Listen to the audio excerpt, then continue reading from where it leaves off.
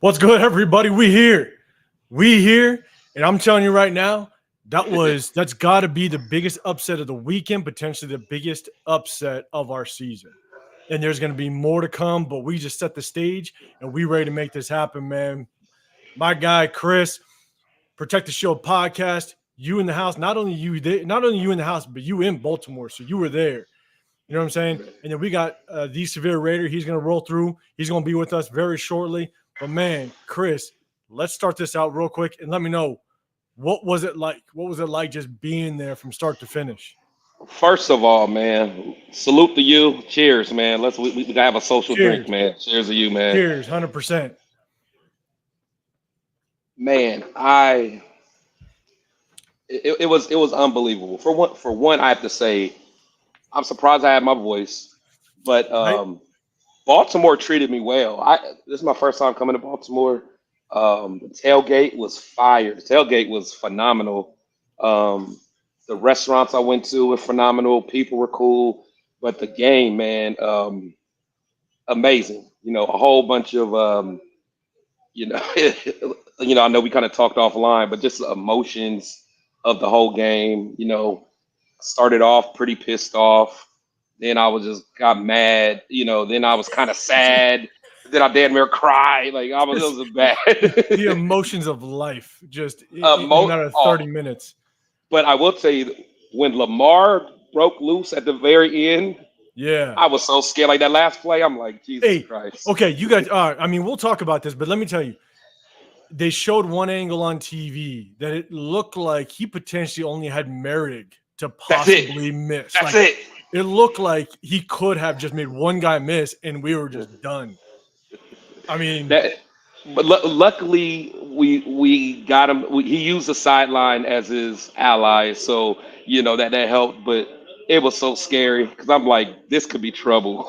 man, I'll tell This you right could- now. So I went on at halftime, social media, just seeing what's going on, like what people are talking about at halftime, and people were just like, they were done.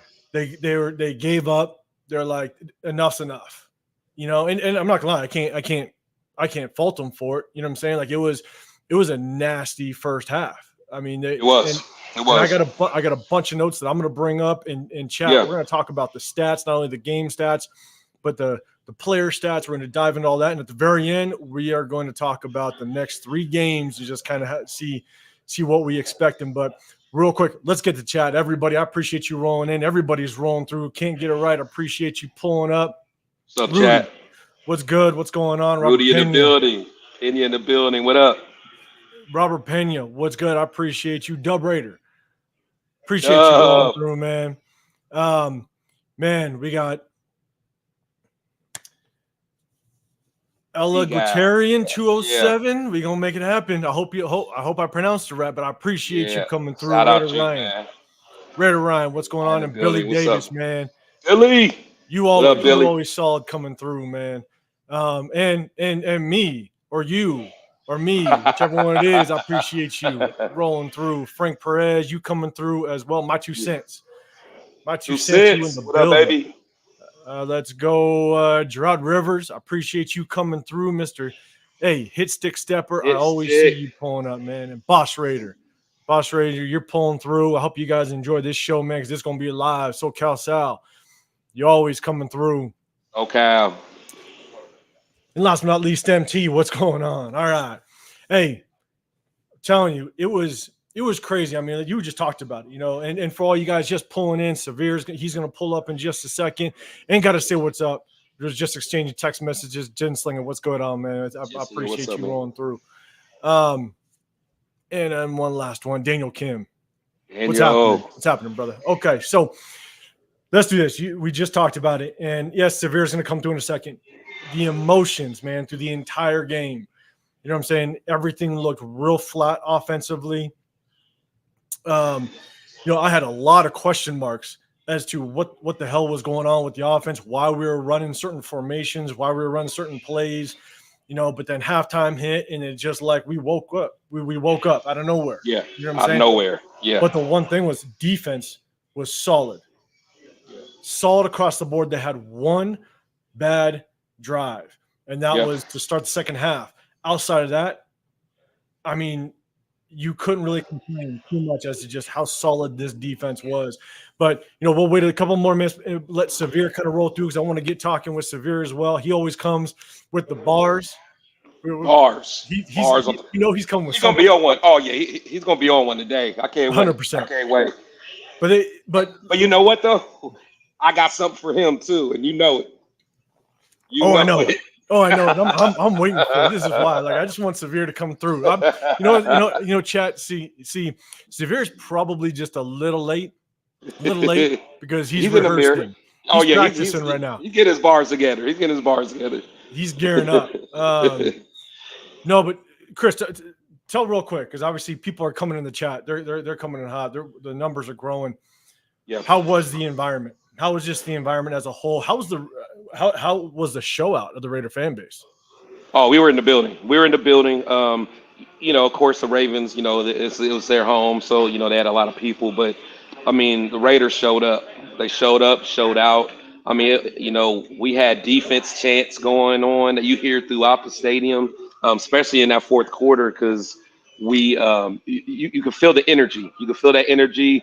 I think it was that one play where Max, maybe it was his second sack he got, where he just crushed Lamar, or maybe it was I think when he got he stopped Henry for the loss. Okay, yeah, it's like the crowd erupted, fans start standing up. It was just like it was electric, man. So it was just a good vibe, man. And like I said, shout out to the Baltimore fans because they were mad cool. But overall, it was a great environment. And then after we won, we walked to the casino. It was just a party, man. It was a party. Was it? Oh yeah, it was a party.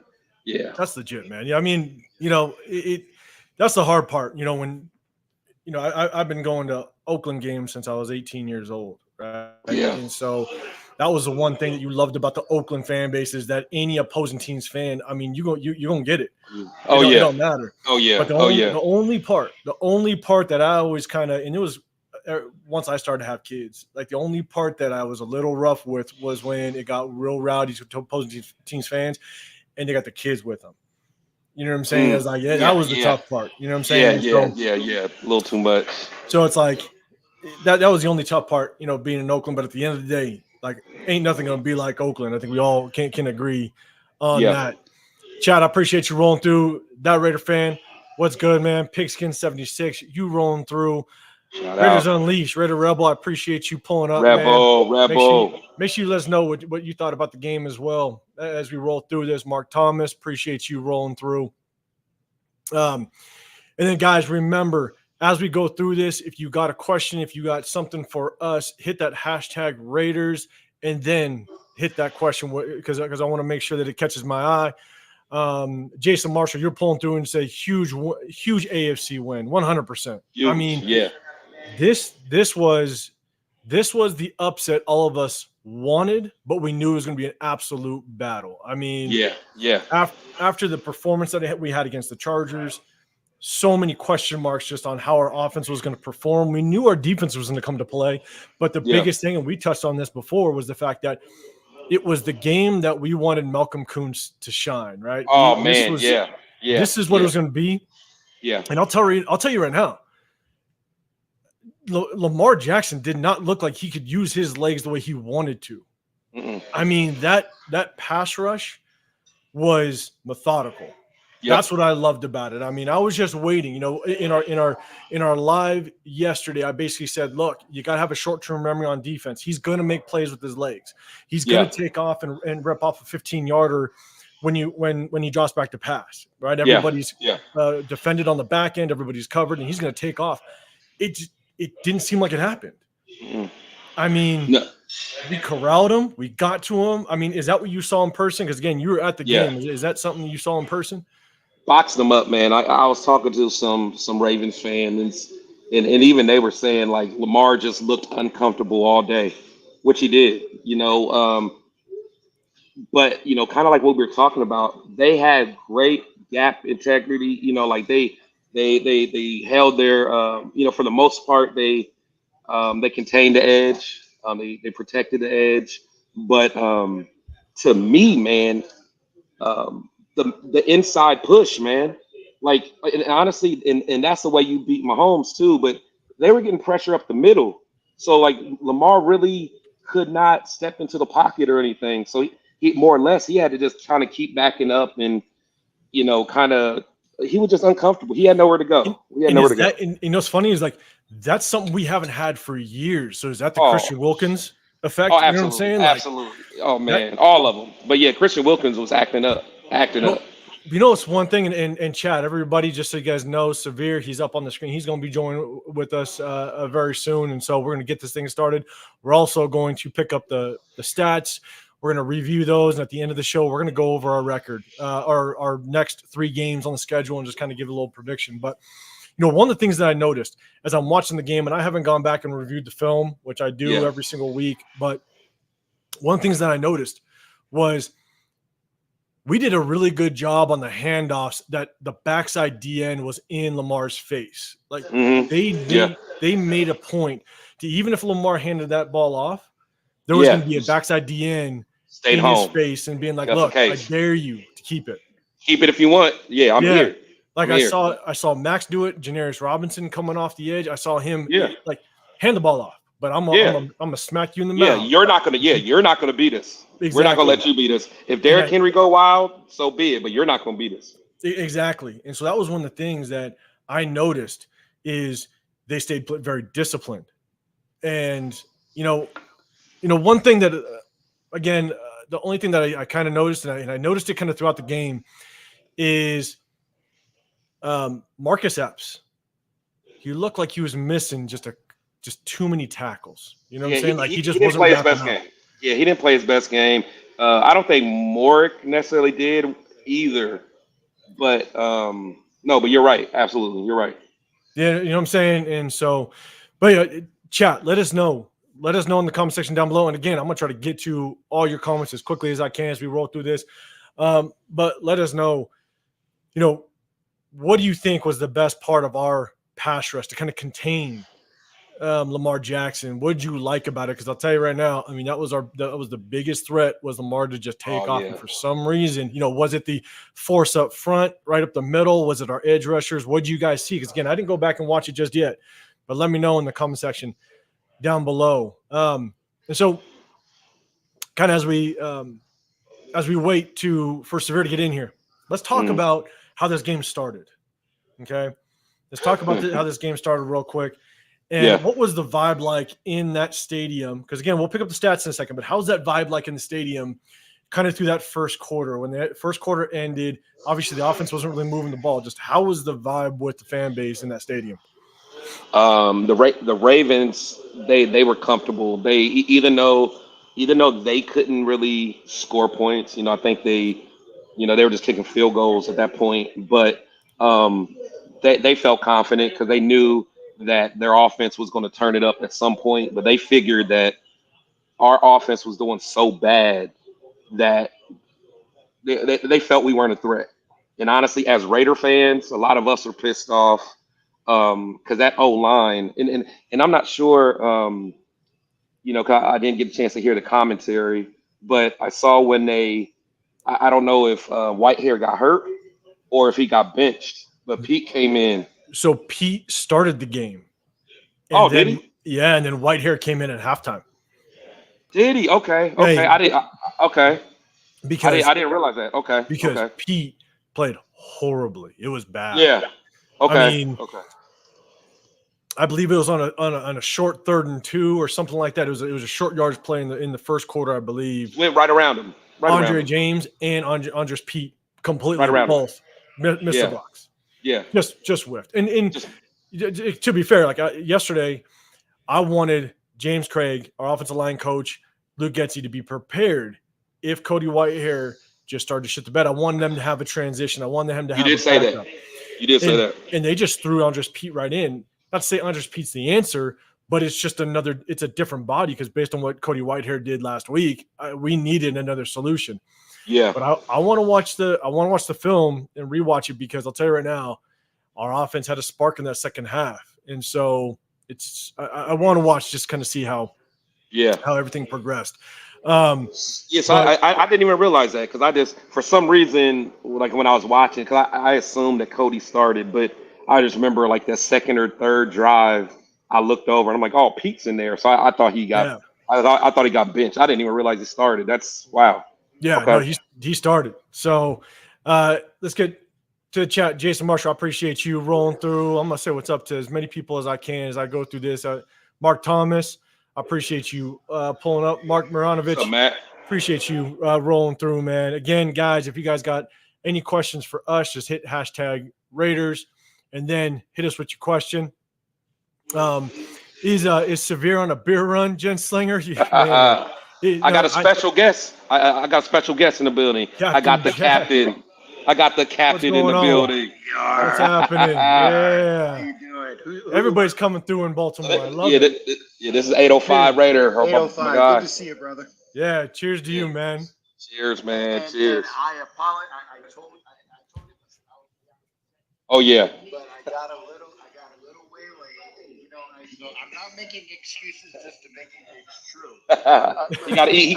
He got to eat his crab cakes. And I haven't even. Get him. The first thing that's important to me is to be here. I got a moment here, but I'm not going to. Oh yeah. Come on. Come on. Sit Hey, down. make sure he gets close because it's hard to hear him. It's hard to Oh yeah. hear Hold him. on. Yeah. Hold on. As Let me. he gets comfortable, Yeah. Danielle Brown, I appreciate you rolling through. Let's go. Yeah, Check let him this get off. comfortable, and then we're gonna make this happen. Eli Yeah. W, appreciate you. Let's see. Let's keep rolling. Let's see. Hey, See if you the can hear me. chat's going live, guys. So I'm trying to keep up. Las Vegas Raiders live. What's going Can you on? can you hear us? Yes. Yep. I can hear it now. Yep. Troy Gill, what's going on? What's going on? The Turf, cap what's in the happening, building. man? Yeah, captain's in the building.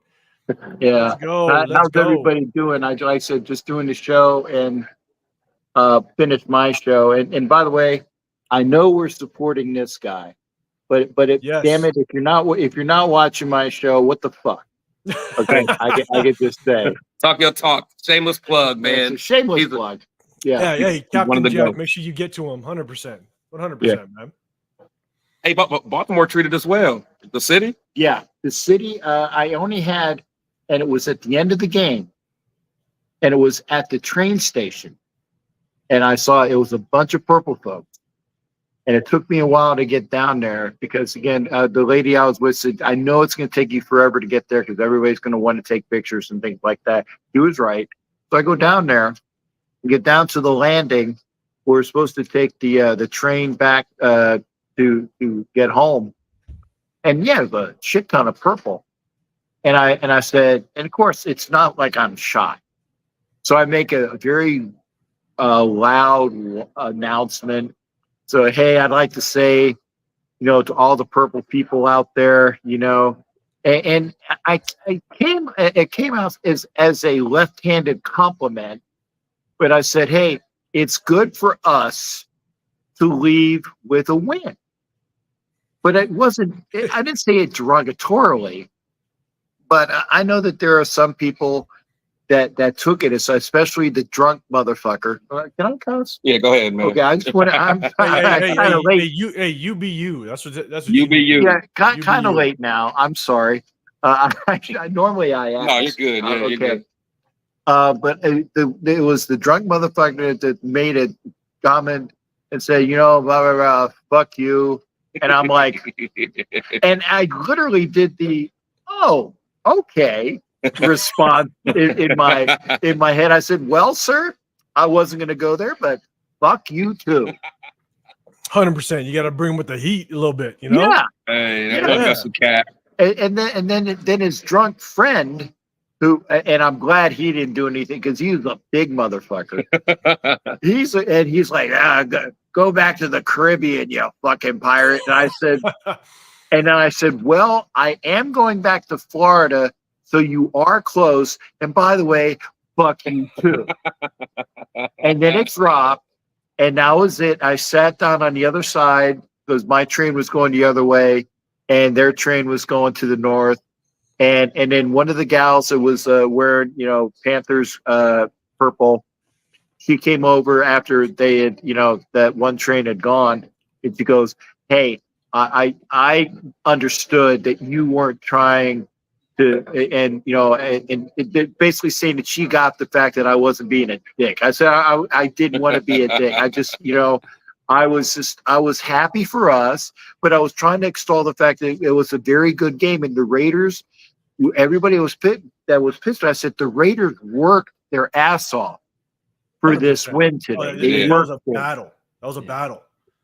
Yeah. They worked for it. So that was good to see. So, and then she ended up taking a picture with me, and I told her to hit me up on Instagram. I gave her a sticker. Yeah, did you get a sticker? Yeah, you got me a sticker. Okay, I want to make sure. Was she hot, bro? She a big girl. BBW. She was a BBW. Yeah, but hey, she was cute though. But she was a BBW. There you go. Hey, everybody's got a preference. You gotta love it. Everybody's Yeah. got a preference. Well, the other thing is, as you see, I'm alone. So, the captain will be secure in his thoughts and ain't nothing going on. And unless you are watching and you're here in the Baltimore area and you would like to hook up with the captain, I am here at the. Shoot your shot, Cat. I am here at Just say, again, DoubleTree. DoubleTree Hilton. hey, Hook- I heard Baltimore gets live, man. I hope you're the best. Yeah. Hey, because I'll tell you right now, Chris got some good customer service yesterday. I mean, Oh yeah, Chris was live. Yeah. Oh yeah, just in there. Yeah. Okay. Little party. You know me, man. Yeah, I thought you said good customer service. He got serviced. He's there. Just saying. I don't know. When you get 2 buckets, you know what I'm saying? Like, it leads to Well, something. I can attest because I do know that Chris's wife is Filipina. Correct. No? No. Oh, No, that no. was my ex-girlfriend. Oh. Yeah. No. Yeah. Oh, okay. Yeah. No. You gotta Anyway, gotta put the X in front of it so everybody knows. but, So my ex-girlfriend. you He were made married, sure. right? He was No, like, you're not. Oh, my never mind. ex-girlfriend. His ex. Oh, okay. Never mind. Anyway, but he's been a good boy since he's been here. Every time I've seen him, he's been a good boy. Every time he's seen me, I've been a good boy. Not that I'm, like I said, I just made my shot. DoubleTree Hilton, Baltimore. Come on over. Shoot Okay. that shot. My bad cat. My bad Shoot cat. that shot. Happened. All right, But I so keep seeing you. Like, so who's it? Matt I running? guess what? Burner? Yeah, I know. That's Smack Burger. Yeah. Okay. Another Burger, comment. Yeah. Well, So let's again, do this. I appreciate you, like I said, and again, supporting my boy here. I appreciate you Oh, coming You through, man. got a different crowd. That's why I said. Oh yeah, for sure. Come on over to my channel. Yeah, check him out sometime. It's personal. Because Sure. I don't have as many views because it's like a talk show amongst family, and I talk with as many people that I know personally or through the show. And it's a 1 to 2 hour show where I'm basically talking with friends and we're talking about what's going on. So yeah, it's not all output. It's like a Merv Griffin show or Michael Douglas. I'm really dating myself now. Michael Douglas show from the 70s. If you guys don't know who Michael Douglas is, or you know who Michael Douglas is, okay. Well, he's a very astute person. It's a Michael Douglas Merv Griffin show. So come on over and see Matt's there. Matt will tell you. Matt's on my show. So he's too. Okay, 100%. Yeah, That's awesome. Matt's always in there doing good. But anything that you guys want again, and I wanted to come down. I appreciate you, man. Appreciate you stopping through. You're so cuddly. Yeah, You're so cuddly. yeah. That's what we hear. That's what we hear. I love it. I love it. Yeah. Hey, everybody viewing, make sure go over to Captain Jack. Make sure you check look up out Captain Jack. Check him out. Fire 100%, show. Yeah, man. the fire show. Obviously in different. Baltimore, so dedicated. It's different. Dedicated. But I hope you will enjoy it. Oh, there's now I'm gonna have some leftovers. I see. A pretty girl walked by now. Now Cat about to go. You know Man. where that is? That's Storm, baby. Oh, okay. Yeah. Good Cat. Yeah. There you go. The Raiders. So I'm gonna eat my leftovers. She's a knockout smile. She's wonderful. But yeah, thank you for letting me in there and 100%. hello to everybody. And I'm gonna eat my crab cakes, and I ain't taking them on the plane home with me because crab cakes after 3 days is probably not a good. Yeah, probably not, man. I appreciate you, man. Yeah, Thank you, man. I told you. I You was did, man. I Yes, told sir. I appreciate it. late, but not a fuck you. I Exactly. definitely have been here. You guys take care. Have a great rest of your Yeah. night. Appreciate it, Cat. Take care, man. I appreciate it, Cat. Nice, man. That was awesome. Hey, Yeah, nah, hey man, Hey, Cat, Captain Jack. everybody, You never rolling- know who's gonna pop in, y'all. You never know. We got the even Cat. even in an away game. You know what I'm saying? Love it. No, hey, everybody rolling through. I appreciate you guys. Remember, you got our guy Chris, Protection Podcast, and then we got Severe. Severe's rolling through at TheSevereRaider. Make sure wherever you are viewing from, hit that like button. Go to everybody's No red pages. hat, Severe. No red hat. I thought you was gonna be on one. Hey, it's got Nah, it's got red nah. accents. That's what it is. Nah, It's got red highlights. it was a mixed bag, man. I went from having possibly the worst sports day in my entire life to, Yeah. The best. It was okay. It was okay. It was say the best. I would say the best. But Zamir White didn't do anything. Minshew started off kind of hot and cold. Josh Jacobs was balling. Oh man, okay, it started. Hey, Derek chat. Carr was balling. I was just like, man, this is terrible. What's going on? We was losing. I was like, oh my god, what's going on? Hey. And then we put out the win. That erased everything else. I don't care about what nobody else did. We won, so I don't care about nothing else. And we gonna get in this Severe. I was telling everybody before. We're gonna bring up the stats. We're gonna bring up the game stats. We're gonna bring up the team stats. At the very end, we're gonna roll through the next couple games to just kind of see what we look like after this win. You know what I'm saying? But can't get it right. How about them Raiders? How about them Raiders? 100%. I mean, it's just you can't. It was a game of absolute just emotion. I mean, ups and downs, the whole nine. So let's do this. Let's go ahead. I'm going to pull up, and everybody pulling up. John B, appreciate you. LA Raider, man, I appreciate you coming through. Let's see who else is in the building. We got, I want to make sure I get to everybody straight from Thailand.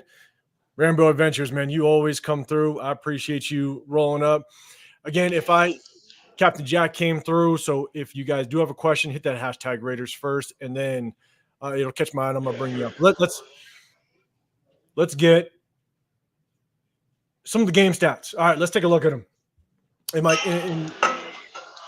We're gonna break these down just a little bit. Okay, so let's start off with Gardner Minshew, 30 for 38. I'll be honest, I'm surprised. I'm surprised he threw so much in that first half. I mean, even the second half. But I mean, the amount of passing attempts that we had, I had to go back in halftime and sit there and go, holy crap, how many times have we passed the football? But he was 30 for 38, 276 yards, one touchdown, a great play action on the goal line to Devontae Adams. He had that pick. Great ball fake. Very good. Great ball fake. Guys, let me ask you, how do you think as a whole Gardner Minshew did? Obviously, what's difficult is you know what you're gonna get with Gardner Minshew. You know what I'm saying? But he had that interception, came back, played solid in that second half. What's your guys' takes on Gardner Minshew? Chris, I'm gonna throw it at you first. I think Gardner played pretty well because he stepped it up at the end, but that was a bad interception. Very you can't throw that. Ugly. Can't throw it. Yeah, can't throw that. I mean, I get what he wanted to do, but it was just a bad read. But I don't want to make excuses, but I mean that offensive line, was so bad that he just, honestly, he couldn't even get through his whole drop half the time, whether it was a 5 or 7, whatever it was. Like he couldn't even get all the way through his drop step before somebody was on him. But the way that he ended the game, though, I mean, is like you could tell he never wavered. But one thing I love is after that interception, how Max came up to him and kind of embraced him and was like, I don't know what he said, but it's probably something that's like, we got your back. We're here. You come on, get it together. This is your team. I love that. That's the type of leadership we need. But yeah, overall, too. Who did?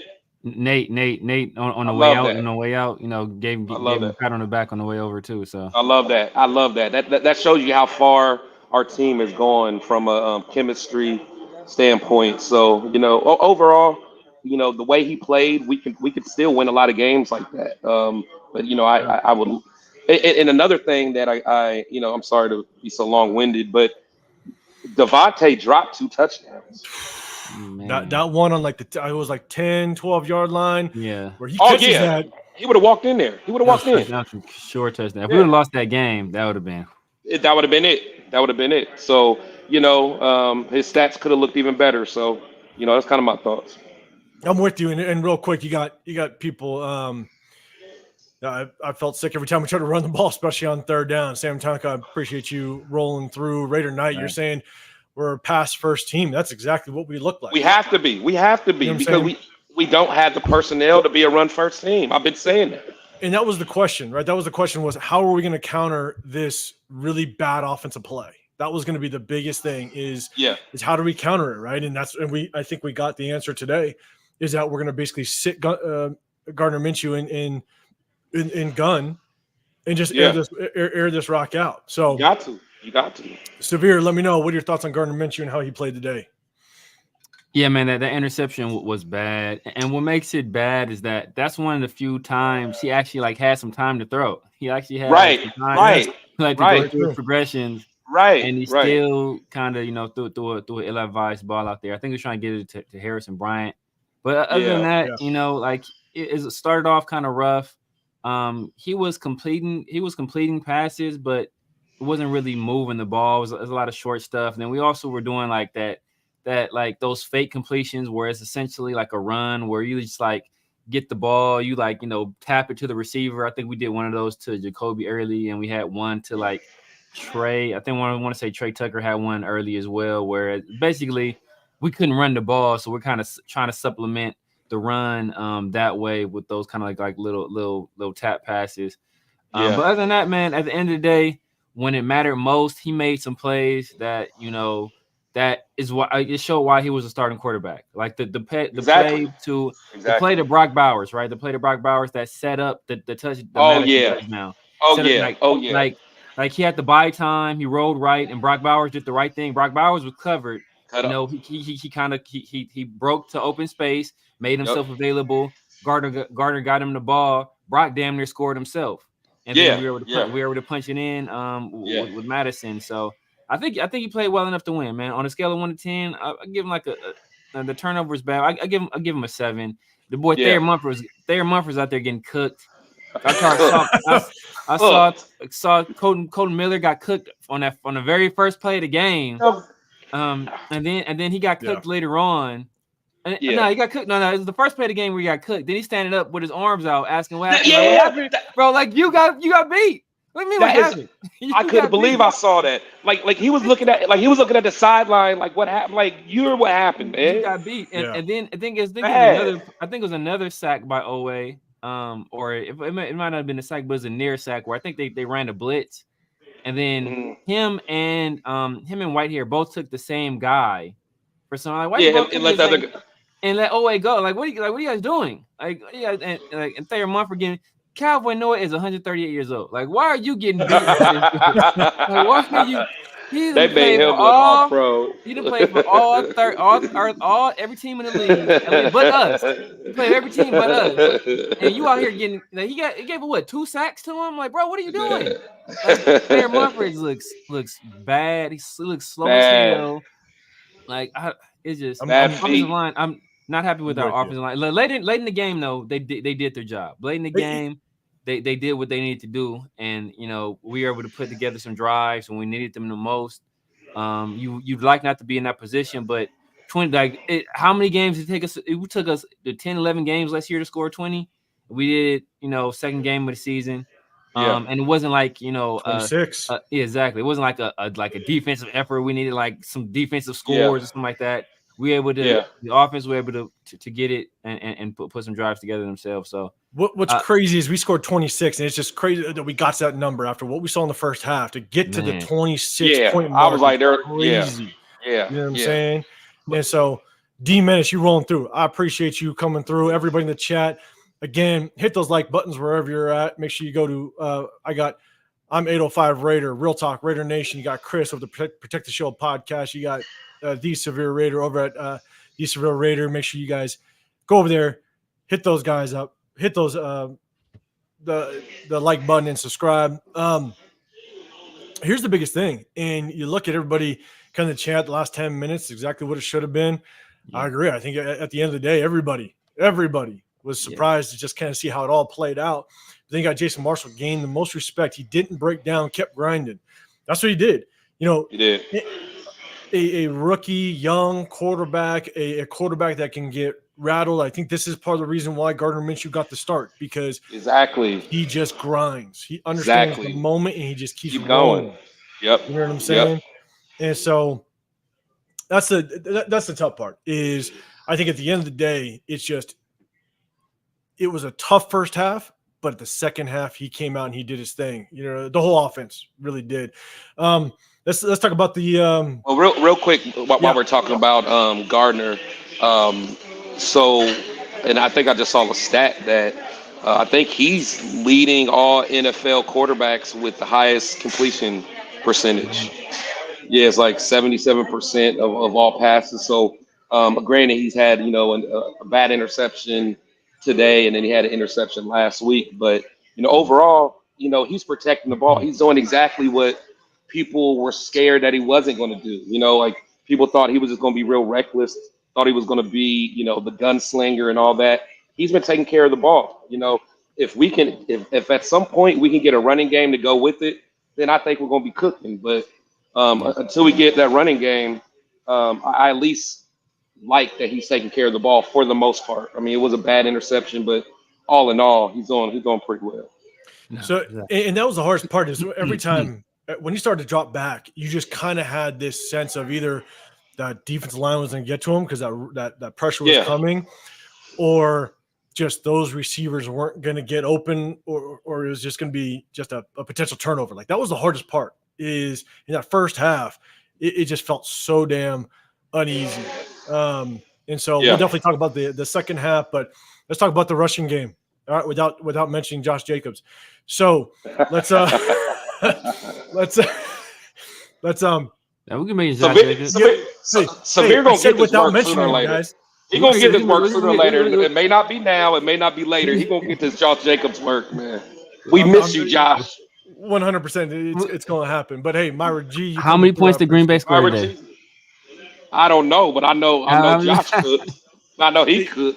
Hey, before we keep going, Billy Davis, I think I saw chat before. You're going to be out in just a second. Hey, I appreciate you. Have a good day at work, man. I think you said you're going to be out in a second. But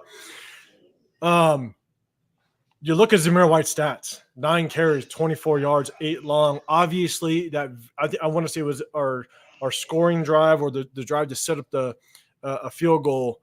I mean, he ripped off. I think that was his longest. That 8-yarder.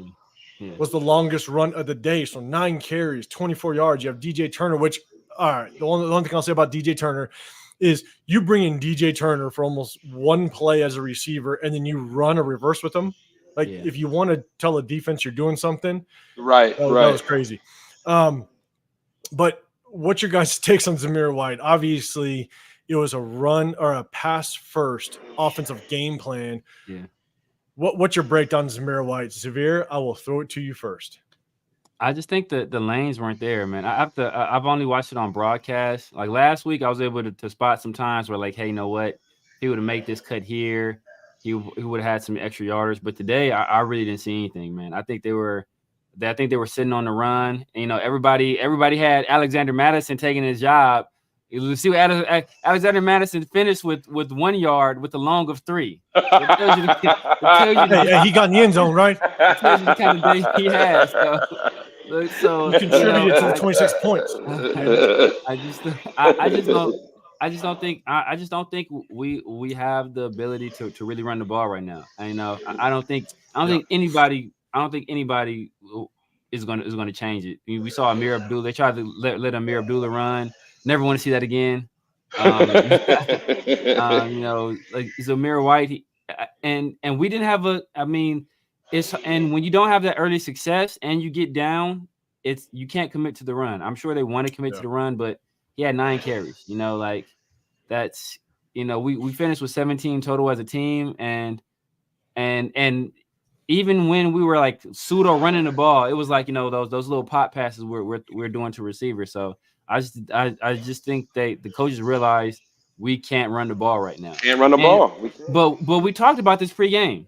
What is the strength of the Ravens defense? Right up the middle, you got Matabuke, you got Roquan, you got Kyle Hamilton, like in that Hamilton in that safety. So we said if we want to win this game, we're gonna have to spread the ball around and we're gonna have to pass. Once we finally got to doing that, that's when we start having success. So I just think that this wasn't the team to try to run on. So Larry Fleming, you got a question. Do you think 12 personnel will be implemented correctly by the OC? He needs to incorporate a more direct scheme. He's got many dink and dunk schemes. I'll address this just real quick. And guys, again, if you disagree, let me know. But I still think that we're going to see a lot of 12-man personnel. It may not be in the traditional 12-man personnel that you typically see, right, with double tight end sets, two guys with their hand in the ground. I think what Luke Getsy, based on what I saw today, what I think Luke Getsy is going to try to do, and when you have a weak offensive line, you try to spread the defense out. And the way you do it, you saw a lot of empty sets. You saw a lot of 4 wide. You're trying to spread the linebackers out. You're trying to make the box as light as possible, because when you run after a very good defense, when you run against a really good defense, I think, and you have a struggling offensive line, if you try to stretch that defense out with that, again, with trips or a 4 wide or something like that, I think he's still going to run 2 tight ends. It's just going to look different, not as traditional as like a traditional double tight set or like an unbalanced or overloaded line. That's kind of my opinion, because again, our O line is very weak, and based on what we saw today, not a lot of trust in it. I think we're going to try to stretch that defense out, and the only way you do it is if you extend those receivers. And so, guys, let me know if you have anything to add to that, or if you think I'm off. No, I totally agree. We actually started having a little bit more success when we went to like 11 personnel, and Brock was out there. Brock was getting one-on-ones, and when they started getting one-on-ones on Brock, I think they started shifting more attention toward Tay. Once Tay started to get a little bit more rhythm, they shifted some extra eyes to him, and then I have to look at the film, but it looked like Brock was getting a whole bunch of one-on-ones, and he was able to beat his man, and then he had a heck of a day. Oh yeah. Yeah. So hey, Chris, let us know, what do you think about the run game? You got Zamir White, obviously 9 for 24 carries. I mean, it just wasn't a focus this week. What are your thoughts as the game was going on? And I think a lot of us, all 3 of us on the screen, we understand ball, and at some point, you got to at least attempt, or at least try to keep the defense a little balanced. What are your thoughts? What are your thoughts with the run game and how we approached it this game? I mean, honestly, like I think I'm one of the few people that went into this season saying that we're going to be a pass-first team, and we need to be a pass-first team, just based off the personnel. So I wasn't surprised, but I was hoping that we at least would have had a better, had some better attempts. I mean, but just like Severe said, like I'm not going to sit here and dog Zeus, because I want him to do well, but he didn't have no lanes. But he has to make people miss too. Like you're not always going to get a hat on a hat. You're going to have to make a guy miss, and he just doesn't do that. He showed off his big biceps on the off season, and that's all we've seen from him, man. Like he's not breaking arm tackles. I mean, it's just like, what are we doing, man? What are we doing? And again, I'm not blaming just him, but at least make a guy miss, and he's just not doing it. I'm with you, and that's tough, right? I mean, in order for Luke Getsy to have even confidence in our running game, everything needs to work. Offensive line, the running backs, the whole nine, and it's just not there. You know what I'm saying? Yeah. So let's get down to the receivers. You got Devonta Adams, 9 catches, 110 yards, 1 touchdown. Brock Bowers, nine receptions. I mean, again, a rookie balling out. Jacoby Myers, 4 for 29. You guys see the stats up there. Chris, I'll throw this to you. Obviously, Devonta Adams, he came up big in a specific drive, but obviously there's some question marks on whether or not he should have obviously caught that one. He'd walk in for a touchdown. There was 1 shot to the end zone. 2 of them. Yeah, two. Mm-hmm. What are your thoughts on kind of the receivers, Devonta Adams, Brock Bowers? Give us your thoughts. Because, again, Chris was there. He was in the building. He saw it firsthand. Sometimes when you see it firsthand, you just have a better take as to really what was going on. So, Chris, give us your thoughts. No, I think, Tay has to make those catches. And, I mean, I'm not worried about him because, one thing he's always said is no one can – or I think his standard for himself is higher than what anyone else or his expectations for himself is higher than what anyone else can put on him. So I know he'll get it together. But, with Brock Bowers playing the way he's playing, teams are going to start shifting some attention to him. So this may be one of the first years that Tay gets a lot of man-to-man coverage. He has to come up with that ball. He has to. But I love that we got him the ball early. We got it to him often. And when we got Brock Bowers, games like this is what I was thinking that Devontae would have. Because I'm like, teams got to pick their poison, and I'm excited because at some point we're going to have some packages for Trey Tucker, I hope. And then, we all know Jacoby can play. So once we get all that going, we're going to be tough to deal with, but we just got to get the line to give our quarterback time. But I'm not worried about Devontae right now. I'm with you, man. Hey, and Rambo Adventure. This was a stat, Chris. You probably didn't see it because you're at the stadium, but this is a stat: 49 straight games. The Raiders have lost when down by 10 or more going into the fourth quarter. 49 games. Wow. And we finally broke the streak. That's crazy. That's crazy. Yeah. That is. That's a losing culture. What I'm saying?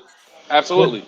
That's crazy. So Rambo Adventure, that pretty reminded me of that stat because they brought that stat up during the game. So, but you know what though, like that to me, that kind of tells you about the mentality of the quarterback we have. Like regardless, if you like him or hate him, man, that's one of Gardner's key attributes, man. He don't give up. He's a fighter. He has that drive in him. Again, he's not Dan Marino, but the dude's not going to give up. He has that dog in him. So,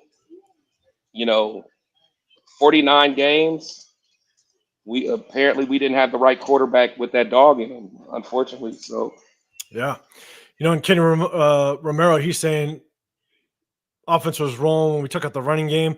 100% agree. I mean, that's kind of what we do now. An argument can be had that you have to at least attempt to run the ball a little bit to keep the defense balanced. You know what I'm saying? Because there were certain angles during the game that they would show where the linebackers, they're sitting 7 yards off. Chris, correct me if I'm wrong. I don't know if you saw it, but there was times where the linebackers on second in 6 were just they knew we weren't running. Yards. They knew they weren't. They knew we weren't running. They didn't even respect it. They didn't even respect the run, man. Exactly, and that gives a little more credit to Gardner Minshew, to be dead honest, to be able to throw that ball downfield. And So, Severe, let me know what are your thoughts on Devonta Adams, Brock Bowers, the whole passing game. Let me know your thoughts. Yeah, man, Devontae. When we talk about those two passes he had, the first one would have been a difficult catch, but that's one when you're Devontae Adams, you're the best player in the league. I'm sure, he considers himself one of the best receivers of all time. I think when you put yourself in that rarefied air, and that's a play you kind of have to make, especially when your offense at that point, was kind of struggling. You make that grab. I don't like the call though. I don't like the call doing that though, honestly. That was on 4th down too, right? 4th and 1. Yeah. That was on 4th and 2. That was 4th and 2. But you know, if you make that catch, you know that it's one of those things where you know if you make that catch, you come with that touchdown. Oh man, yeah, you look like a genius. You look like a genius. Call. Yeah. Genius call. But you know, and you had Devontae. You had him 1-on-1. 1-on-1. Yeah, no. I think he tried to put the ball, you know, in the place where only Devontae can get it, but he wasn't able to come up with it. That the other one though, that was a bad drop. Oh that man, was a bad drop. He was walking in the end zone, man. He's walking into the end zone, like skipping into the end zone. So right. But other than that, you know, like he had some great grabs. He got the benefit of some pass interference calls. You know, like as I will say this, it's a pass interference calls. If they caught against us, I kind of look at them questionable. One of them was kind of questionable to me, but I'll take them. I will take them. Sorry, go ahead. No. Go ahead. What was you gonna say? So me or you or me, I'm gonna keep doing it. I'm just letting you know because I see you pretty often in our chat. You know, so me or you or me. But before I get to this one, cheers to everybody in the chat. Hey, cheers, Chris. Cheers to you, Severe. I'm gonna cheers you. I know you don't drink, but more power to you. Yeah, I got some agua over here somewhere, man. I love it. Where was because we're talking about the passing game. Stay thirsty, my friends. Where was Trey Tucker? You know what I'm saying? Like this is one of the things, and we talked about it yesterday in our live, is that what we saw to Trey Tucker in the preseason was what we wanted to see out of him last year, right? Yeah. Him getting that separation, him being that deep threat. Yeah. He's nowhere to be seen. Yeah. And this part is so frustrating. Now, is it because our offensive line isn't sustaining blocks? Getzi doesn't trust the fact that we're going to be able to give Gardner enough time to get, Trey Tucker. Because one of the things that we got to keep in mind is it's not just going deep. It's also trying to get Trey Tucker across the field, get separation. When you can identify that as man coverage, right? And you want to get a receiver across the field to get separation, you need time. You need time in order to do that. But there is not a Trey Tucker signing anymore, So, Chris, what are your thoughts? I mean, do you think we're going to see Trey Tucker anytime soon, given the fact that our offensive line is just struggling? Man, we have to, but I don't think it's going to be in the sense of what we want, the down the field shots. But he's one of them guys. You gotta get him the ball in space. Period. So we may not have the luxury of waiting for him to do a post corner or whatever, a double move or something. But we have to, figure out a way to get him open in space. So, stuff that Tyreek Hill does. Tyreek, he don't always just go deep. They figure out a way to kind of scheme him open and get him in space. So we have to figure that out. I hope it does happen. Yeah, and so Larry Fleming, he's got a question: with the existing offensive line on the roster, which two lineups are idealistic in your opinion? We can go through it fairly quickly. I don't know if I have an ideal at this point. Guys, again, correct me if I'm wrong. At this point, you got an entire week. Try DJ Glaze at guard, because I want to go back and look at how Cody Whitehair did in the second half, because obviously our offense had a spark, but you got to find somebody at that other guard spot, and you got to figure it out, man. They got to figure it out. Man, struggled. Yeah. So, guys, real quick, do you think there's an ideal offensive line setup? Because it's tough, unless JPJ comes back because he was inactive. But what are you guys' thoughts? But even him, I love JPJ, but I'm not going to act like he's going to, come out and just dominate. I don't even think that's fair to even have those expectations on him. But I don't know. I just don't think we don't have a strong lineman room. So you don't. Yeah. So we might have the best group out there, and it is what it is. Yeah, I think the one thing you'll get from us, Larry Fleming, just know, if we honestly just don't know. It's tough. You know what I'm saying? And that's going to be a hard one. Severe, any thoughts on that? Yeah, man. I mean, JPJ is a first round talent. He's a first round talent, and I'm not saying he's going to change our entire world, but I think that him being out there is an upgrade. And one thing we talked about before. I don't know. I don't know if we talked about it with you or I talked about it with somebody else, but the Raiders don't have anybody on their line that's like nasty, right? Right.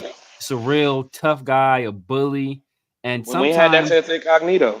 Yeah, exactly. And sometimes all it takes is one guy, right? Like everybody, it's like if you see a pack of dogs and they might be mild mannered, but if one dog is real tough, all the other dogs they all feeling tough. They all feeling tough. Like bit. we got this dude with us, and I think it might be one of those situations where it's like having him on the line kind of makes everybody feel like, okay, like we got a bully over here. Like I'm gonna stick out my chest a little bit more. So I'm hoping he can have that effect. I mean, I think he's better. He's better than Whitehair, for damn sure better than Pete. So I think that will improve the offensive line, and hopefully his mentality kind of rubs off on some of the other guys as well. Yeah, I'm with you. It's a very interesting comment. Space Beast, I appreciate you rolling through the building. The comment was behind. It was back, but you said put JPJ at center. And that's it. I mean, you can't do that. You can't. I mean, we pay James so much money. He's gonna have to work it out. I love the idea, but we pay him too much. And we got the whole guard. That's the hard part. Exactly. And if you put JPJ at center, you're not putting your best five out there. It's like at the end of the day, you have to put your best five out there, and JPJ center it takes away. Even though Andre James is not great, but I think he's better than some of the guys we have on the bench. I'm with you, and so let's do this. I'm trying to go through Lakeshore Raider. I appreciate you rolling through. Space Beast, I just put you up there, man. I appreciate you rolling through. Bill and Bass, everybody in the chat, I appreciate you guys. Make sure you go to 805 Raider, Real Talk, Raider Nation. You got TheSevereRaider. Go to that channel. Everybody hit the like button. Then you got Chris, the Protect the Show podcast. Again, I'm trying to get through these comments. You guys are rolling strong. If you got a question or something, if you got a question, hit that hashtag Raiders first and then ask your question.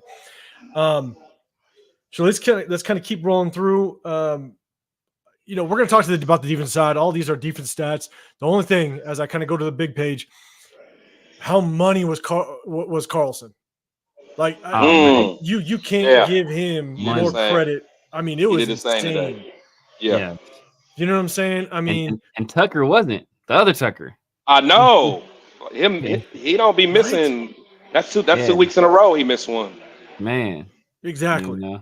So let's talk. Right, we just kind of went over the stats a little bit. I did want to pull up the team stats. We can do that just real quickly because honestly nothing jumped out at me, but you guys can correct me if I'm wrong. But we'll pick up the team stats. I just want to check the chat real quick, just see if there's any. Okay, so Eli W, you said, would y'all start DJ Glaze? To me, maybe. That's a pick. Yeah. You watching the game? The Houston game? Yeah. I thought the receiver Moss team, but they picked it. Nice. Who threw a pick? Stroud threw a pick? Yeah, Caleb threw a pick. Caleb, man. Everybody knows what I feel about Caleb. I got CJ Stroud on my fantasy, so as long as they ain't Stroud, I'm good. Yeah, people know what I feel about, but. But Eli W, he says, would you start DJ Glaze? The only question I would have is, would you start? And this is Eli W. Would you start at Captain Jack? Appreciate you. What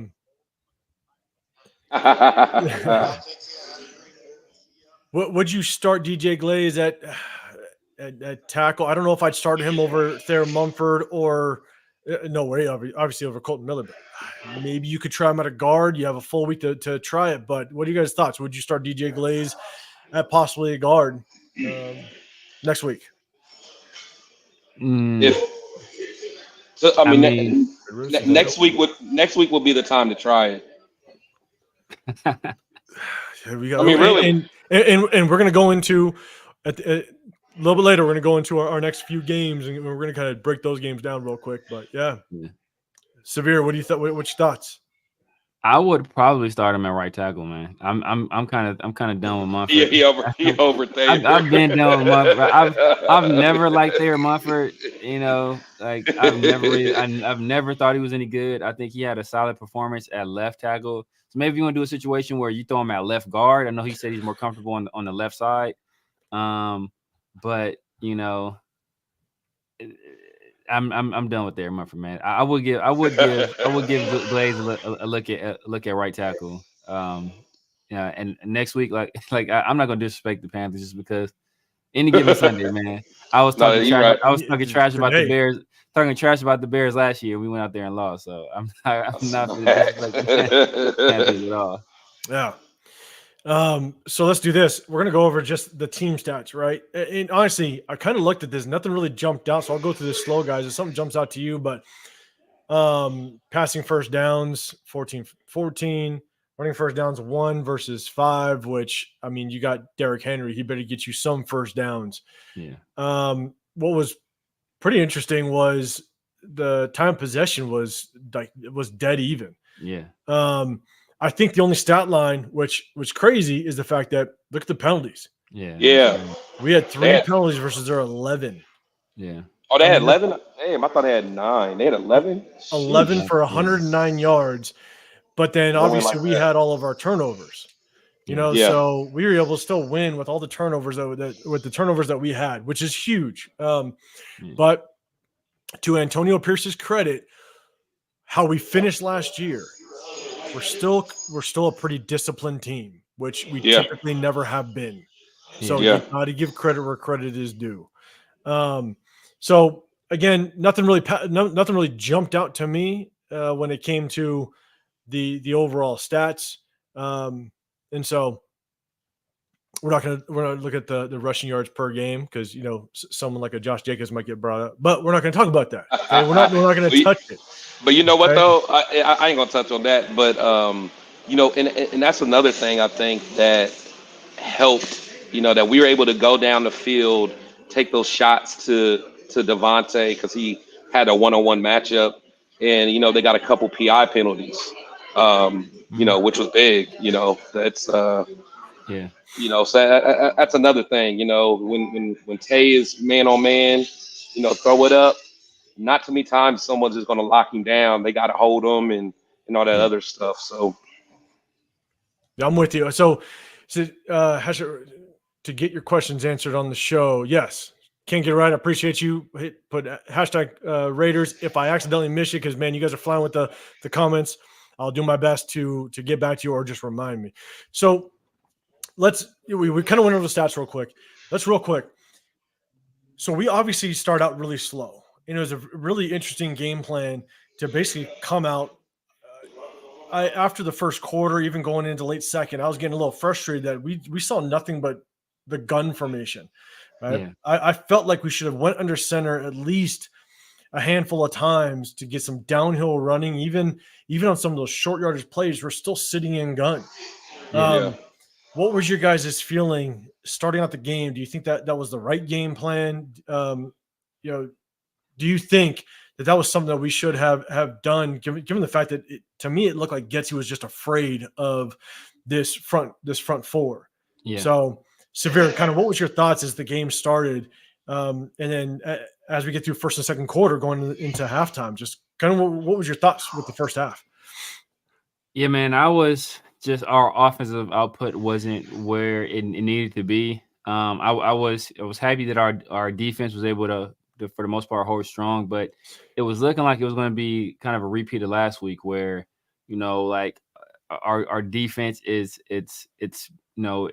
holding tough, but it's only a matter of time before kind of the dam breaks and the Ravens start putting up points just because they've been on the field so long. I think part of the reason I noticed the gun as well, a lot of gun. I think that was to give Minshew ability to see the rush a little bit better and being under center. But yet and still, the very first play of the game, it's like, come on, bro. It's like, come on.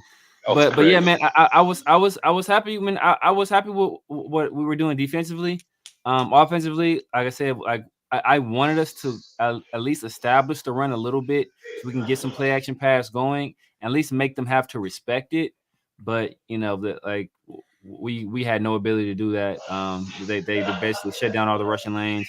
And it was a situation where I think that we were being like, we didn't start scoring until we were put in a situation where we had to. We kind of had to open it up.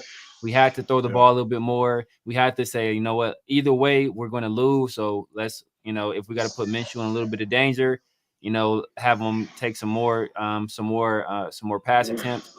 And that's when we were finally started seeing some offensive output. So maybe we need to roll with that early in the game, right? Maybe we need to pass to set up the run instead of run to set up the pass. Exactly. It might be a situation. Exactly. Maybe, and Chris, I'll throw it over to you in a second, but do you think AP's aggressiveness on fourth downs puts a lot more pressure on the quarterbacks later in the game? In my opinion, I think it just kind of depends on situational, right? I think it's just played out. That's put a lot of pressure on the quarterbacks because we just haven't capitalized on those fourth downs. Like we went for it on fourth down early.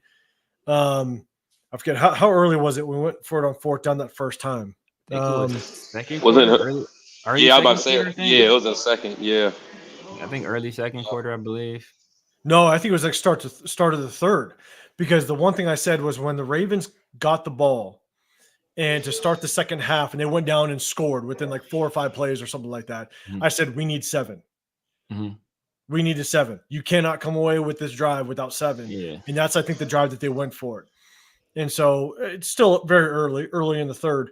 And so I think that's hard. I think it only puts pressure on the quarterbacks if at the end of the game we just don't capitalize with a couple extra drives and we find ourselves in a situation where we're down like today. Yeah. And so kind of to answer that question, how do you guys feel on that? I mean, after the game, right? I think that they asked Devontae about it, and Devontae kind of gave a politically correct answer about the decision to go for it on fourth down and not to go for it on fourth down. When they were asking about the late fourth down against the Chargers. But they also asked Gardner about it as well. And Gardner said straight up, like, hey, I'm a ball player. Like anybody that's a ball player, you want the ball in your hands in those situations. That's what I'm saying. So like I think it does the opposite. I think when you go for it on fourth down and you're saying, like, look, I trust you to do this. That lets your offense know, lets your quarterback know, lets everybody in the building know that I'm going to be aggressive. And that also changes what the defense has to do, right? Because they have to take that into calculation, because it's not just, hey, we can stop them short on third down. If it's 3rd and 11, you give up 9 yards, there's a chance they go for it. It might be 4 down.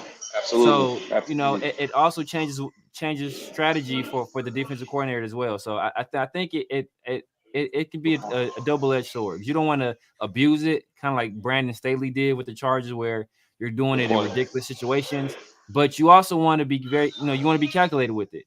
And when you trust your quarterback and you trust your offense to do it, I think, especially when you got the talent we have, that just inspires everybody and it builds confidence in them. It does, man. I'm 100% agree on all that. Chris, anything to add to that? I mean, Severe said that well. With but his you're bars, right. He was precious on that. He saw that was the one. That was the one. That was well rehearsed. Look, who set that up? I'm telling you. I gotta say something else real quick, man. It's been a lot of people, and a certain person in particular. Here we go. That just, bro, like the hate for Gardner Minshew, man, because their guy is not the starter, man. It's ridiculous, man. Like we beat a team that was in the AFC Championship game last year, right? Like a team coming off a difficult loss to the defending champions, a team that they dislike with a passion, a game that they lost on the very last play of the game. And this was their home opener and they're looking to get right. And we go out there and we come from behind after having a tough half and we beat them. And all I hear is just trash talk for Gardner, man. Some people need to get over it, man. Like, it's disgusting, ain't no Connor bro. doesn't win this game. Ain't no Connor doesn't win this game. Ain't At no Connor. all. He goes At into all. a shell. He goes into a shell, and he does not win this game. Like he It's would be disgusting, seeing. man. I told another guy that's an LC guy. Like if Aiden O'Connell was the quarterback this game, he would have been sacked 8 or 9 times, and by the third quarter, he'd be seeing ghosts. Because he doesn't deal with pressure well. He doesn't deal with being hit well. You know, so I support the guy we have. If Aiden O'Connell gets in there, I'm going to support him. I'm not going to Aiden O'Connell. I'm so annoyed. I am so annoyed. Get over it, man. The only thing I will say, and it's tough because winning cures all, especially a win like this. But it doesn't with our fan base. It doesn't. I'm with you. They're idiots, man. Half of them are. Yeah, half of them are idiots, man. Cheers to you. Hold on, man. Hold on. I gotta crack this one open. Yeah, bro. do it because then I'm gonna let you roll. Then I want to hear what you have to say. Dude. Are you double covered today, Chris? You got the crown. You got the crown apple today too, or not? Oh no, I'm done. No, I'm done. But I'm right in front of the bar. It's a light day. Yeah, it's a light day. It's a light day. After yesterday. Yeah. Well, no. Hey, the tailgate was wild, but no. It's disgusting, man. I am so tired of a major part of our fan base with some Raider content creators. I mean, they disgust me at this point, and I don't care. Unfollow me if you have to, whatever. But I lost so much respect for guys because, like you said, we came out, won this game. All you hear is still talking about Gardner's trash. I mean, like what are we talking about? Like Gardner, again, he completes his passes. Everybody wants to nitpick. Look at his stat line. He played well. What was it? The last 3 of the 4 drives we had, we got points. So it's like, it's just disgusting, man. I mean, the dude's running for his life. He can't even get out of a 5-step drop without someone in his face. You don't see him over there crying or anything like that. It's just disgusting, man. Just because their guy didn't get the nod, and I'm tired of it, honestly. I lost so much respect for the guys that are still saying that stuff, and honestly, don't watch my content. I don't care. Like I'm serious. I don't. They're ridiculous, man. They just get on my nerves. Like I'm at the point now, I'm just gonna start blocking people because it's just stupid, man. It's stupid at this point.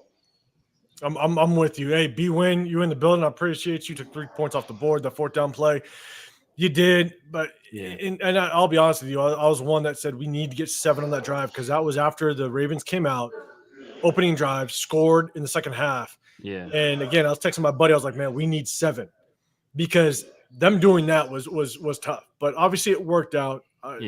Again, would I've gone for it? I probably would have, but you never know how it's going to play out. Or would I've kicked a field goal? I might have, but that's the hard part is when you're that early in the game is trying to figure out those type of decisions. Huey P in the building, always rolling through, man. I appreciate you coming through and cheers to everybody in the building. You know what I'm saying? Big win by our Raiders. You cannot complain about something like this. These are the type of wins that could just be game changers for a season. You know what I'm saying? Like this could set the tone for these guys. And I don't know, did you guys see the video? Did you guys see the Twitter video of Antonio Pierce hugging Tom Telesco in the I ain't see it yet. Man, I don't know. I need to watch it. Yeah, I need to watch the pressers. The presser too. How was the presser? I mean, I didn't get a chance to watch him. Actually, I didn't get a chance to watch him because whenever the Raiders win, I take my girls for ice cream right after the game. There you go. Like the indoctrination is real. 100%. Okay, so chat. You ready for this?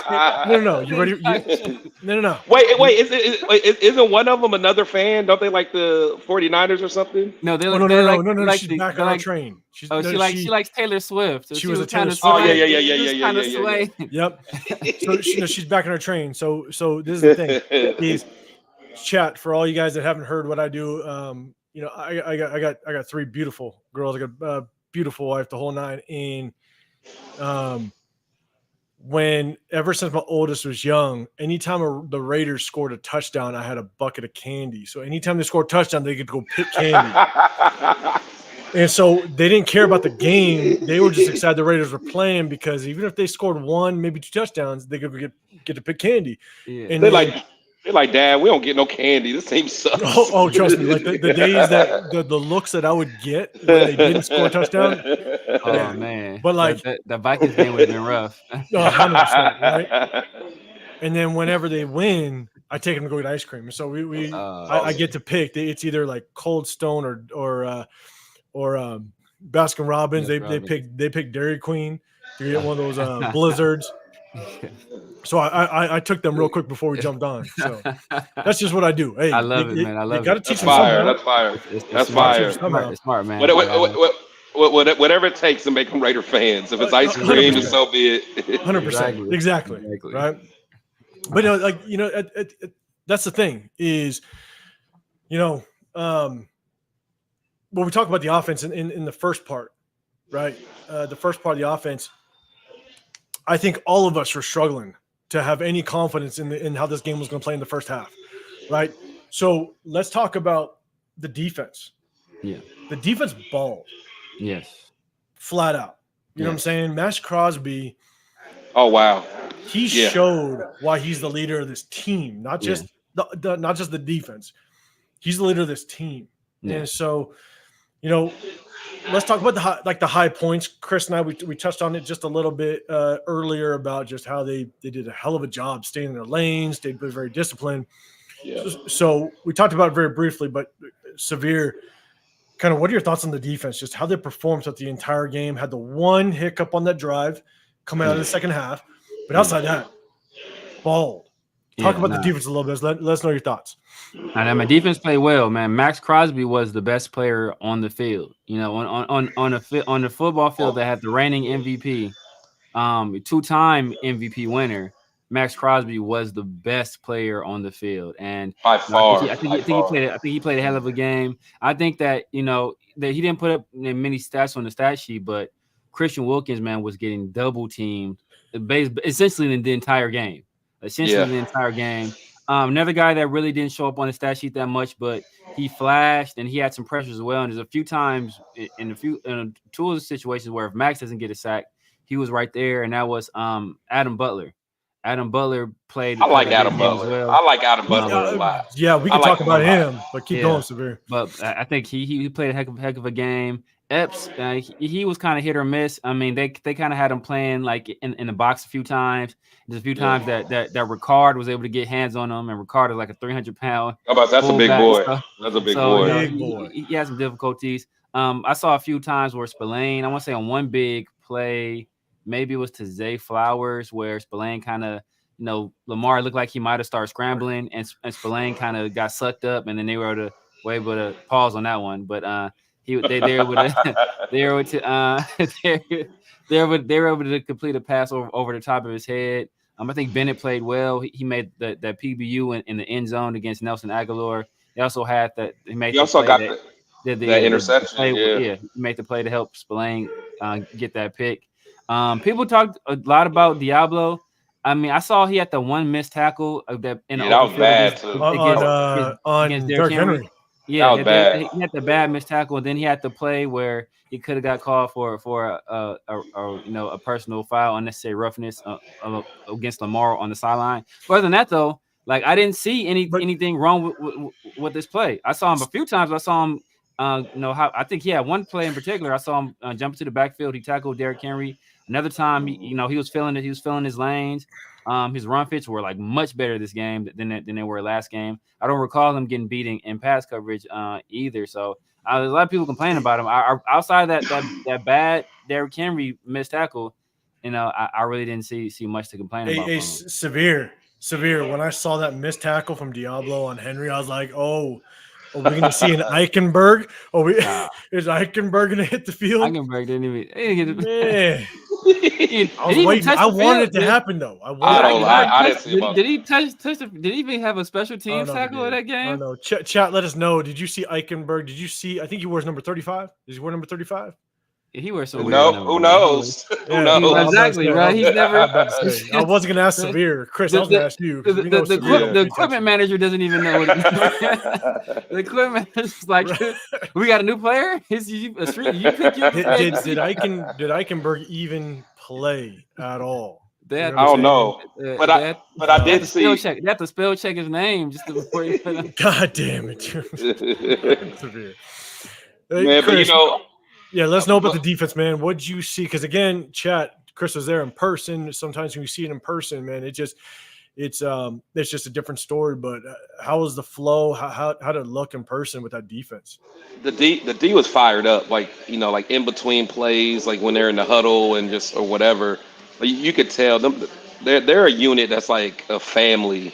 They big each other up. If someone misses a tackle or whatever, you see Max or you see whoever, helping their brother up, trying to get him going, and I love it, man. That defense is something special. But I just like Severe said, Max played out of his mind. One thing AP always talks about is the superstars need to put their cape on. He put his cape on today. He was balling. So, Chris, though, I'm gonna put this up for you. Okay, all right, Severe. I want you to sit back. We're gonna sit back a little bit, Chris. I'm gonna drink a little bit for you because I'm gonna put this up. Can't get right's got a comment. And he just put Jacorian Bennett. Tell us about your boy, dude. You have been on him all off season saying he's gonna be right. Chris, I need you to get live with this guy. I'm telling you. Right, let's go. He looked good. Bennett is a baller. I've been trying to tell y'all. He's a baller. The boy can play. He had a tough rookie season. But the boy can play. I mean, he's real sticky in his coverage. Like I said, he had the pass breakup, and he was a big part of that Spillane. Did they consider that? Was that an interception? It was for him. Yeah. So he was the one that kind of got. Yeah. It was an interception for Spillane. Yeah. Yeah, but he's the one that kind of got the ball out. So the ball kind of just got in Spillane's hand. But I mean, Bennett he's playing lights out, man. I'm not gonna be the one to say I told you so, but a lot of my takes have been on point this year, just for the record. Yeah, I'm just gonna keep it real. Hey, I'm just confidence. Tell us how it is. I'm not gonna be. I'm not gonna be the I told you so guy, but I'm just saying a lot of my takes. Bask in your glory. Hey, but for real, but honestly, like everybody was thinking about spending our first round pick on a cornerback, man. I'm like, hold up, we don't need that. We got other needs. Yeah, I was very keen on it. Very vocal, bro. I was very keen. But Quinyon Mitchell I had him as a second best defensive. Stu Swagger in the building. Stu's in the building. I appreciate you rolling through him, man. Former Raider, always a Raider. Yes. Gotta love it. And a Purdue guy, right? Yeah. Purdue guy. Yep. Purdue, yeah. Saginaw, Michigan. Yeah. 100%, man. Swagger rolling the safety. Yeah, beat Charles Rogers in the 100 in high school, won the states. I'm a bad boy. Stu was a bad boy. In the building, 100%. Oh, man, that sounds crazy. But the one thing I loved about watching Jacorian Bennett, and you looked at if you watch the game, right? That's the thing is everybody talks about if you got a shutdown corner on one side, they're going to target another receiver on the other side. Yeah. It just didn't look like there was a lot of work for those corners to get it because Lamar Jackson, he dropped back. And he was hesitant. Like he didn't feel comfortable even airing the ball out unless the guy was wide open. And there was a couple times where they had someone. But besides that, he's patting the ball. The Ravens fans, they were pissed. They were just like, "What are you doing?" And that goes to that defense. And that's the thing is that Jack Jones. I think there was one pass to Zay Flowers on the sideline that was in front of Jack Jones. Yeah. There was a couple times where it looked like there were more in a cover 2 under type of coverage where Zay Flowers caught a pass underneath Trayvon Morig. Yeah. But did they really pick on Jack Jones? No. Did they really pick on Jacorian Bennett? It just didn't seem like it was there. No, it wasn't. It wasn't. You're talking about you're talking about a receiver core that's pretty well balanced, right? We used to have Nelson Aguilar. Obviously, he's later in his. I was pissed. I ain't gonna lie. I was pissed when he got a catch on this. Like Nelson Aguilar, come on, man. But then you got Bateman as well. But Zay Flowers, he's that stud. He's that stud that they want to get the ball to, and they just could not get a rhythm. Yeah, they got some pops here and there. Yeah, here and there. You know what I'm saying? It wasn't too bad. But at the end of the day, like they just could not get a rhythm with him. And I wish we would have jammed him more on the line. I wish we would have had someone in his face, reroute him, delay his release a little bit. I wish I would have seen that. But at the end of the day, it was complete, it was complete shutdown by these corners. I really liked their play, 100%. So that's kind of the first half. That's the first half. Now let's jump to the second half. All right. The second half, it almost looked like the tides turned 100%. Right. We're flat as all hell on the offensive side. The defense balled as usual. Yeah. What are your guys' thoughts? What do you think the turning point was in the second half? Severe, I'll throw it over to you. What do you think that turning point was in that second half that just allows us to get the ball rolling? Obviously, the defense had that first drive out of the Ravens was tough, but we recovered quick. Offense got a little bit of a spark, rolled with it. What was your thoughts on the second half of this game? Ironically, man, I think that the turning point might have been the play by Jacorian Bennett and Robert Spillane. Turnover. Yeah, like as you said, the Ravens, that they go into the third quarter, they score, they put us down 10 points. So first of all, that puts us in a situation where we're down 10 points in the second half. We kind of got to start throwing the ball a little bit more.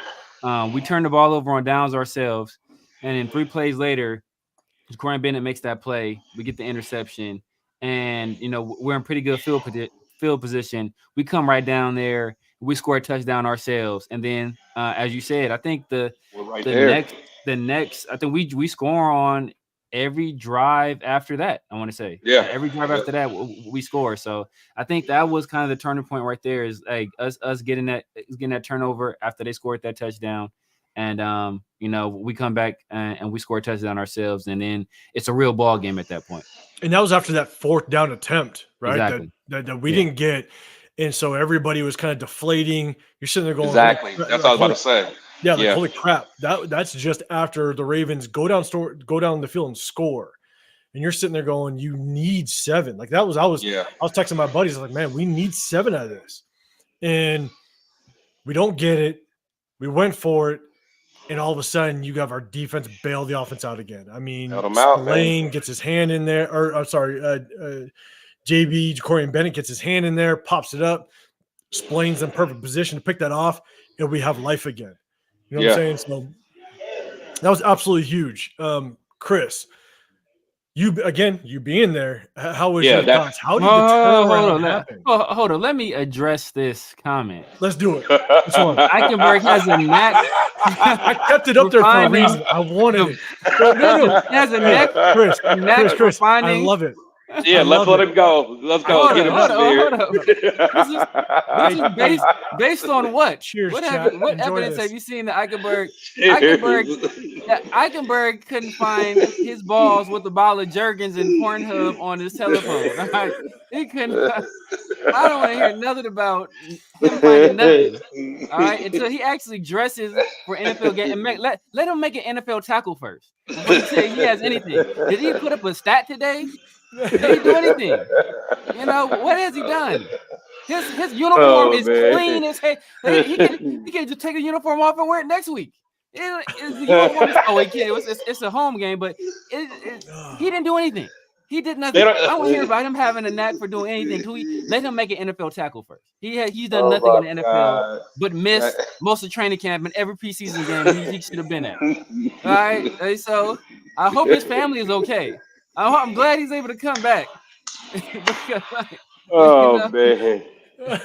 Hey, can't get it right. Can't get it right. I appreciate you because you got it riled. I love it. I appreciate you.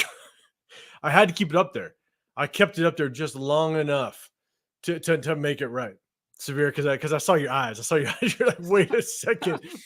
That's hilarious. I love it. I love it. I mean, Gainer had that bad. Gainer almost cost us too, man. What Gainer did almost cost he do? On that Where punt. He should have had a rough in the punter. Oh, yeah. He should have been a rough in the punter. Yeah. If I was just me being objective, if I was me as a Raider fan, somebody did that to my punter, I'm screaming for a rough in the punter. Yeah. Because he hit the dude. I think his no. That was Amari Burney. That was Bernie? Okay, I thought it was Amari Burney. Oh, okay. Oh, he came in hot. He came, bro. He should have blocked at that point. If you're coming out, you got to block it, bro. You got to block it. Yeah, but you're not supposed to go at the punter. You got to go to where he's going to kick it. Like you should. Exactly. You were at the wrong angle. Yeah. Man. Oh, he blasted him though. Man, he did. I was wrong angle. I was hot. I was yelling like, "What that?" What are you and doing? then I saw it wasn't. I was like, yeah. Okay, so I want to go through these chats real quick because I want to bring up somebody, or not somebody. Sorry, I just want to make sure that I clear everything. Bennett's around, good cornerback, learning. Yeah, 100%. Watch Raider. Yeah, Bennett broke it up for Spillane to Pickett. He absolutely did. I mean, him putting that his hand in there, and even that deep ball that went on him early in the game, where he was he tracked his hands. Yeah, he tracked his hands as soon as the receiver's hands so he put his hands up. Tracked it. It was great. I think that was the one at Aguilar, right? The one that was on the top. Yeah, on the sideline. Yeah, on the sideline. Yep. It was almost near the end zone, right? Yeah. Yeah. And that was the hard part, right? Like, because as a defensive back, you want, because of the rules nowadays, you want to try to turn your head. You want to make sure that you turn your head to potentially, not get that flag, but Jacorian Bennett on that deep ball down the far sideline did a great job of tracking the hands. As soon as he saw those hands extend and potentially come in, man, he came through with that hand. It was a beautiful play, but then you can't complain about that that batted pass that turned into a Spillane interception. It was huge. So yeah, again, I'm trying to get through the chats, guys, but let's talk about real quick. It almost felt like the calls were going our way for one time in a lifetime. We got away. Yeah, we got away with a few things. Because Severe, you bring up Amari Burney's running into the punter and not a personal foul. I honestly thought, I'm like, that's a personal foul. You run into him. That's a personal foul. I mean, it felt like the calls were going our way for, again, one time in a lifetime. Didn't I thought at some point, didn't they get rid of the running to the kicker? Like it was like no matter what, they both was automatic first down. Didn't they try? Or is that in college? No, I think what they did get rid of, like 1 year or something. Maybe no. What they did get rid of, there used to be like, I want to say there used to be 2 face mask penalties. One was like a 5-yard, one was a 15-yarder. I remember. They made everything 15-yarder. But maybe they did do something like that. That does sound familiar. I feel like like no matter what, it was like it may have been it may have been the 15 or the 15 or the 15 or the 5-yard, but it was an automatic first down. I think it was automatic first down. I think that's what it was. Okay. So I don't know. Stu wants to pull up. Hey. I'm just seeing you now, man. Let's go, Stu. Okay, Stu, I'm gonna let you know. I'm new at this. Okay, so I'm gonna send you the link. Let me see if I can get you. I might be able to. Yeah, you want me to send it to him? I can send it to him real quick, Chris. Because again, Stu, man, I'm new at this. But chat, hey, we about to have. Hold on, I might have to. Hold on, I'll probably. Hold on, give me a second. I'll come right back. All right, Stu, if you're still in here, man, let us know. Because we're gonna try to get you in and pull up. Let you talk a little bit. Old school Raider. Once a Raider, always a Raider. Hold on, let me get Severe. Let me move this around a little bit.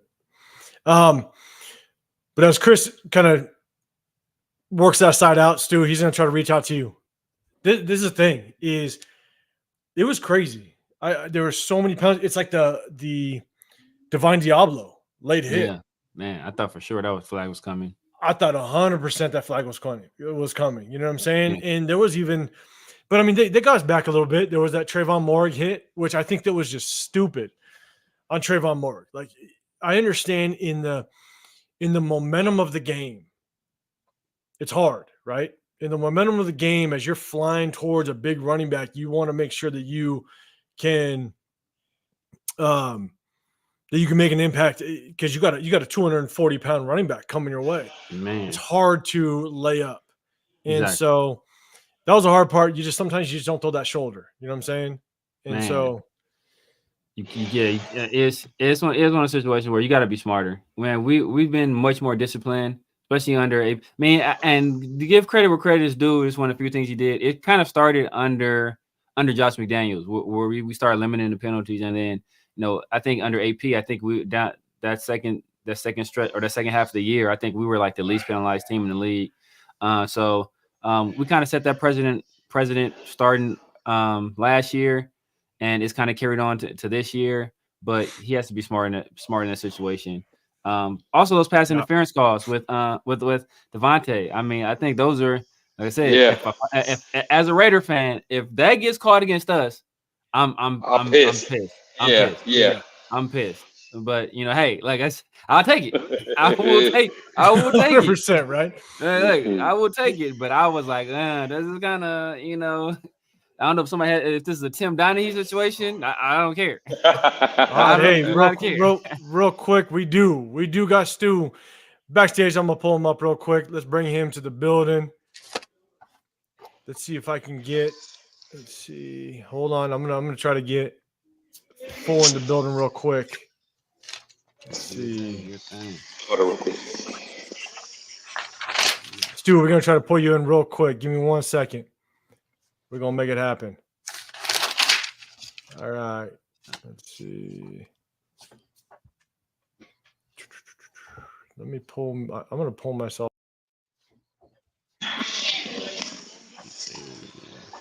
But Yo, what up, Stu? What's going on, guys? What's going on? Hell of a game, man. Hell of a game. Yes, sir. Yes, sir. A phenomenal game.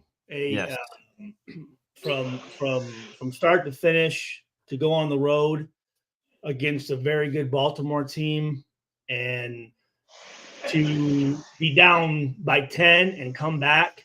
I mean, It showed a lot of character.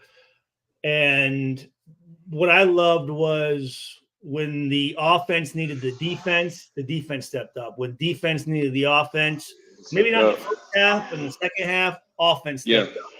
And then when the team needed special teams to come through, they stepped up. I mean, Carlson just money. He was a machine. I know last week, he didn't miss that field goal, but I mean, the guy since 2020 has made more field goals than anybody in the whole NFL, and second Tucker, and you saw Tucker missed the field goal.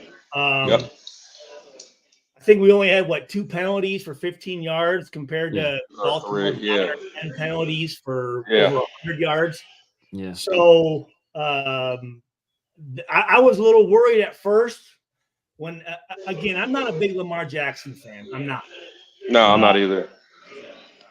I have personal reasons. Bernard Pollard, who was a freshman when I was a senior safety, and Bernard Pollard and him had really Lamar Jackson, with what Bernard Pollard said, was just, if you're a receiver, why would you go to Baltimore, right? And then Lamar just completely I thought he was so unprofessional and just very, childish. And that made me lose a lot of respect for the guy. And I don't understand why. I mean, when are we going to be done blowing smoke up his ass? You know what I mean? They just sit there and at the beginning of the game when I'm listening to Tiki Barber, who I like Tiki, I played against Tiki, but calling him a unicorn and calling him Lamarvelous, I'm going, thinking, dude, the narrative is we got to let Lamar Jackson, win this game or whatever. And we held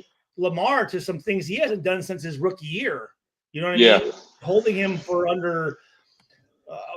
I mean, what was the stat? I don't know if it was 0 touchdowns in the first half that we held. Here's the other thing. The last road games out of 8, we've lost 7, and Baltimore with Harbaugh, they don't lose at home. Home openers. I mean, a very they don't lose. Yeah, and I was very surprised at the challenges that Harbaugh. I don't know who his challenging guy is, but he needs to fire that motherfucker because those challenges that Harbaugh did were complete. I mean, they were terrible. Yeah, we saw it clear as day on the Jumbotron. Yeah, absolutely. And here's the thing. I was very happy with everybody, but Miller and 77. They are Mumford. Yeah. And passing downs, those like what the fuck, guys? They're gonna get him killed, man. They're gonna get him killed back there. I mean, Gardner was hit 10 times. There were 10 QB hits on Gardner. There were 2 on Lamar. I mean, there's a play where they're coming down and there's a linebacker showing a blitz, and then you have 99? Owe. Yeah, on the outside. Yeah, Whitehair and Miller both take the they both take the blitzer. They both take the blitzer. Took the linebacker who's 6'2", 230 instead of the right. He didn't even look at the guy, and I'm like, what in the fuck? Thank God. 77 would have gave up another sack if Minshew doesn't get out of it and throw that amazing. You guys talked about plays that made a difference. That where he got through and threw it to Bowers, who Bowers was on a go route, and he stuck his foot in the ground and came back made that catch to get down to the 1 yard line to score the touchdown. Right. But really, it should have been another sack. Thank God Minshew could run around. Yeah. But I mean, and then on the flip side, defense played lights. I mean, Crosby he's unbelievable. He really is. Unbelievable. Spillane played great. Yeah. Last week, I said that one of the reasons we lost the game was because Diablo. I thought he did play better this week. He did. But our safeties, guys. Yeah, that's what I want to know. What's your thoughts on the safeties? Bad. Yeah. And again, people bad angles. You're hard on safeties, but I want our safeties. But I'm just going off of what I see. And last week, missed tackles, which gave the running back instead of as a safety, you make everybody right. Yeah. Right. 10-yard gain, cool. Let's line up and do it again. Yeah. But he has to get down. 40 yards. You can't do that. And then tonight, App started off pretty good, but then he was missing tackles again. And then again, Moreg, I don't know where he's at. We're playing 10 on 11, guys. Yeah. We're playing 10 on 11. You think that bad? That play where Henry gets out, and I'm sitting there counting, going 1,000, 2 1,000, and I'm like, "Where's Moreg?" And then finally, Moreg comes in and hits him late out of bounds. Like, what the fuck are you doing? Yeah. You know what I mean? And it wasn't. And I'm thinking this: if you're gonna hit him, fucking make it worth it. Right. You know what I mean? Make it worth it. And he just kind of. And I'm going. First of all, you're late. We have a guard and tackle pulling.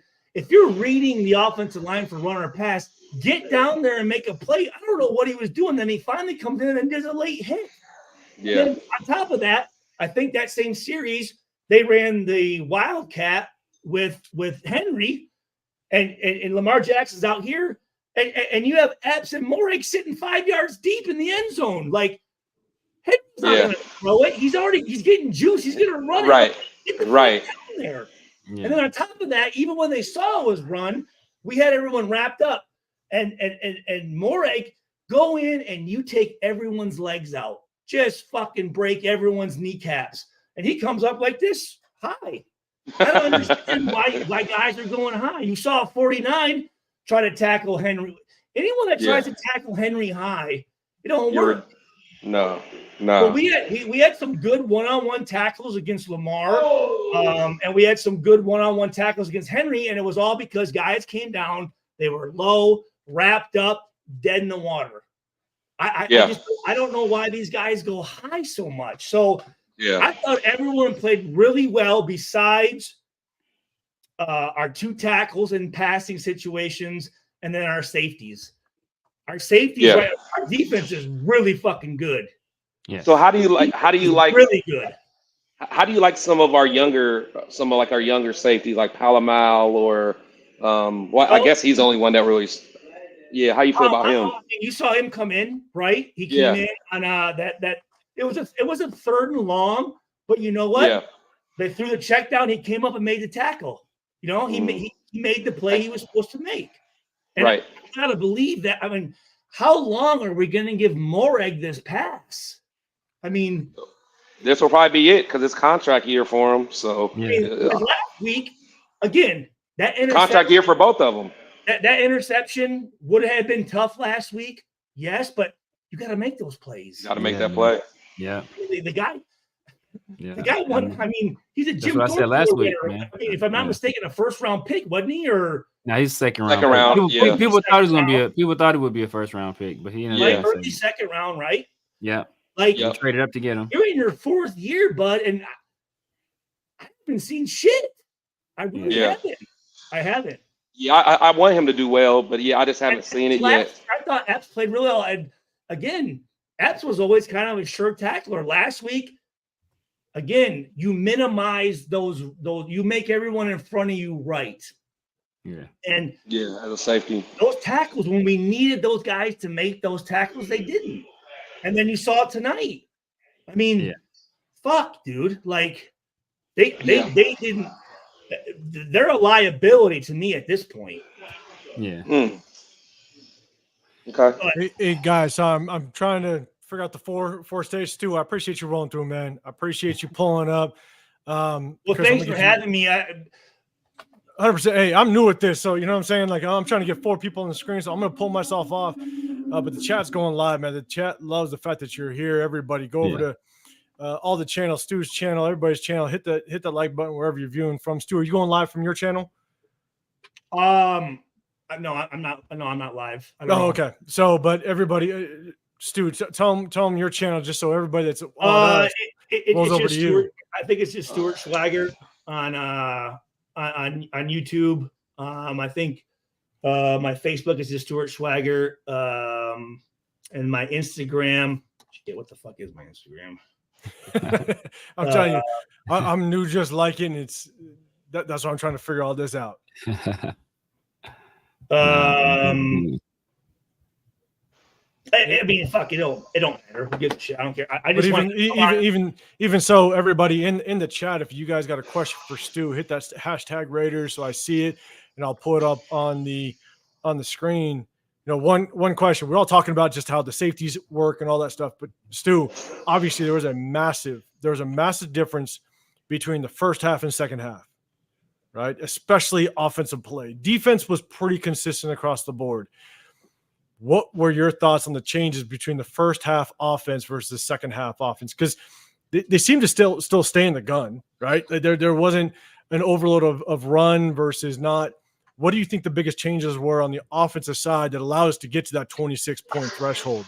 Let us know. Well, I do like the fact that Getsy said, you know what, we can't run right now, right? Yeah. We can't run. Fuck the run. Let's just pass. Let's pass. Devontae Adams is getting open. Bowers is getting open. They're having their struggle right now with the quick stuff. Do with what works. And here's the thing that I loved was Humphreys, number 44. We abused that motherfucker. Yeah. Oh yeah. Yeah. That was a conscious thought. Whoever 44 is on, throw it to him. And that's crazy because he's their dog. Yeah, he's their dog. Dude, we were beating that motherfucker up. And I loved it. I loved it, that drive. We didn't run it once. And then we got down to the and here's the other thing. that pass interference with number 21, and you know the fans are saying bullshit and Harbaugh's all upset. I mean, the guy He hugged him. Yeah. I didn't understand it. Turn around. Yeah. I understand that. Pass interference. Yeah. And then I love the play because here's the deal. You're passing, and you're thinking they got to run it sometime, right? So we're on the 3-yard line. They run that fake toss, and Devontae acts like he's blocking.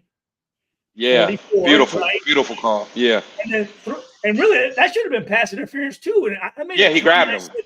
I said, no wonder Baltimore's defense is so good. They're cheating. I said, if we could be back there holding motherfuckers like they are, we'd be number 1 defense all the time. I mean, I couldn't believe how much they grabbed and just they were. And again, I was so surprised at the challenges. I mean, that I don't know if it was late in the 3rd or in the 4th. That catch that Devontae had was unfucking believable. And the one on the sideline. He got his held in. Yeah. And I'm thinking. But you know what though? But on the field, like on the jumbotron, it kind of looked like his feet lifted up. Yeah, it looked like his feet lifted up. So I ain't gonna lie, I thought it was gonna be overturned until they kept showing it. But it looked real close. But Chris, listen, you're watching from the jumbotron. He's got motherfuckers that can microscope. Yeah. Like that's literally your job.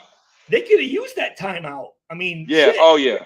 Especially when we're running the clock out. That was surprising to me. And then again, I mean, just whatever our game plan was against Lamar Jackson as far as running. I mean, he wanted nothing to do with trying to run that ball at all. And if you can make him throw to win the game, he's not going to do it. He's not. You know, and then again, the beginning of I'm not sitting here trying to bash Lamar Jackson, but I just don't understand how, like, again, before the game, Tiki Barber's going, oh, last week against the Chiefs, he did everything to try to win, but didn't win. He didn't do everything because he could have completed those 2 passes at the end of the game. Yeah. So what are you talking about? It's amazing to me how the media pumps up some guys, then other guys just get no credit, get zero fucking credit. You know what I mean? I mean, that's what everybody does, man. Everybody picks you, like everybody picks and chooses what they like. A perfect example, like they do it right now with Diablo. Like, oh, Spillane played amazing and Diablo played right now. He played a fine game outside of 2 missed tackles. Diablo played much better than he did the week before. He played fine. Yeah. I saw Spillane get washed out on some run plays too, but nobody wants to talk about that because they have it in their mind that Spillane is the guy and that Diablo is not. So I can go pick through the film and show Spillane missed this coverage, he missed his assignment, he got washed out on this run, he took the wrong gap here, but like. Keep it even. I will say this though, they kind of, you know, on the one play to Flowers that scored the touchdown, you know, they said, you know, they kind of blamed it on Spillane, and to be honest with you, Spillane did read. It was clearly pass. Again, guys, I mean, I there's a coach, Kenny Green, when I was at Purdue, who I owe a lot of my success to. Taught me how to read runner pass. And, you know, when I was with the Raiders, I was 22 yards deep in the middle of the field, and I'm still coming down making 2-3 yard tackles because I'm reading the line of scrimmage. Yeah. It's very easy, guys. These Let's go, Stu. Let's see it. I like it. Don't pull a hammy. That's fucking pass. Now, you see this? Thank you. So,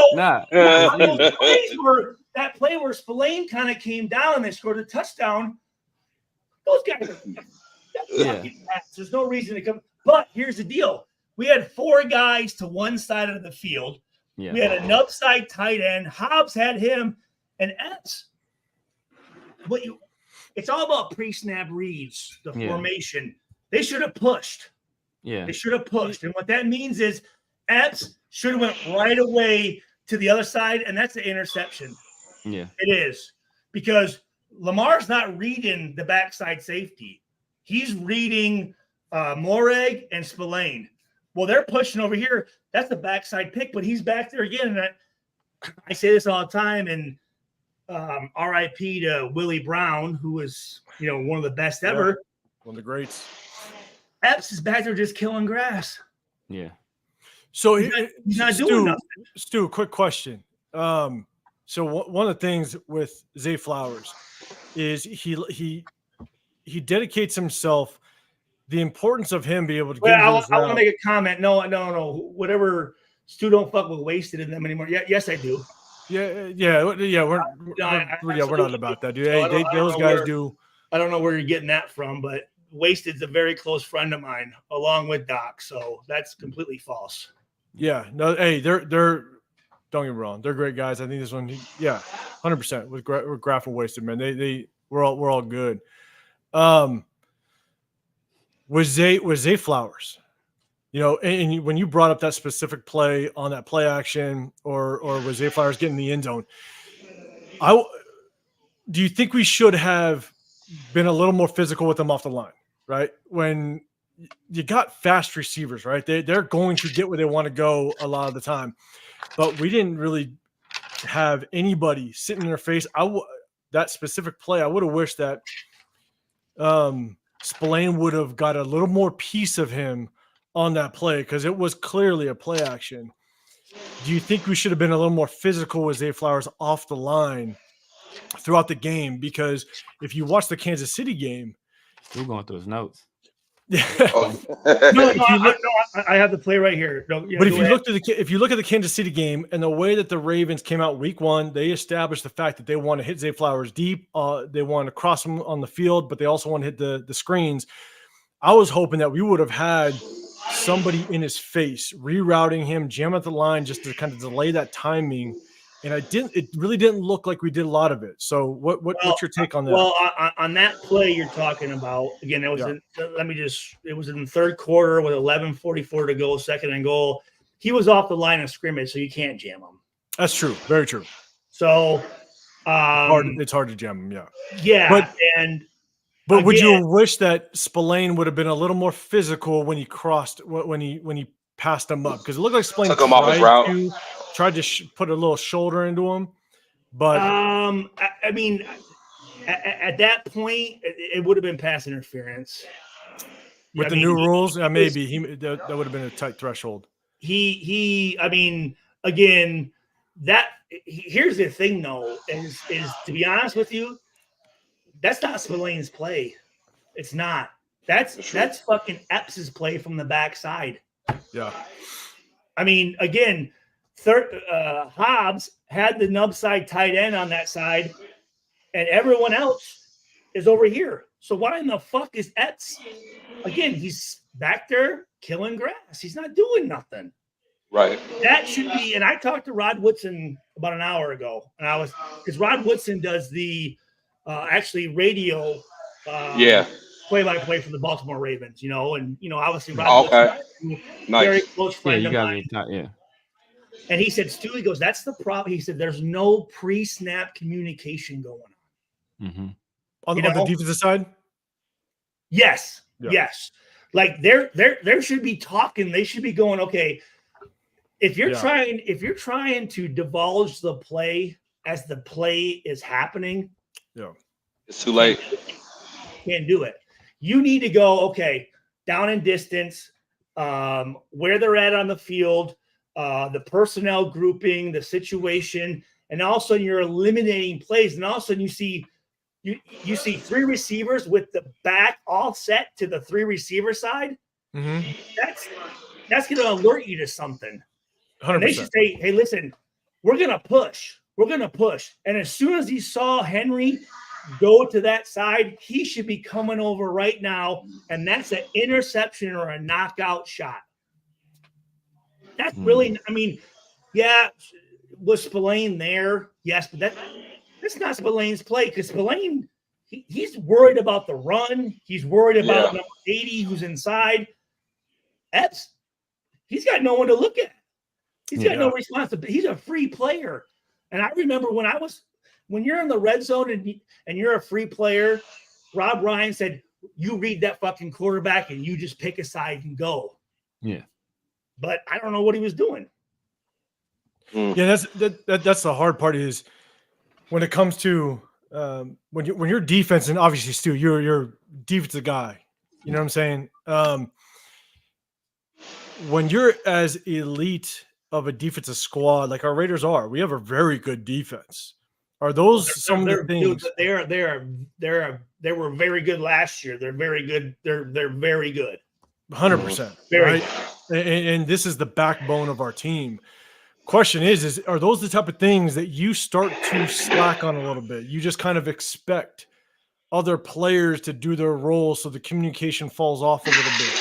You know what I'm saying? Like, because that's the hard part is when you get so used to a guy making the play, do you think that the communication is falling off a little bit because everybody expects it to happen? Oh, hold on. I'm sorry. Forgive me. Say that again. So because everybody is playing at a pretty elite level across the board, do you think the communication problem is more because everybody now trusts that the guy next to him is going to make the play, or because you still have to communicate, right? You have to read formations. Every week is different, but do you think that's part of it? Is that the lack of communication is because everybody's being comfortable that everybody's going to make the play? As a defensive guy, you should never assume that the guy next to you or the guy in front of you knows what's going on. I mean, I remember over communicate. I remember. I mean, cover 2 was the most basic play, but I would always look at Fabian or Nnamdi or Charles Woodson and just give me this so I know that we're on the same fucking page. Just so I know, right? Yeah, just double check. You should always given a symbol, or the linebacker should be tapping something just so I know that he knows I'm going to be inside here or whatever. You should never assume anything. I don't care how good anybody is. There should still always be that communication, and you just don't see it. You don't see it. You don't see the priest, and that's how guys like Rod Woodson and Charles Woodson and Ed Reed and these guys made so many plays. They made the play before the ball was even before the snap. 100%. Yeah. The Troy Polamalu's, right? I mean, you knew it. Yeah. Again, you might get lucky during a play and make a play or whatever, but it's all about concepts and knowing, again, situations and through film watching. And here's the thing I would love, and I need to do it. I really need to do it, is go out there for a week and just sit back and just see how these guys watch film, how they practice, how the scout team runs routes, how the coaches treat it during the week. If a scout team guy does score, do they run that play back, or they just go right to the next play and go, oh no, you'll get that in the game? You know what I mean? Like, you can't can't run it back too much because that's what got the last coach fired. What's that? So they can't run it back too much. That's what got the last coach fired.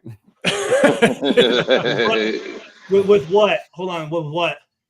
Oh, just the players didn't like the long practices and being overcorrected and you know, that was.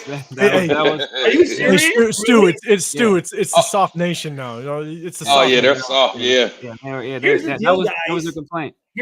I'm telling you this. As far as football goes, practices. I mean, you literally. I wouldn't say that you technically win the game during the week of preparation, but it's pretty 50-50, man. Like it's almost like 75-25. Yeah, like you need like I remember this, like the scout team, you need to give us a good fucking look. You know what I mean? Yes. Like, and here's the deal. And it's up to the coaches to pick the plays that they think they're going to run against us, right? And if you have a scout team that's, you know, oh, well, you knew it was going to be a post, so I ran a fucking 7 routes. Like, no, motherfucker, I need to see that and envision myself making that fucking play. Yeah. So practice, like, I knew this. For me, practice, I put myself under duress. So what I mean by that is I wore sweat stuff, long sleeves. I would make myself tired at practice and make practice tough. So when the game came, it seems easier. A little bit easier. That's what the great coaches said. I think that's what John Wooden said. But that's up to the coaches to dictate that. Yeah. If you don't have guys out there, like, listen, if we have 10 plays of scout offense during Skelly, and some coaches, they just want to get through those, like, just as fast as we can, let's get through it. No. If we didn't make that play, run it back so we can see it and do it again. I mean, here's the deal, guys. That's our job. Exactly. We got nowhere else to fucking go. Yeah. So what's the rush? What is the rush to get out of there and do what? Yeah. Like, no, let's make sure that we got it and we understand that, no, that's the wrong fucking gap, or that's the wrong coverage, or that's the wrong call. There's no reason to fucking run through it. Like, I always hated that. I'm like, no. Run it back. Yeah. And let's make sure we know what the fuck we're supposed to do. Thank you. Now, was Rob Ryan good at that back in your day? Like, he didn't let you guys like bullshit around. Was he one of those coaches that was like, no, we're staying here till we get it together, till we figure it out? Well, here was the other thing about Rob Ryan is he as players and leaders, he let us kind of run practice, because he knew that, hey, if these guys need to run this play back again, then they need to run the play back again. Now, if he saw something and said, hey, let's run it back, we'll do it. But we had such great, good leaders. Yeah, you had leaders on that team. Like, he didn't, I don't want to say he didn't fuck with us, but if the players, he did. He did. If the players thought we needed to run that play again, run it again. I mean, I was very fortunate. I mean, you had Rob Ryan, you had Chuck Pagano, who was my DB coach who was a great fucking coach, and played with a lot of great players. Warren Sapp and Ted Washington and Bobby Hamilton and Namdi and Gerard Cooper and Charles Woodson and Derek Burgess, and the list goes on and on and on. And we monitored we made sure that we knew what the fuck was going on. Yeah. That was one thing that I was really blessed to have those guys as a rookie, like Warren Sapp, who has one of the highest football IQs I've ever been around. And I knew if I didn't know my shit, he'd go to Rob Ryan and say, listen, get him off the field. Yeah, he ain't fucking up my shit. He don't know what the fuck he's doing. Yeah. Stuart, I had a question. We got a Kirk couple Morrison, people. Thomas Howard, R.I.P. Kirk Morrison, great man. players. Man, Kirk Morrison was a bad man. Yeah. There's a couple people with questions. I have a question, because you talked about practice squad, right? A lot of people don't appreciate what the practice squad players do, right? And when you talk about this defense was going to go against Lamar Jackson, and you're trying to implement what Lamar Jackson does during practice. So what are some of the things that you guys did, or what the defense had to see out of the practice squad? How do you implement a guy that has such a unique skill set like Lamar Jackson, a receiver take off and run, right? Like, how do you adjust? How does the practice squad adjust to try to prepare the starting defense to face a guy like Lamar Jackson? For instance, my rookie year, my actually first start of my career, was down in Atlanta against Michael Vick. Yeah. And there would be, we would have a period where it was Michael Vick passing. So we'd have our best, because Michael Vick, if he just did a little, he flicked it. He flicked it. That bitch is 70 yards on a rope. 100%. So Michael Vick passing, we'd have our best, strongest arm passer. Now, Michael Vick running, we'd have Carlos Francis or something. I was about to say, because me and Carlos came out together. Carlos Francis ran the fastest combine time in the 04 just so you combine. know, like, Dude, just Severe's got a crazy memory, so his memory is crazy. That's pretty good. But yeah, no. So yeah, so here's Carlos, and during that we're and obviously it's not going to be completely right, because when you see Carlos Francis in, it's going to be a run, and when you see you pass. But I mean, that's all you can really do. You know what I mean? So you try to give the best look, and here's the deal: the scout team and I know this when we were when the offense, it was offense's time. I would go on scout team and play their best safety to give them the best look I could. For one, every rep I can get is going to make me better. 100%. Number two, I'm going to give that offense the best look I can. So maybe on Sunday, it might be a little bit easier. Maybe that safety isn't as disciplined as I am. Yeah. So scout team and practice, it's so important. And that's the thing. I don't know if these guys, I don't know if they realize. And again, I wouldn't know that unless I went and I need to do it. I keep saying it, but I need to go for a week and just sit and just watch. That'd be legendary. You know what I mean? Just see the questions. Because here's the thing. I say this: the measure of someone's intelligence isn't the answers they give; it's the questions they ask. Yes, and 100%. Sit there and to hear some of these guys' questions, that can really tell you if one, they're engaged, if they know what the fuck's going on, and if they're a leader, right? Yeah. Because here's what makes me nervous. When I see a defense that's quiet and not talking, to me that means two things. It either means one, they're tired and they're just trying to catch their breath, right? Yeah. Or number two, they don't know what the fuck's going on, right? Because if you don't know what's going on, you're not going to say shit. What are you going to say? Yeah. What are you going to communicate? But if you have a defense that's out there and they're talking and, hey, check this Y off, watch the under, check the boot, and you might just be throwing out anything, right? Just making up shit. And also the quarterback's like, oh, shit, timeout. And they burn a timeout on some shit. That can come into play, as you saw today, right? Yeah. You need those timeouts when it comes down. Yeah. But if you're just quiet sitting there, it's not good. It's not good. And I just, it's very rare that I see, just signals or whatnot. And again, I'm not going to sit here and act like, what we did was perfect or not. I mean, but we had some pretty good defenses and we played pretty well. And when we played really good, it was when we were talking. Exactly. Yeah. We were active. Yeah. Like when someone gets quiet, it makes me nervous. Hey, I need to hear you. Hey, check in with me. Make sure even if it's covered two, just let me know that it's at.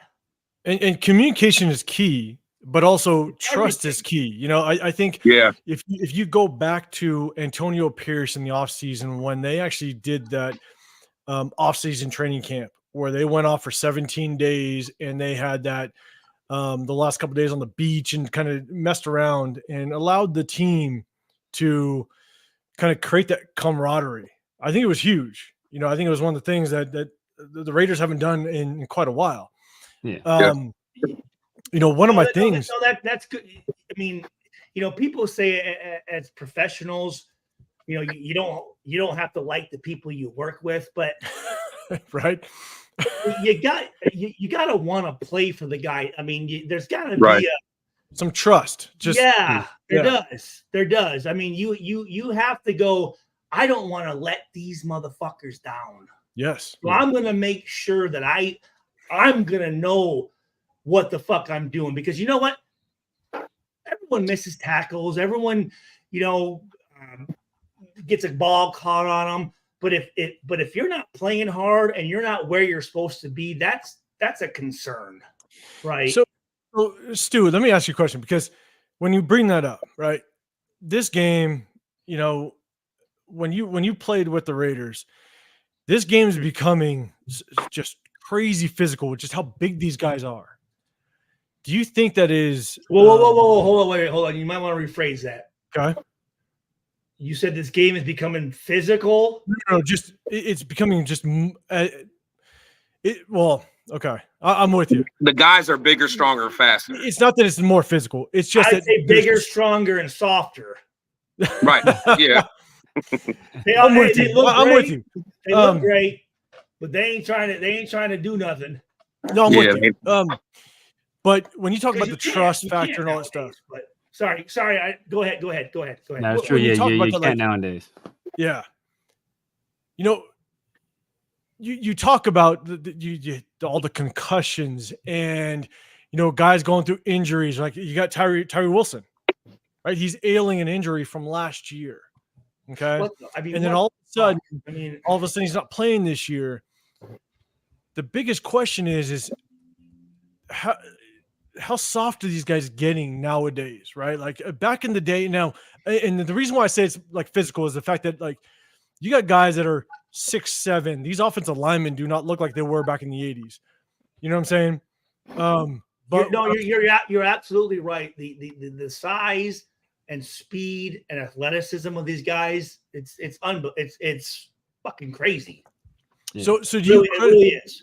So for them trying to, do you think that some of these players nowadays are just trying to pay more attention to their bodies and they're basically saying, look, I'm going to sit another 3 games or I'm going to sit another 4 games.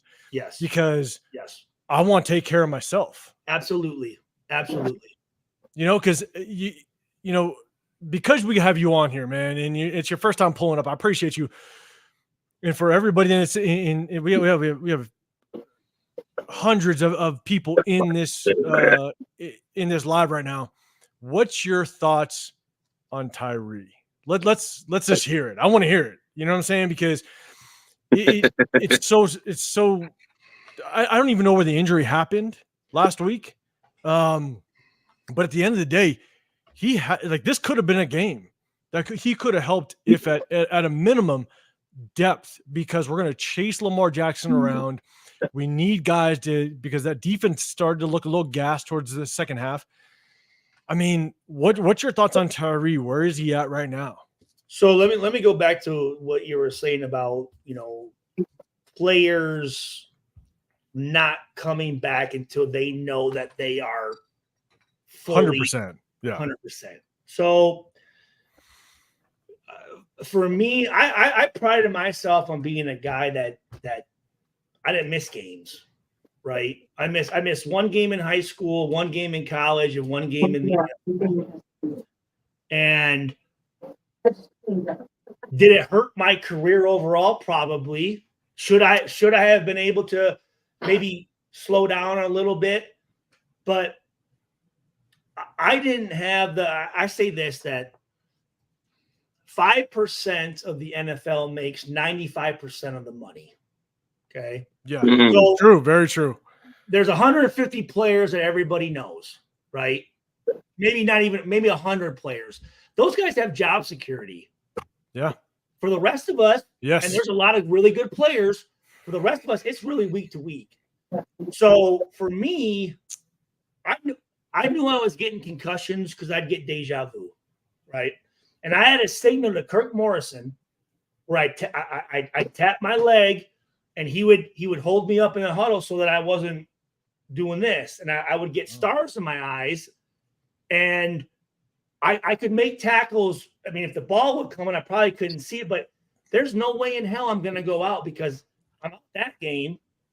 Plus, I'm probably out the next week, and during that time, a guy could come in and take your spot. Plus, exactly. Plus, you work so hard during the year for 16 days out of 365 days to show what you can do. And that's why you play, right? Exactly. To play in the game. So some of these guys that I'm thinking, you go through all that work and don't want to play in the game. What the fuck are you doing? Reminds me of somebody. You know what I'm saying? But now it's a little more accepted now, right? Back in the day, it was like, this guy's not playing again. Like, what the fuck, man? Oh, man, again. So Stu, like honestly, 100%. We got you say so much. I have so many questions, but what's your thoughts on Tommy Eichenberg's situation right now? Because severe. No. Hold on. Let's go back. No, I just answered the first half of your question. Back to Wilson, right? Or number 9. Okay. Yeah. Wilson. Yeah, Tyree. I thought when we drafted him, I said he's a D tackle. Okay, he's not a defensive end. Reminding me of Tommy Kelly, and I thought the end of last year when he was playing, I thought he played pretty well. I thought he was the guy that I thought he was going to be.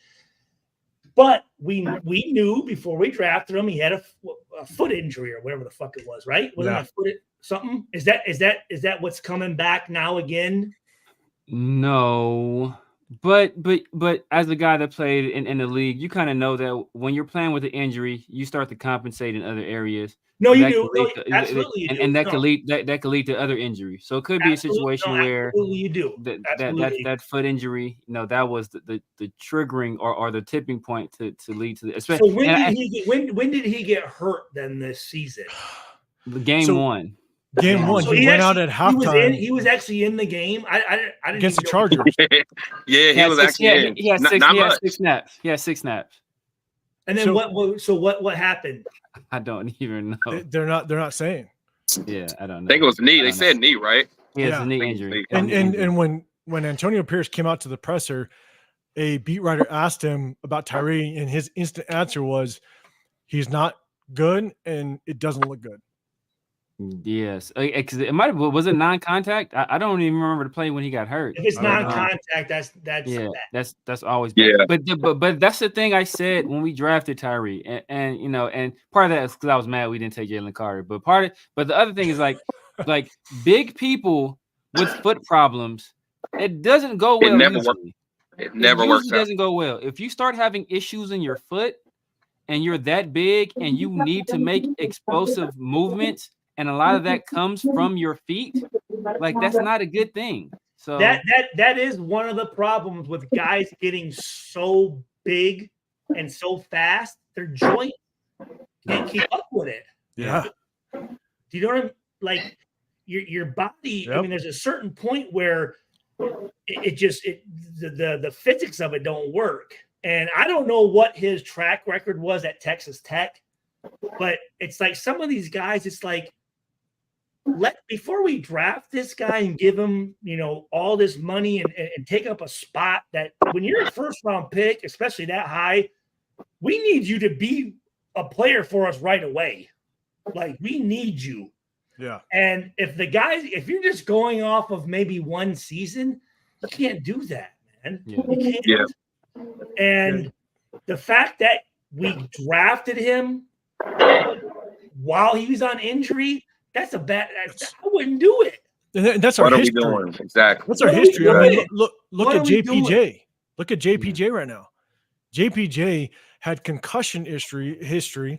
He fell in the draft because of injury, and all of a sudden he had a non-contact concussion injury in the offseason. I mean, that's the hard part. And then look at where our offensive line situation's at. And so, real quick, it's actually a pretty good question is, Antonio Pierce talks about identity. And Stu, what's your thoughts? He talks about ill intent. He talks about, everything that we hear about Antonio Pierce is about basically we're going to smack you in the mouth. He's a linebacker. He's a damn good linebacker, Super Bowl winning linebacker. So he understands it. It's a little interesting. Our defense is solid. Don't get me wrong, but it's a little interesting that we're not smacking some people in the mouth on the offensive side. Do you think that we may not see that this season? Do you think we're just trying to play it to what we think our strengths are? So I actually played with Antonio Pierce in 2008 when I was with the Giants for a little bit. Oh, nice! I didn't know that. Nice. I know that either. When he got the hire, I was very happy because he's a blue collar guy. Mm-hmm. He's a guy that undrafted free agent.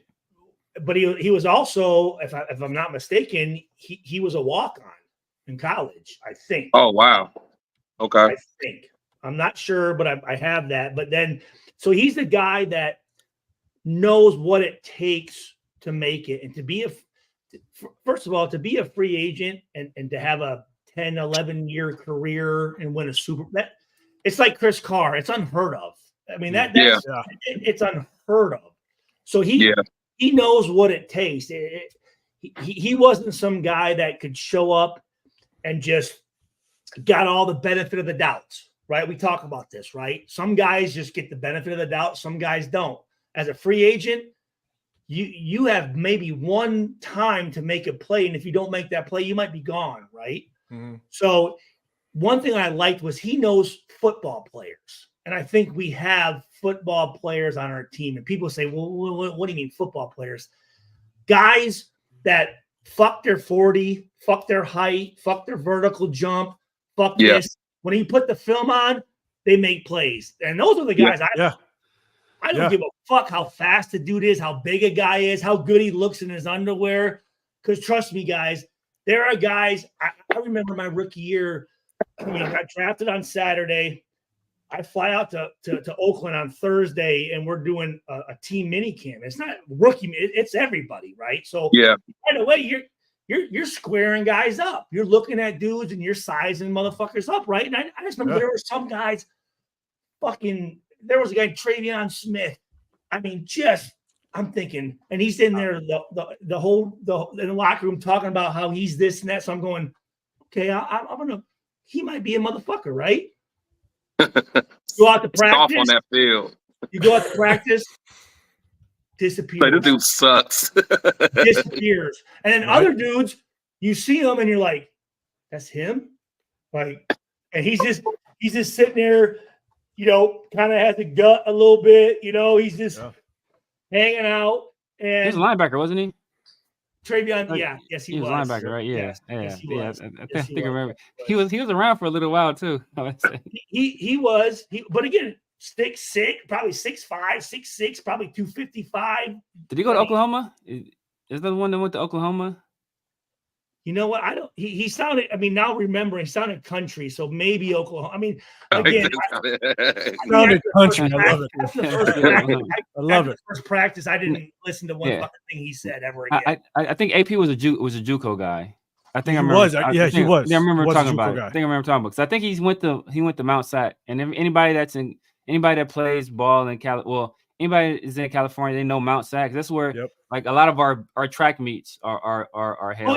The Mount Sac relays. Yeah. My wife ran track at Purdue, and she ran out there. Okay. Oh yeah. So you know about Mount Sac then. So yeah. Oh yeah. So again, so why was I talking about that? What was your question? Oh, so okay. I guess I started out with kind of the identity question. Do we have an identity? Yeah, just AP he always talks about ill intent and he wants to just smack somebody in the mouth, because as a defensive coach, as a defensive player, right, you want to see our ability to go and just smack somebody in the mouth, control the tempo, control what we want to control. See, here's the thing. Mm-hmm. So I'm coming from a different perspective, because the rules nowadays really regulate how physical you can be.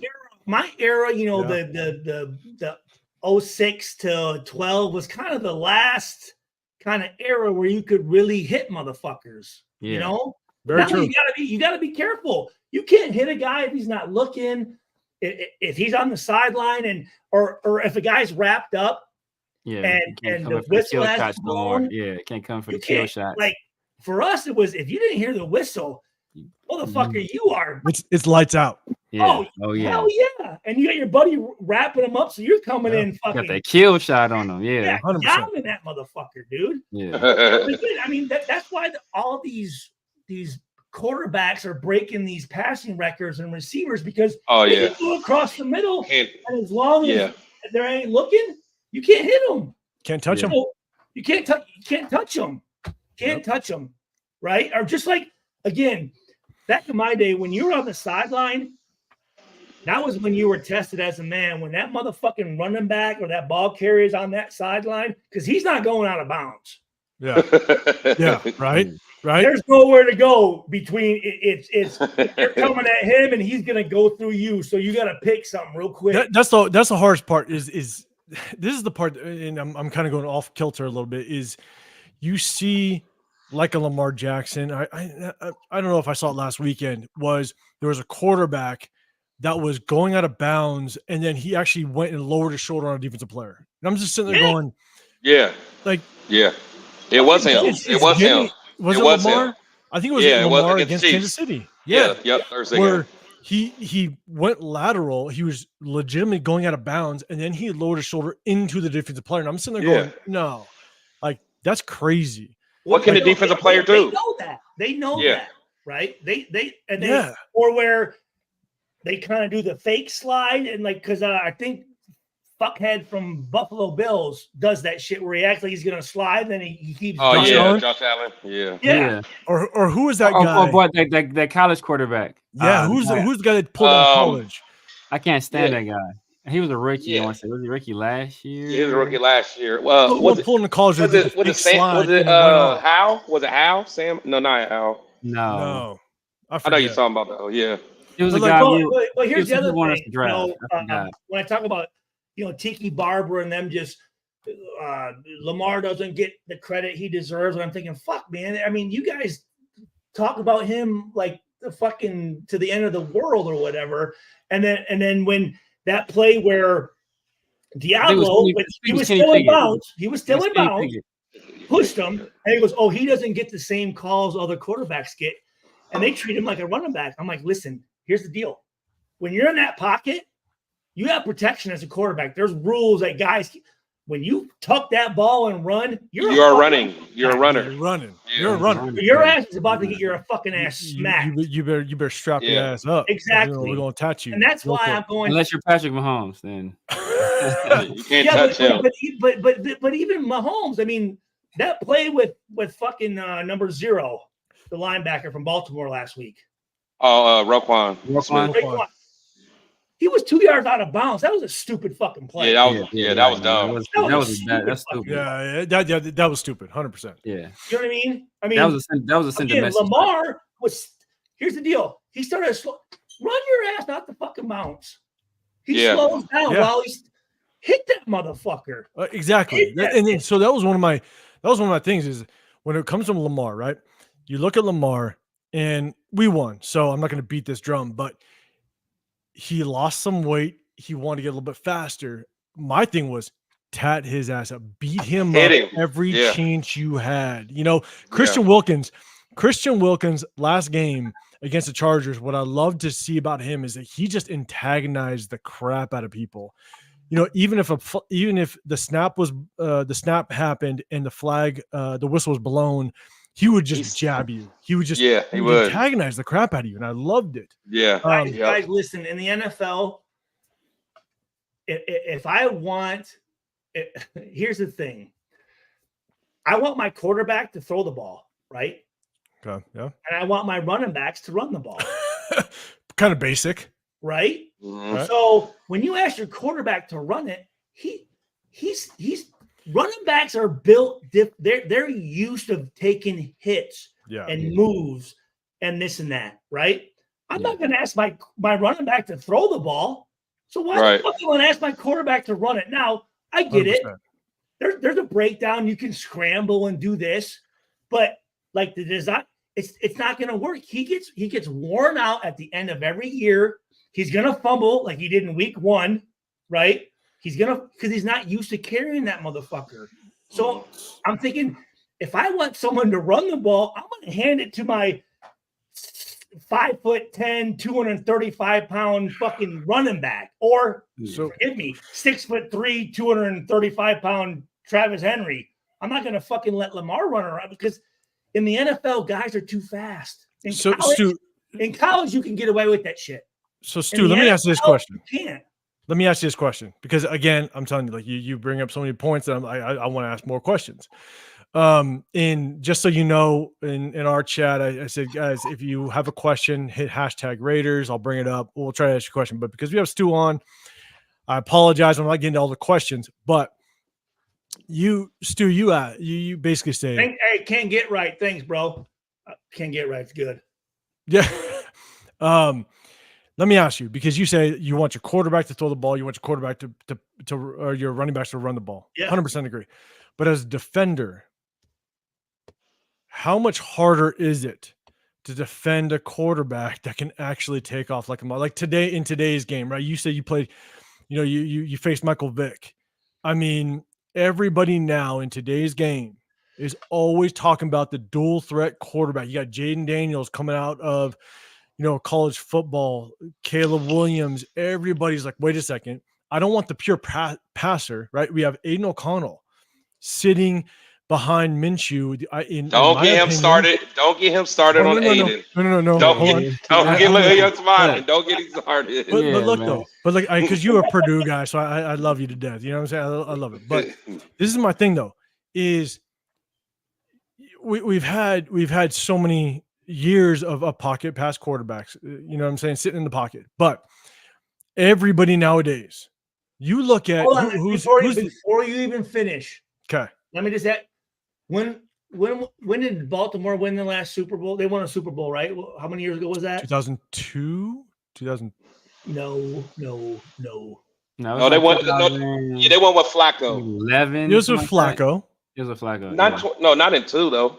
No, that was like 2014. Yeah, that was. Wasn't it? 20. Was that? Yeah, it was like recent. It's the 49ers. Oh yeah, sorry. It was a Harbaugh. It was a Harbaugh. So again, let me. So who was the quarterback? You just slow Joe Flacco. Okay. So can Flacco run? Can Purdy run? Purdy can run. Let's see. Who's the fuck for the Jets now? Rodgers can. Is well, he can't run. He can run much anymore. He can. I'm 100% with you. He needs to. Can Breeze? Was Breeze a mobile quarterback? A little bit, but so when's the last time a dual threat quarterback's ever won the I 100% agree with you. And there's a big difference. Mahomes won 3 of the last 4. Well, he's only mobile when he needs to be mobile. Exactly. That's the point. That's the point. There's a difference between like mobile. And there's a difference between pocket presence and understanding just kind of how to move as a quarterback. Ain't gonna make it. So, but here's my question though: is you look at a guy like Anthony Richardson, right? I'm a Florida fan. They get hurt. They will get hurt. But I'm a Florida fan, so I watched him all his college career, the whole minimal games that he played, and I don't think he's gonna be very good in the NFL. One of my favorite. Florida CJ Leak. Oh yeah. Chris Leak. His brother was CJ, right? Yeah. Chris Leak, he was solid. Chris Leak was a bad one. Chris Leak was like 5'3". Yeah, he was. He wasn't a big human being, but he could throw the ball. Hey, he could throw. But what's your thoughts nowadays? Well, speaking of Florida, okay, your boy. I know. I mean, that's a fucking mobile. I mean, running quarterback. What happened to him in the NFL? I know. With Tebow, you talking about Tebow? Tebow couldn't pass. Yeah, Tebow just had the slowest throwing motion in the world. You know what I'm saying? It doesn't work in the NFL, guys. It doesn't fucking work. But I understand that. I don't disagree. But my question is that you got guys like why would the Colts pull the trigger on Anthony Richardson? Because of just how athletic he is.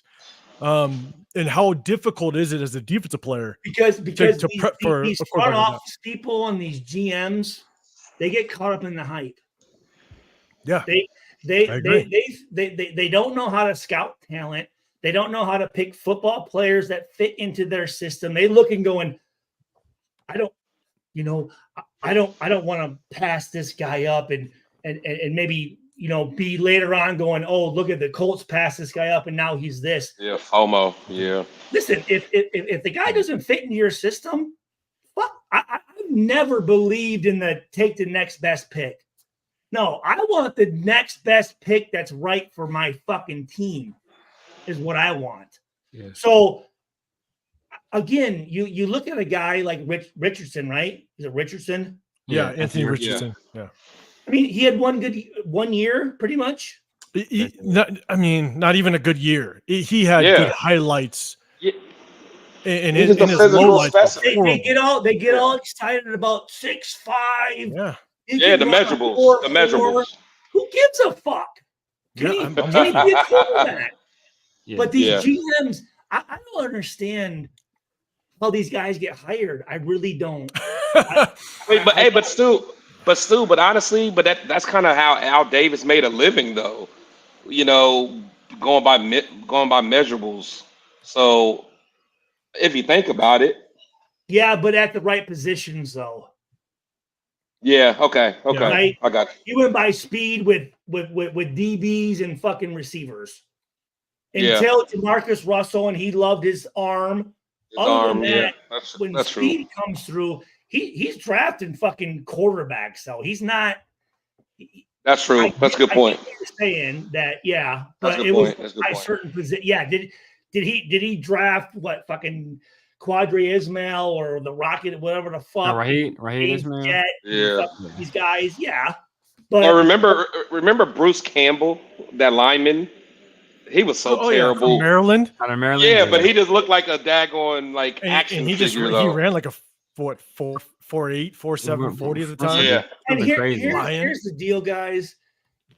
The combine only matters to guys it matters to. Yes, I agree. You know what I'm 100%. saying? It does not predict how you're going to be as a football player. Yep. I agree so much. Your size and your speed does not mean shit to how good of a football player you are. Yeah. It doesn't. Because there's so many guys that you would think when you you look at them. I mean, look at Jerry fucking Rice. He came from Mississippi Valley. I mean, look at 4.9 probably. Yeah. Look at Puka Nacua. No one thought Puka Nacua was going to be anything, but he ended up being one of the best receivers last year. And then the other thing that always drives me nuts with these GMs and these, the front office people is they want to take a guy that's in this position and move him to another position. Yeah. Yeah. Why? Like taking a defensive end that's a rush defensive end and turning him to a outside linebacker. Yeah. It's like you're telling me in college there's not an outside linebacker that can actually do what you want him to do, but they all want to be the fucking guy that, I no one knew what I was doing, but it's like I'm going with the sure shot, man. So okay. So again, Stu, you're prompting questions. I'm gonna say this, guys. I'm gonna say this. What the fuck do I know? I am just some fucking guy in my basement, dude. No, bro. Like we're gonna ask you these questions. I don't know shit. I couldn't get hired. We're asking these questions. I couldn't fucking. So I don't know a goddamn thing. I'm just telling you guys. Don't listen to a fucking word I say. Okay, but we're gonna listen right now because I got to ask you a question. You ready for this? So we talked yesterday about our kind of prep for the Ravens game because you got guys like Zay Flowers, you got guys like Lamar Jackson that can take off for runs. You want some athleticism across the board in the defense, and there's this trend of converting safeties to linebackers. Divine Diablo's one of them. Doesn't work, right? And so my question is, and that's why.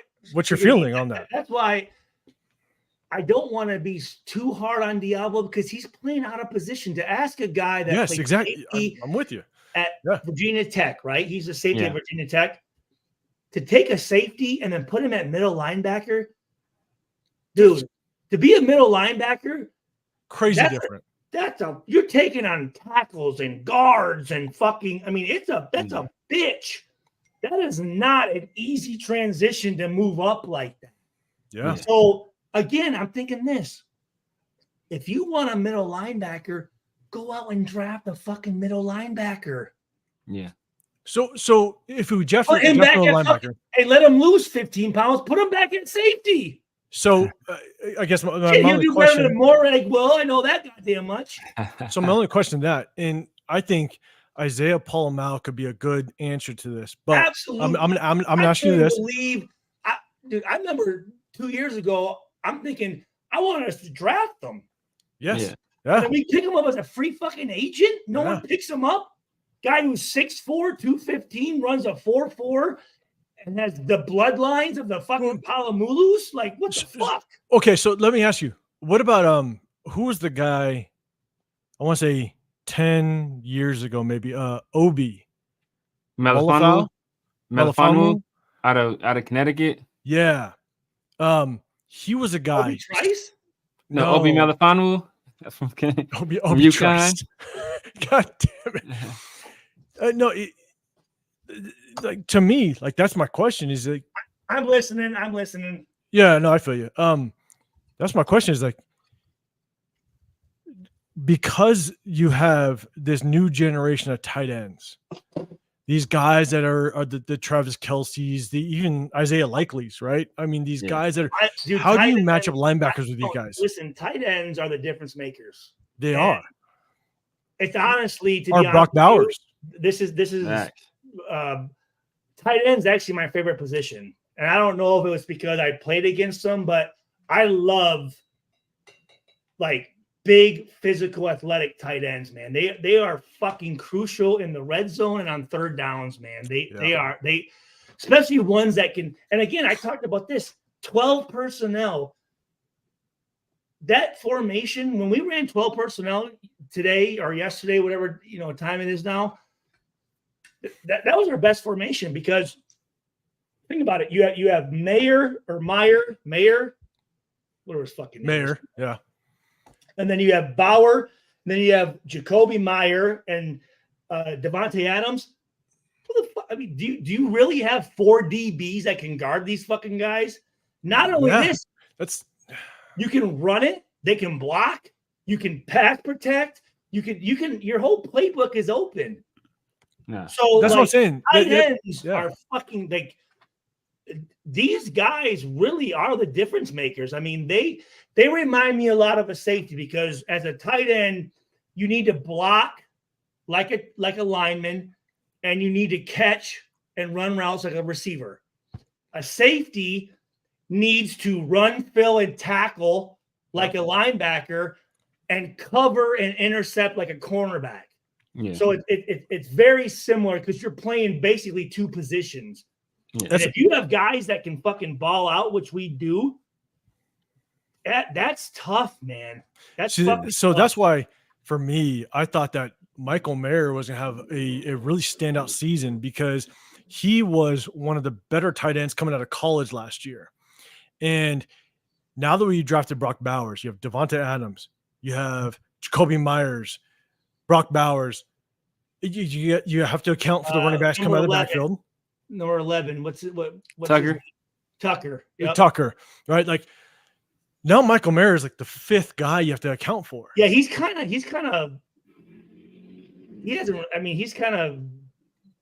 really done shit, really. He hasn't, but is it by design? 84 is in the fucking game. Who the fuck is this guy? Harrison Bryant. Get the fuck out of here. Yeah. So, Harrison Bryant? Yeah. And that's the hard part is like you bring in, man, Mayer had one target. Yeah, you're making us go into tangents because something's going on with Mayer that he's not there. But check this out though. There's something going on in practice that he's not picking up something. But here's the thing though, is that we had Michael Mayer as we traded up for him last year in the 2nd round. I know. I didn't like it. Yeah. But he was touted as one of the better tight end pass catchers out of last year. And then we pick up Harrison Bryant in the offseason prior to the draft. Right? That's 84. Yeah. So Harrison Bryant was the Mackey Award winner in college football when he came out of college. Yeah. And so 84 was? Yeah, he was. Where's he from? He's from Florida Atlantic. He was with I think it was Florida Atlantic. I think it was Florida Atlantic. He was with the Mackey Award. 2 years before. 2 years ago. 4 years ago. 3 years ago because because then he 3 years ago. I mean, Bauer 3 years ago. The last 2 years. So. Yeah, it's 4 years ago. I want to say. It was 4 years ago. And forgive me, I'm not talking shit about the kid. No. But here's my thing though. Jesus is that Christ. No, I'm with you. But here's my thing though. We have fucking. I mean that's 3 fucking bad motherfuckers. Then exactly. Like that's the crazy part is that. We have Harrison Bryant that was the Mackey Award winner, and then he went to the Cleveland Browns, and the Cleveland Browns has Njoku, which is the stud tight end over there. So he came over here prior to the draft thinking, I'm going to be the number 2 battling for the number 1. What round pick was he for the Cleveland Browns? Ooh, that I don't know. Harrison Bryant. Let me see. Yeah, that I don't know. As a Mackey Award winner, you would think he'd be somewhat high, but you would think so. But he was a late round guy, I believe. But again, I mean, Morag won the Jim Thorpe Award, and yeah, exactly. Yeah. But I guess my thing is that as time goes on, right, and we now have Brock Bowers, Michael Mayer, Harrison Bryant. We need to be able to expose these defenses. I'd run 13 personnel. I'd run right. They ran some. They ran some. And Devontae Adams. Yeah, they ran Just some. run that bitch and then play action that motherfucker, dude. Like, I'm old school. Like, when you can line up between the tackles and run and control the clock and wear out the defense and then get those safeties to come down, and that's when you play action. That's how you win fucking games. Yeah. No, I agree 100%. But that's old school football, right? Like that's the hard part. Is that's old school mentality. I will say this though, guys.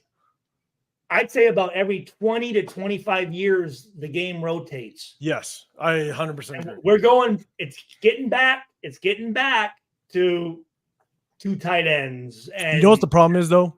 You know what the problem is to me is that the running backs, like Nick Chubb. Nick Chubb was a stud, but he gets hurt. You know, I think that the running backs should start to get hurt. I don't know how guys do it. Yeah. Like a guy like Derrick Henry, you know, I had the stat. He's 30 years old. There's only been 3 running backs over 30 years old to rush for over 1,000 yards. Frank Gore, Raheem Mostert, Purdue, and Adrian Peterson. Running backs don't last that long, guys. Like 6 or 7. Because I'm thinking this. I mean, you have 11 bad motherfuckers, full speed, hitting every fucking part of your fucking body. Nasty. Yeah. Like, I don't know how those guys their legs just must be full of knots and fucking I mean, I don't know how they do it. So as a running back, man, it's a tough fucking gig. It's a fucking tough fucking gig. It's the way they hit nowadays because, you know, back in the day, it was almost a pride of joy that you can go smack somebody head up and just knock their ass out.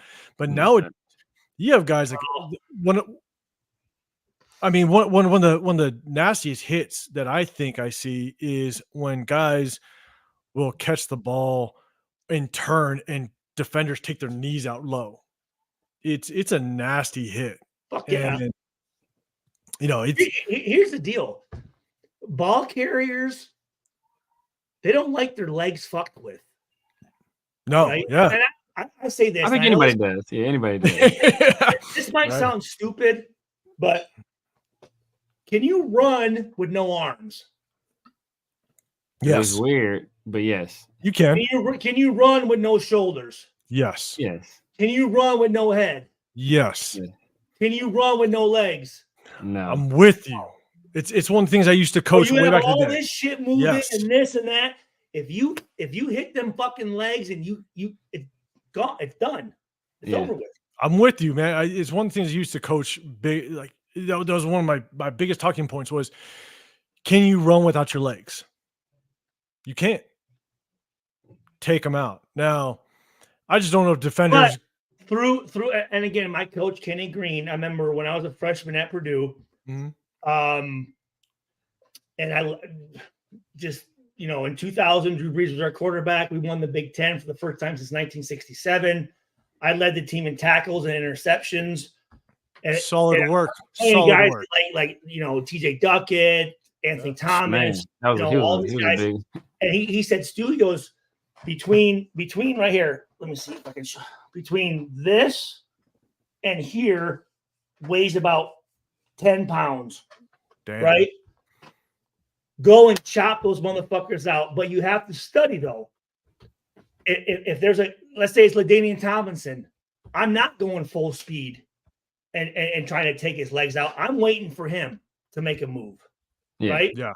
Now, if it's fucking like I said, TJ Duckett, if it's fucking Ruben Drones, if it's Steven Jackson, if it's Ruben fucking Drones. Man. Henry, right? They're Mike Allstott. They're not juking, right? So you're not going to pat your feet because they're going to run you over. You go full fucking speed and you fucking dive and flip those motherfuckers. Yeah. So there's a difference there, and I don't know if guys don't study or know that, because I'm looking at going, why are you going to try to tackle Travis Henry like this? Yeah. What happens?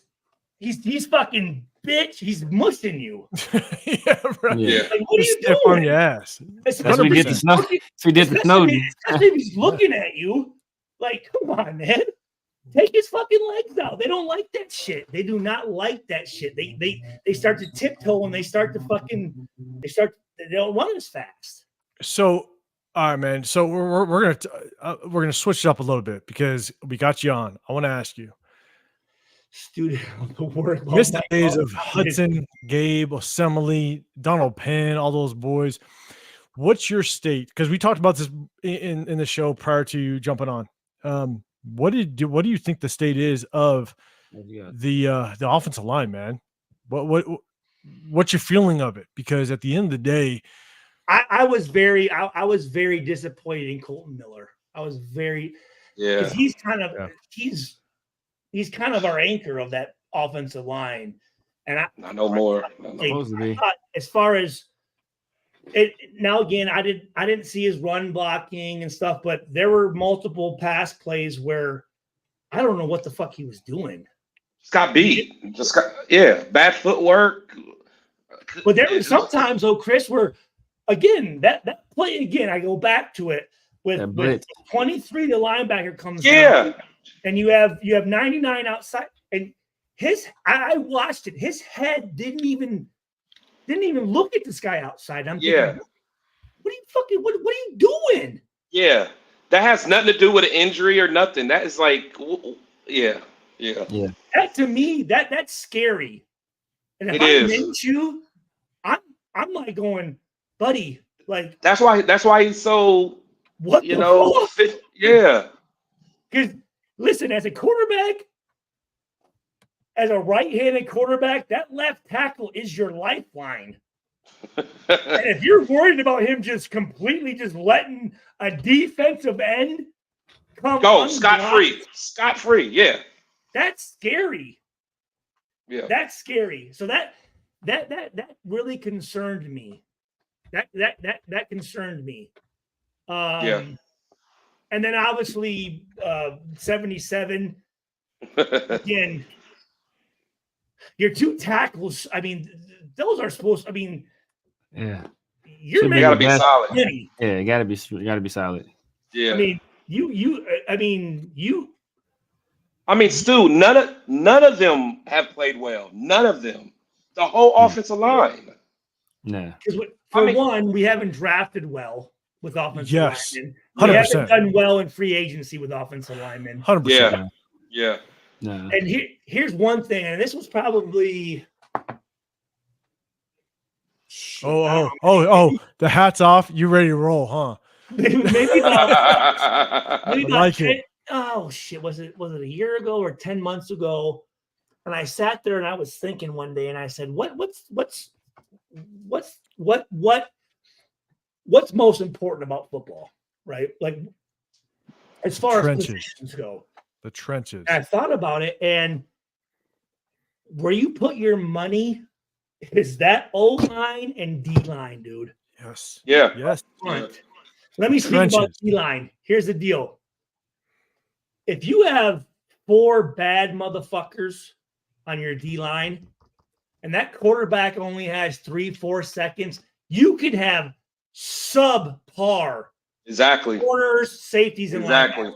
Exactly. Yes. Now, flip it though.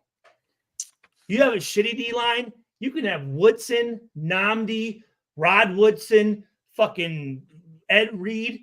But if that quarterback has 5-6 seconds, he'll beat them every time. Every time. Now, flip side, offensive line. If that quarterback has 3-4 seconds, I don't care if it's Dan Marino or fucking Cunningham or Vic. That's tough. Yeah. But an 100%. average quarterback that has 5-6 seconds to sit and burp that motherfucker, you can do it. Yep. So hey, Stu. Cole Cass says Stu did all the work. Mike Huff counted his money. no, you got a fan. You got a fan base. Mike Huff was a very close friend of mine. He's actually coaching down in Texas now. Mike was a very, very good player. We tried it. I should have played strong and he should have played free. But for whatever reason, Al Davis wanted him down and me in the middle. So he played out of position. Yeah, that's what happened with Mike Huff. Very, very good player, but he was technically really a corner playing strong safety. Yeah, I remember. It's like Diablo makes sense. Moving from safety to linebacker. It's very tough. Yeah, because when they drafted him, I remember coming out of the draft, they didn't even know where they were going to put him at first, if I remember correctly. Yeah. That's crazy. He got paid though. That motherfucker I stole his shoes. I stole his shoes. I remember you told me that. That's a funny story. I stole his Jordans when I watched the house. I stole the fuck out of them gray Jordans. Oh yeah. I mean, so when you talk about he said gray Jordan, that's what he said. He stole the fuck out of him. So when you talk about, like, bitch, you don't need. I mean, you got a fucking whole stack of these Nikes. I took as much as I could carry. Hey, I don't know about Nikes, man, because honestly, I've been wearing the same Converse since day one. I've always been a Converse guy. My wife actually every Christmas she gives me a custom Converse with Raiders on them. That's just how I roll. I thought it was a surprise, and I found out it was pretty easy to get. So I was like, "Oh, okay, you don't love me that much." One of my biggest things is, you talk about the trenches. So, Stu, because we have you on. I mean, would you have went a different route in the draft? I'm sure you've probably talked about this, answered these questions and stuff, but as it stands right now, we're coming off a big win off the Ravens. But what would you have went a different route in the draft? This past draft? Yes. I mean, Brock Bowers is really fun. That's what I'm saying. That's what I'm saying. Bowers is going to be special. I wanted the guy from Oregon State. Talisi Fuaga. Yeah, he reminded me of Jonathan Ogden. Oh, that's a good comparison. High praise. Nasty comparison. Guys was the biggest human being. I mean, again, so this reminds me of 06 when we went to Baltimore, second game of the season, just like this game. Yeah. And I remember I'm coming down. Got out the seat. I love it. I'm coming down over here. And I'm looking down at the liners, and I see like this guy's fucking shoe was probably about like this fucking big. I'm going. And I looked up. I've never seen a head as big. That big.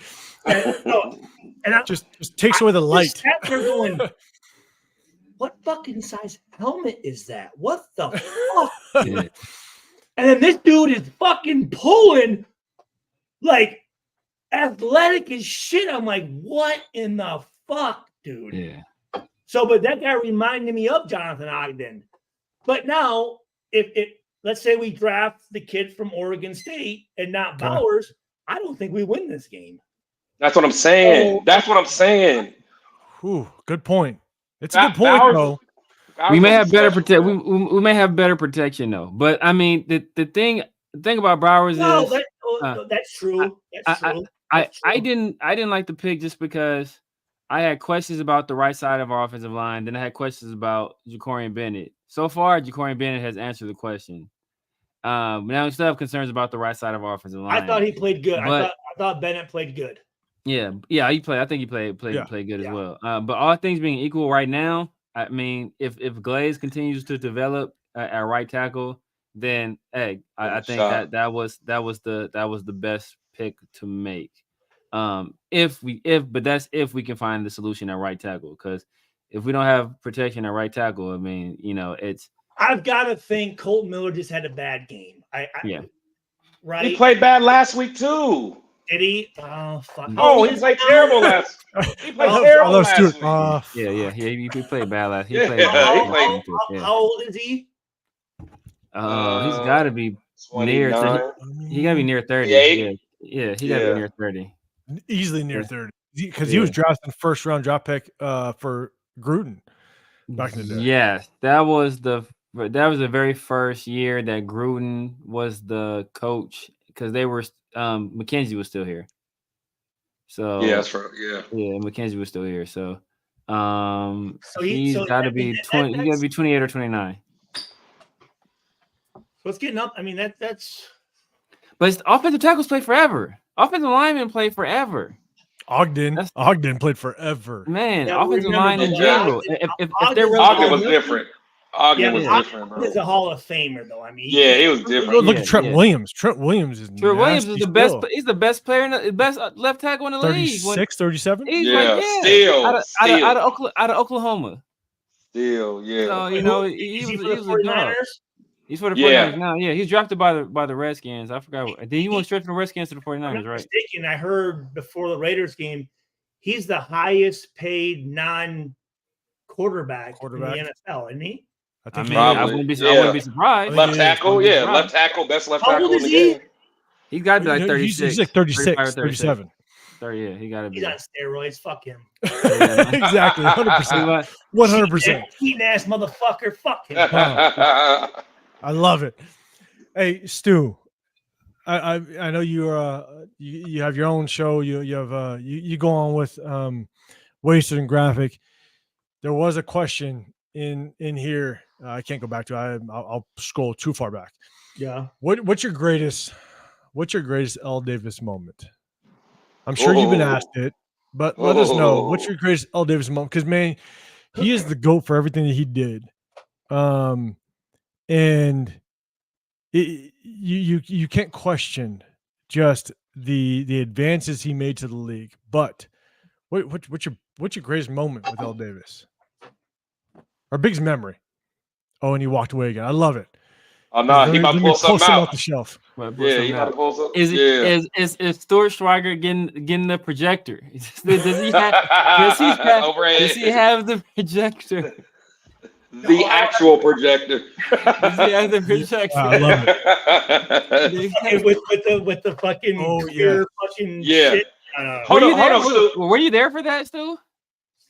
The projector? Were you there for Lane Kiffin getting fired? Were you there with Kiffin? Yeah, he was there with Kiffin. Oh yeah, I have a couple Lane Kiffin stories. Yeah. Oh, okay. Hold on. Give us one before you get to L. Davis. About Lane Kiffin because Chris likes Lane Kiffin. So I do like one. I like Lane, man. I like Lane. But yeah, go ahead, Stu. Let's know. Hold on. Remember, guys, you can't give me too much shit right now. You know what I'm saying? I love it. One thing at a fucking time. Start with Al Davis, and then we move on to Lane Kiffin. I don't know. We might want to. So Al Davis, he was known for having his picks, right? Yeah. And what I mean by his picks was, you'd be in the draft room, and the coaches and he'd walk in and going, "You're taking this guy right now." And they're like, no question to ask. That's what we get. They'd be like, we've been doing homework for the last 6 months, and now you come in here and say, no, we're getting this guy. So I was one of Al Davis. I was one of Al Davis's guys, which is a great honor, a great fucking honor. And here's the thing. Let me just kind of go back to the draft process during my senior year, during the Senior Bowl, during the combine. Teams talk to you, right? I mean, and I remember, I remember at the NFL combine, which was in Indy, right? They would have from 7 to 9 p.m. on the first floor of the hotel, they would have every 15 minutes a horn go off, and you would get a list that said, hey, at 7 o'clock, the Rams want to meet with you. At 7:15, the Ravens want to meet with you, right? And you go into these rooms, and it'd be like a first floor suite. The whole thing would be cleared out. And you walk in there, there's a chair with a whiteboard behind you, and then there was like a bleacher, and it would be the whole staff of a team, and they're just firing questions at you and shit, right? Yeah.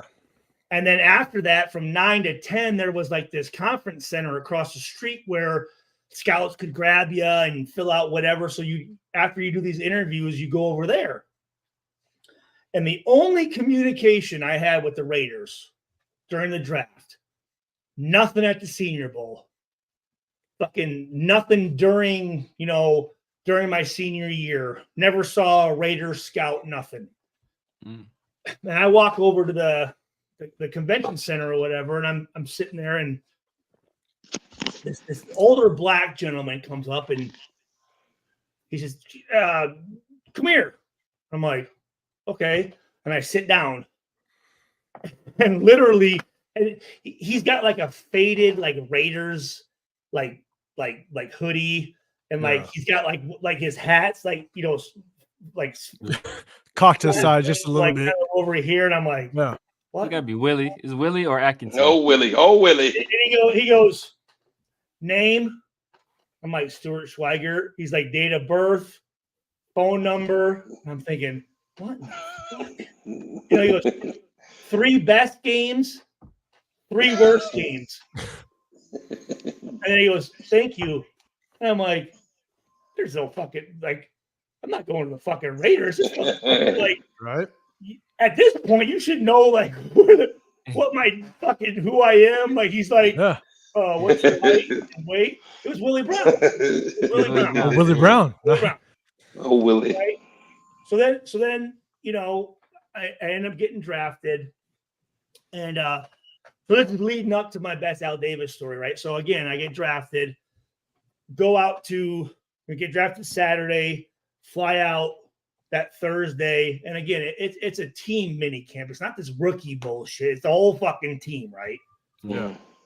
And one of my first memories is Clayton Lopez, who was my DB coach, picked me up from the airport, drives me to the facilities, and I'm kind of walking through, and I go to the training room, and I see this guy on the training, like we have these like training tables where you get tapes and stuff, and there's this guy, he's got gray hair, gray chest hair, shirt off, just a pair of Raiders shorts, and he's just got his ankles taped, and he's reading the Wall Street Journal or some shit. And I'm like, and I look at him going, it's fucking Rich Gannon.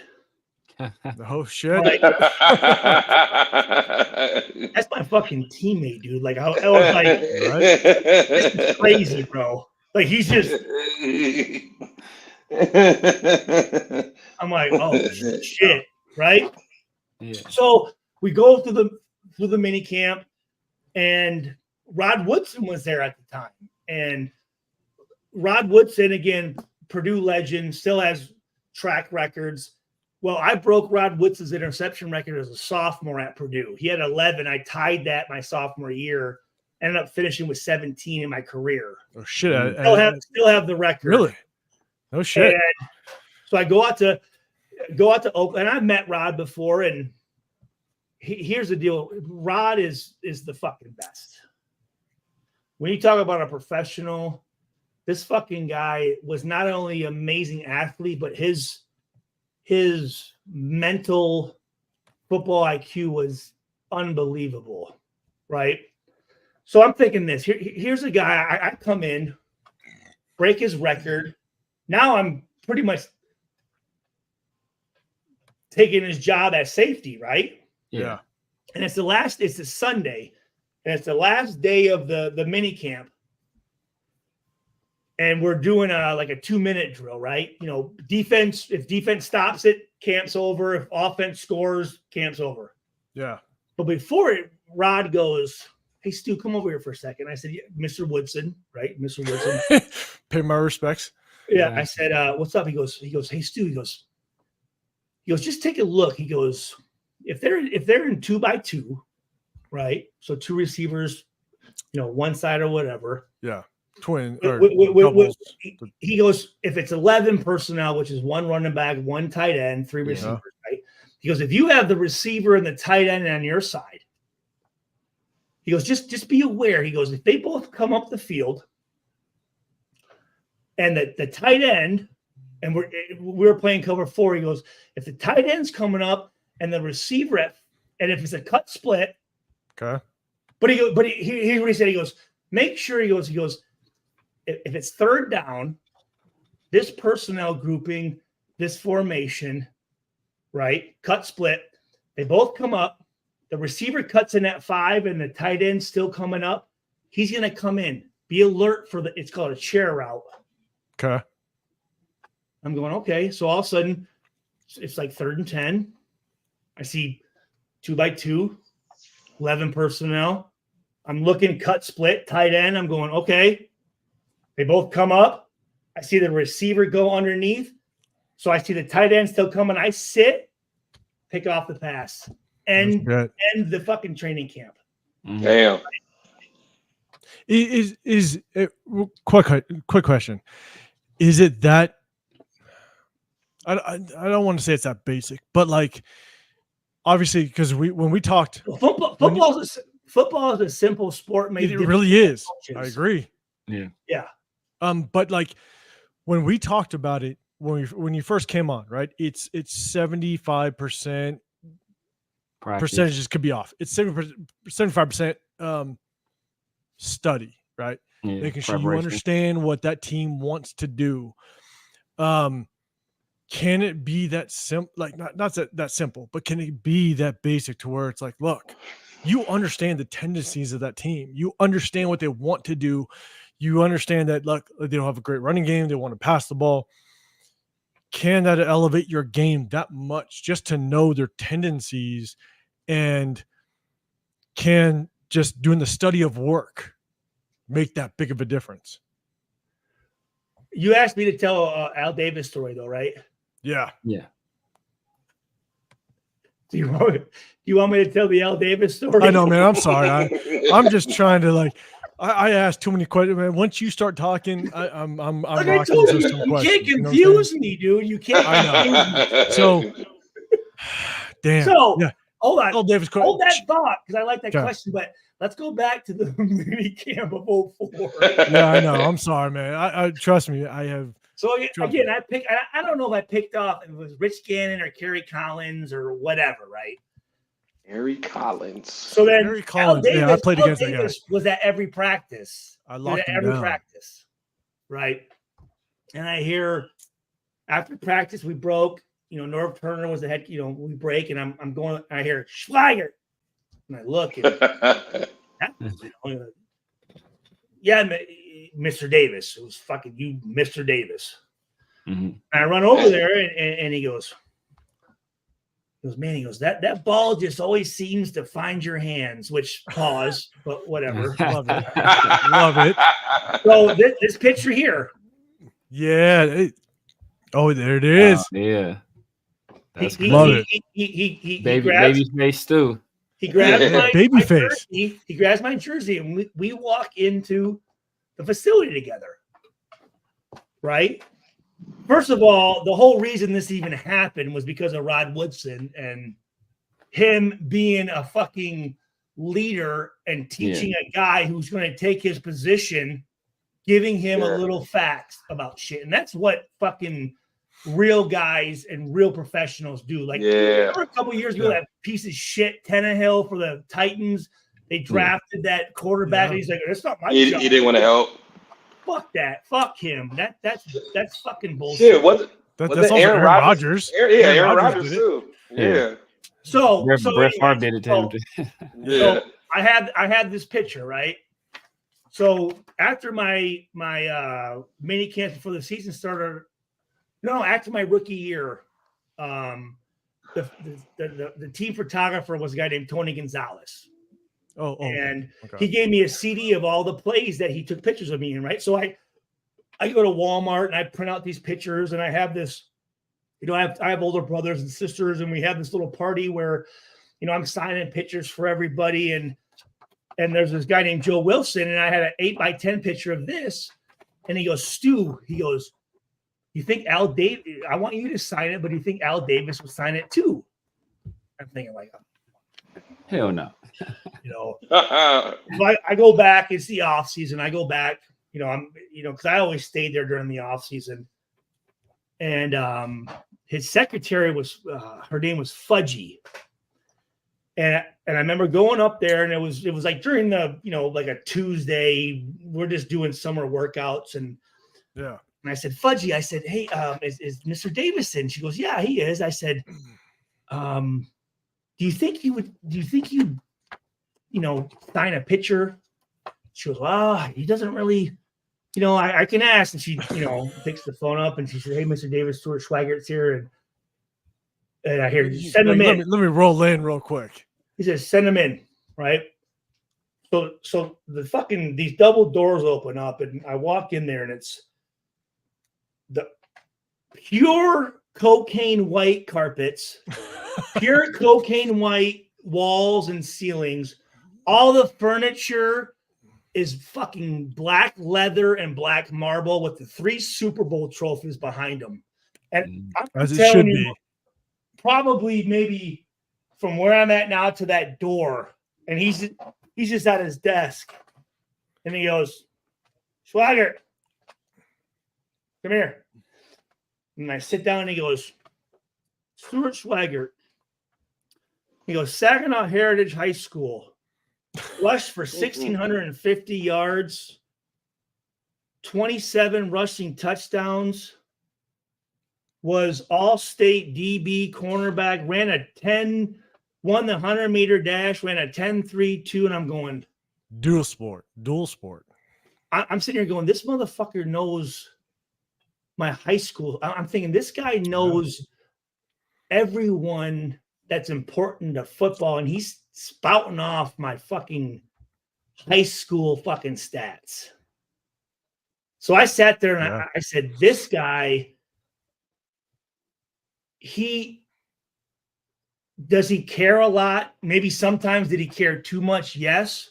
But he knew every fucking thing. And whatever happened with the Raiders, it was because of him, right? Good or bad. Yeah. Good or absolutely. bad. Right. And I love Mark, but I just remember sitting there. He goes league MVP. And I'm thinking, how the fuck do you fucking, I mean, he didn't know I was coming up there. And he's just spouting it off like fucking, I'm thinking the amount of fucking shit that you know, and you're able just to fucking pull that out. And he goes, and he signed it. And I wish I would have been able to, I wish I would have got a signature from him, to be honest with you. But yeah, I mean, that was a special moment. And just, I'm just thinking, like, motherfucker, like, goddamn, this guy really gives a shit, you know? And towards the end, did he give too much? Probably, you know? But again, when you're cutting the fucking checks, it's your call. For 4 years, I owned an indoor football team called the Saginaw Sting.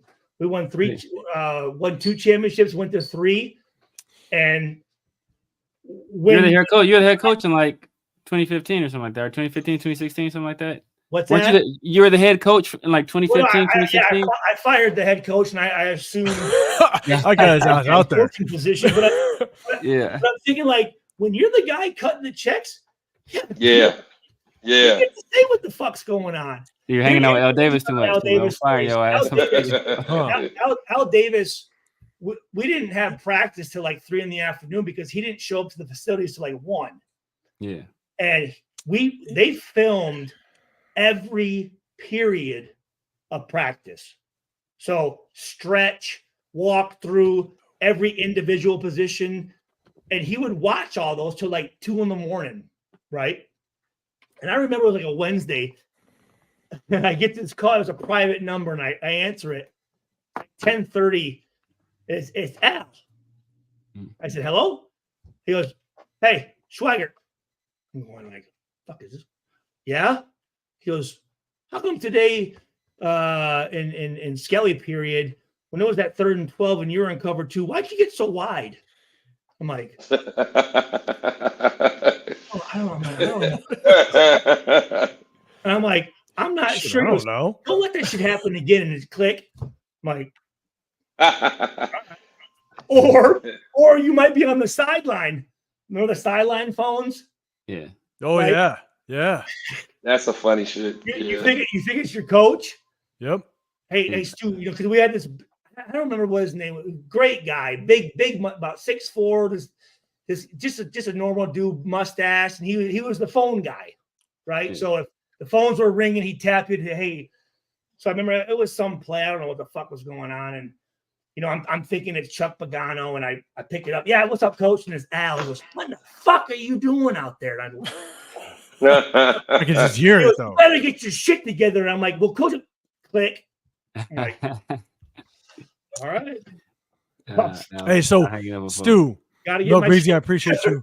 Got to get my shit together. Yeah, man.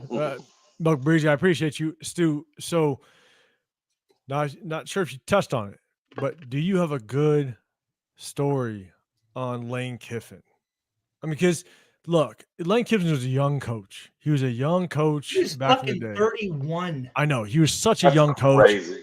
And 31. In here, this is my thing is that I thought that it was a fucking GA at fucking Fresno. I thought that L. Davis brought him on just because like you want to mold somebody. L. Davis wanted exactly a puppet, right? Like that's what he wanted.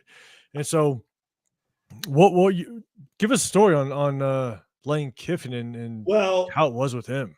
Well, I'm gonna tell you this. And this goes along with Jamarcus Russell, right? So, Lane Kiffin was what, 07? And I remember walking out of the That's your last year there, right? Was that your last year there? Yeah. 07? Okay. Yep. And I still, yeah. But I remember walking out of the locker room. I see Lane.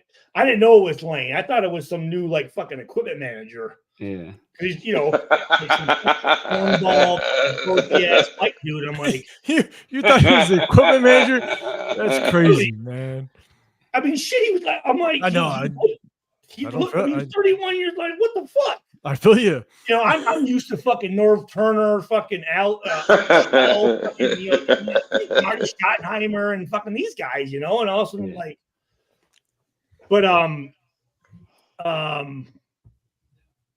shit. What was I gonna say now? You asked me about Lane Kiffin. Lane Kiffin. Yeah. You saw him. You saw him in the. You saw him in the hallway. He looked like a doof. Equipment manager. He looked like a doof. Yeah. Like, who's this doof walking down the hall? We all know just equipment manager is not a bad. No, it's not a bad sign. It's not good. Oh, about Jamarcus Russell. So, this is a good one then. So here's the fucked up thing. J. Russ. And I know Jamarcus has had his downfalls. But Jamarcus is. I have a relationship with him, and good though. I worry about him. Good. I do. But here's the deal. Al wanted Jamarcus. Yeah. Lane Kiffin wanted Megatron. Calvin Johnson. Don't put that out there. Yeah, man. I would agree. No, everybody knows. Everybody knows. And here's the thing, right? And he wanted to trade. And he wanted to trade to get Aaron Rodgers too. Well, no, listen. So I remember when people were, because at that time, I was kind of a spokesperson for the Raiders. I always addressed the media and stuff, and I remember they said, Stu, what do you think? I said, to be honest with you, I said, let's draft Calvin Johnson, and then let's get he played Culpepper. The white quarterback that played a million fucking years, Josh McCown. Josh McCown. I got a call that said, "Hey, Stuart, shut the fuck up. Stop saying that." Oh shit. And I said, okay, well, I will. He goes, we're not doing that. We're getting Jamarcus Russell. Shut the fuck up. And I go, okay. God damn. All right. Right. So Lane, as the head coach, thought that he was running the show. And I was like, no, we're taking Jamarcus. So here's the fucked up part, though, is Lane Kiffin did everything that he could to make Jamarcus Russell not successful. Oh, so that he could say, I didn't want Jamarcus. That was Al's pick. That's not. Oh, damn. And when I talked to Jamarcus, there was no help. The coaches never fucking taught him anything. But did he help himself though? Did he help himself, Stu? Jamarcus, like did he ever take like initiative and like? Here's the deal though, Chris. When you're a 21, 22-year-old kid who just lost his uncle who was his mentor, and you need guidance, how the fuck you don't know what the fuck you're supposed to do. Yeah. And not to have someone there to, like, I had Ray Buchanan, who was, thank God I had Ray Buchanan to teach me how to be a professional. Wait, didn't he have Culpepper? No. Culpepper wasn't there at the same time? No. He came, maybe that next year or something. Yeah. For some reason. No, Culpepper was there in. He was there in 07. He was there in 07. McCown was there too. McCown was there too. Yes, but okay. But again, that was his rookie year. It was when the next year when it was kind of Culpepper and McCown were gone, and it was kind of Jamarcus's team.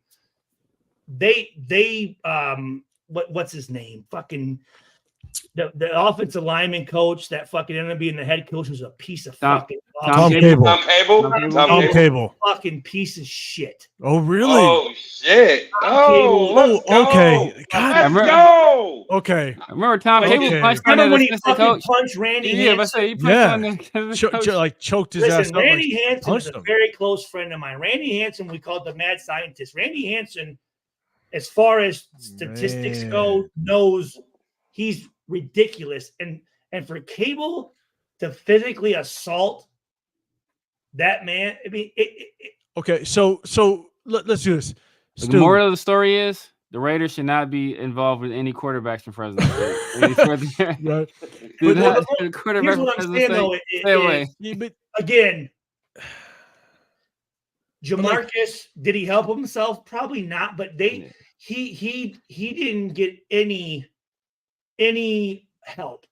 Well, Stu, let me ask you though, because you can't come in. I know, Chris, you're looking down. You can't come in the NFL. You need support. 100% guidance. You need coaches there to help you learn how to be a fucking professional. He got no help because Lane Kiffin was butthurt and made everything he could do to make sure Jamarcus Russell was a bust. And actually, I don't even want to call it a bust. I don't even like that word. Yeah. But Chris, like if it's real, like that's crazy. It's crazy work. No, yeah, no, that is crazy if that happened. Yeah, but we also got it. But you hear the stories. You hear the stories about J. Russ. Coaches give him blank tapes. See, and here's the thing. That's crazy to me. Is it? Because as a coach, are you really going to set up your own fucking player?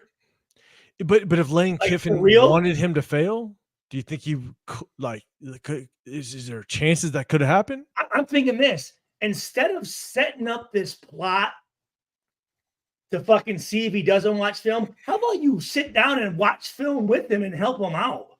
That's a good point. Okay, so that's okay. You see what I'm saying? Self accountability, though, Stu. Like you've been successful, and the reason why you're successful is because you put the work in. So therefore, self accountability is a big deal. But like, I don't know Jamarcus Russell, but I did watch his interview with the pivot, and it's like I just feel like. Well, first of all, that whole interview Ryan Clark's the biggest piece of fucking shit that you could ever fucking be around. And the other guy, shitty ass linebacker for the Miami Dolphins, what's his name? Yeah, what's his name? Shannon Crowder. Shannon Crowder's a fucking drunk, and for them to fucking sit there and ask him how much money he makes and all this shit, like, come on, man, what the fuck? Oh man. And then I don't think it was Ryan Clark to sit there and go, "Oh, hey, buddy, hey, we're LSU." I said, Yeah. I called Jamarcus, and I said, Jamarcus, have you ever? He goes, I've never talked to that motherfucker in my life till that interview. Yeah. For real? Yeah. Damn. And Ryan Clark's going. He made it seem like they were cool. I'm thinking this. He made it seem like they were cool. If I'm in there and there's a fucking Purdue graduate saying that shit to me, I'm going, what in the fuck, dude? Yeah. Okay. Are you serious? So Stu, I don't mean to derail a little bit. Because again, I'm telling you, man, I have so many questions. I have so many questions because Crowder's a piece of shit going, I have $8 million and you lost all your money. It's like, Crowder, no one gives a fuck about you, you fucking ugly ass, fucking no talent linebacking bitch. yeah. Fuck Crowder. So and here's my thing. Ryan Clark's a piece of dog shit. I love it. His fucking face. Because a lot of his hits in the NFL were illegal hits. Blindside hits. Motherfucker. And all he does is he wants to prove that, I'm a free agent and you're a first round pick. So it's like, shut the fuck up, man. The reason that you were good is because you had fucking Palomulu, you had fucking Harrison, you had fucking Kamar Woodley, you had fucking Porter. You got some dogs. Yeah, dogs. Yeah. You were the worst player on that fucking team. No one gave a fuck about you. So shut the fuck up, real quick. Piece of shit. Stu, before I hit you with another question. Fuck you. Chat. We got Stu fired up. I know. I love it. And then when he would, that's what I'm saying. When he did that whole thing about fucking number 3 for the Buffalo Bills when he passed, he's like crying on film. I'm going, Hamlin. This fucking guy's trying to get an Emmy or some shit, man. Like, fuck, bro. So, chat. I'm sorry if I don't. Hey, Stu, chat. The chat has a lot of questions for you. I can't get to all of them. So, chat, I apologize if I haven't brought up a chat or a question. But we got Stu fired up. I know. We're just trying to find it though. No, honestly, guys. So I don't leave the house. So sometimes it's nice to get on here where I'm in a safe environment to kind of get up. But I'm not going to be out in public fucking somebody up or doing something stupid. So this is good. This helps me be a better husband and father to let some of the, let some of the fucking anger out. It's not really anger, but it's just, I love it, man. Shit. So you're the 04 draft, right, Stu? That was Robert Gallery, right? 04, that was Robert Gallery. So Robert was the number 2 pick overall. Then Jake Grohl was number 2, and number 2, and then that was what's my guy's name? Syracuse, Johnny Morant. That was Johnny Morant, right? Yeah. How was Johnny Morant? I was for some reason I love Johnny Morant, but he's never did it. Hey, Stu, hold on, Stu. Before you get to Johnny Morant, my fucking guy lives in Cincinnati. Love that dude. Love him. Get into him, but just know Severe has a memory. Like he rocks the memory. It's crazy, man. So he knows every draft pick from every crazy. Year. I don't know about that. If you join us. If you join us, that was Carlo Francis draft too. I went to that same draft. Severe has a memory. Out of Texas Tech. Texas Tech. Yeah, Texas Tech. Yeah, Carlos Francis. Roll, dude. I'm just preparing you. Roll. I don't know where the fuck my car keys or my car is at right now, but I can tell you what in the year on homecoming in high school and what the score was. But you can't tell L. Davis why he got so damn wide on cover 2, though. I tried. He hung up on me. He didn't want the answer. He just wanted to let me know he was watching that shit. I'm like, what? All right, shit. That's funny. I remember one time we're in the front lobby, right? And it's like Monday after a game, so we're waiting to watch film or whatever, and so we had like these long hallways, right? And we always knew like around like 1 or 2 Al would be, with his walker and, coming up. And so when we saw him, we'd tell like the rookies, hey, go get us a Gatorade real quick. So they'd run out there, they'd fucking meet up with Al Davis, right? And whenever you met up with Al Davis, it was never a good conversation. I didn't give a fuck if we won, lost, whatever. So we'd send those rookies out there, and they'd be like, oh, shit. Hey, Mr. Davis. he'd cuss them the fuck out. But I remember one time, we're all in the front lobby, and Al comes through, and he goes, Stu. I said, yes, Mr. Davis. He goes, you see that parking lot out there? And it was like our players' parking lot. And I said, yeah. He goes, those are all my cars. I'm like, well, I think my car's out there. I don't know if there's your car. Because I own all those cars. I'm like, oh, okay. I see what you're saying. Yeah. I pay you. Yeah. Cool. I didn't like what. What do you say? He goes, just remember that. I'm like, what the fuck? That was a threat, bro. That was a threat. I remember, I'm like, well, my car's out there. I thought I owned yeah. That was a menacing ass there. That's out the menace. But anyway, yeah. So what yeah. All right. What's the next question? No, man. Hey, so the next Still want to know more Lane Kiffin stories, man. I'm telling you, you didn't give us I do have some Lane Kiffin. You didn't give us a big Lane Kiffin story. I have some Art Shell stories too. Oh, so where, Marcel? Art God. Oh, yeah. You know what? I've always wanted to ask you that. My bad, 805. Yeah, go. Well, I used to lose. I lost my mind. Piece of shit. He hired Jeff. Okay. Oh, wait. Were you there when he brought in Jeff George? Piece of shit. Oh, really? Yes. All right. Well, okay. We'll get there, but first, what was your thought when he brought back Jeff George for a workout? I gotta hear this. I lost my mind. Chris, you just made Stuart lean back in his chair. I know. I lost my mind. So, you know where Jeff George went his freshman year at college, right? No, where'd he go? Purdue. He's a Purdue guy. Okay, Purdue guy. Right? So I remember Jeff George, right? So I remember I go in the equipment room, right? And Bob Romanski's our head equipment manager and shit, and I'm going there to get get my towel or a pair of socks or something. And I look and I see I'm looking down over here where like all the jerseys and shit were at, and I see this guy trying on shoulder pads, and I'm like, it's fucking Jeff George. And I'm like, about to the rock. And he's trying out like a jersey and shit. So I'm like, like shooting a commercial or something. You know what I'm saying? Like for the replacements. Exactly. Like he's here as like some type of like I said, some type of promotion or something, right? Yeah.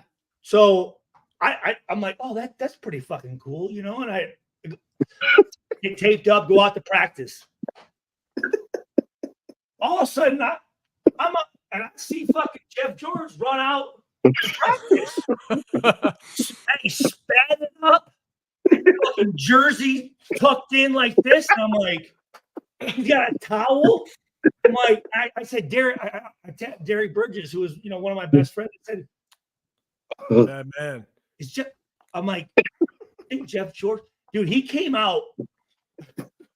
Tell you this, he came out, boom, throwing fucking darts. Yeah, he had an arm, man. He had an arm. What the? He was boom. I mean, just dude, towel, spat it up. He had the eye blacks and shit, right? He's fucking just chucking it. I'm like, what the fuck is going on right now? So he was cooking in practice. Cooking? No, shredding. So then I go in the lunchroom, and we didn't have a cafeteria. We had a fucking conference hall where they had to bring in food because terrible. I mean, our facilities were shit. And I see Jeff George sitting there, and I'm like, I get my sandwich or whatever, and I'm like, Jeff, he goes, yeah, Stu. And I'm like, hey, man. And we chopped it up. Never saw him again. It's crazy. I was like, okay. I'm like, right. what the fuck? I just remember looking, going, oh, he must be like shooting a commercial for some shit. Man. He came out. And I said, and then one day, never saw him again. So I'm like, what the fuck was that? And I'm like, is that Art Shell just playing mind games and doing stupid shit? So Stu, there's let me tell you one more Art Shell story. Yeah, do it. 100%. Do it. I love it. Because I got some real questions. Well, this is going to get you fired up. So do it. I love it. Right? So this is 06. Do it. We had the number 1 pass defense in the NFL. Okay. We had the number 3 overall defense in the NFL. So you're thinking, oh shit, you went 2-14. Yeah. Our offense was dead last in every single statistical category in the NFL. And breakfast, bed and breakfast. Yeah. No. I want to say that was the year that I think that was the year LaDainian Tomlinson broke the record. He had more touchdowns himself than the Raiders had the entire year. Yes. He had like 31. We had like 28 or something like that. Yeah. We don't. So here's the thing. We played the Houston Texans that year at home.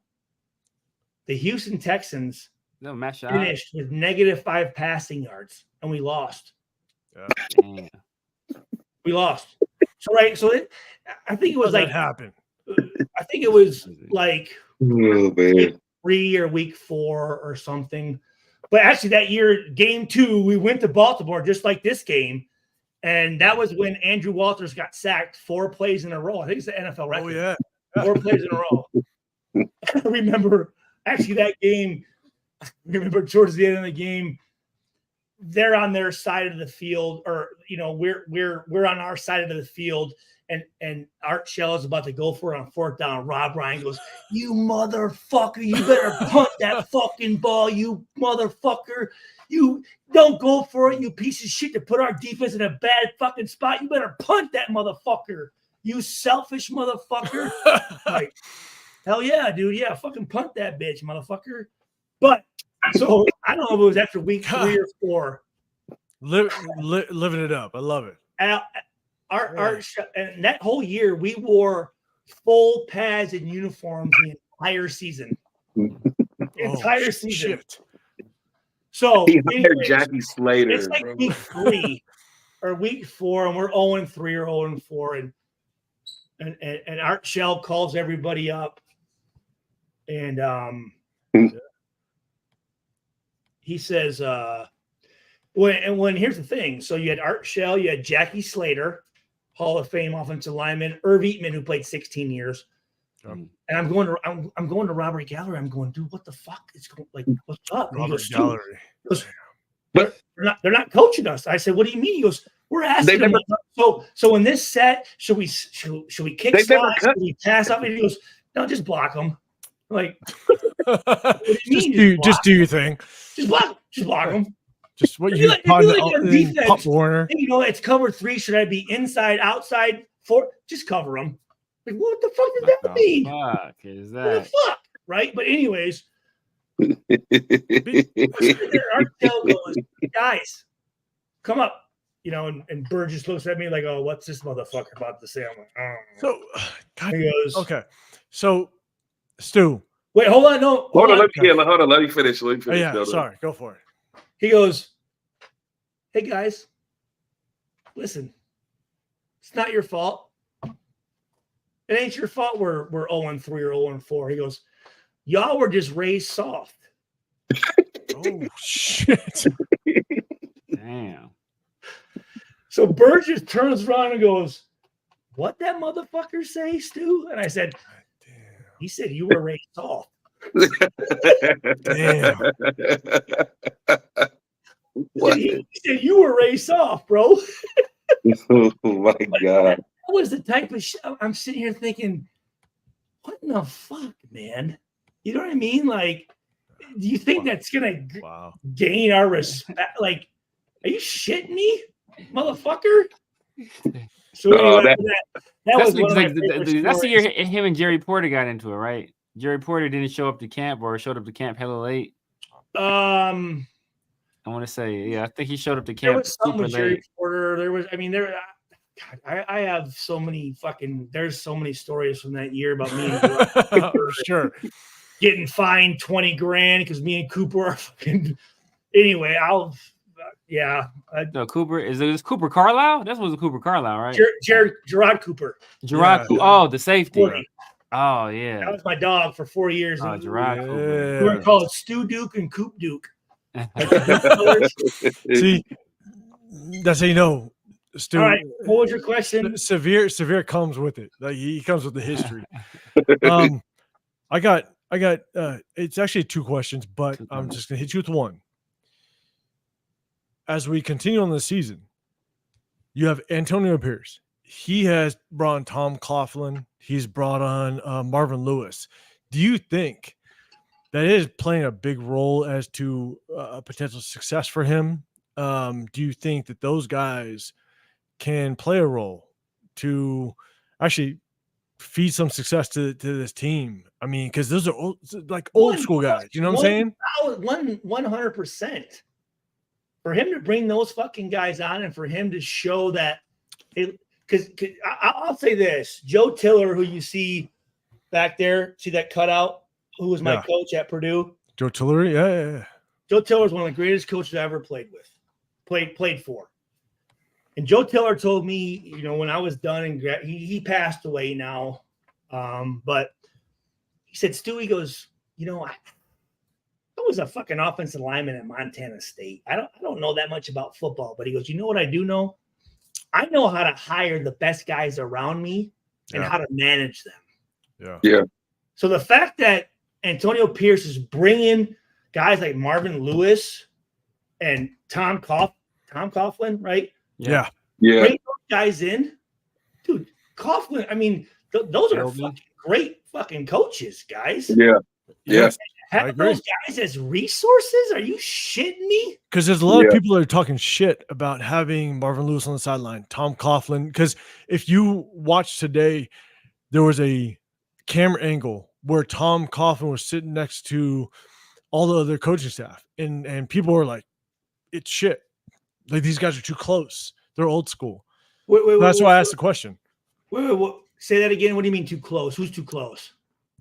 So when in the game today, there was a camera angle that they were panning up, and Tom Coughlin was standing next to all the coaches in the box. Okay. And Marvin Lewis was on the sideline. Yeah. Right next to Antonio. Marvin Lewis should be on the sideline. He's a great fucking coach and a great mentor for these players. So a lot of people were saying, why are they so close? Why, like, based on the Chargers lost. What do you mean? Why are they so close? What do you mean? So that's social media. That's social media. Like they're basically saying, why are they so close? They shouldn't be that close. They're old school.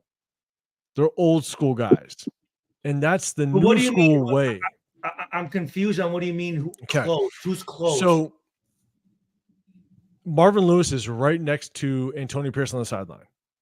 Yes. Okay. Tom Coughlin was in the booth. Okay. Right next to all the offensive and defensive assistant coaches. He fucking should be. He's won a fucking Super Bowl. So 100%.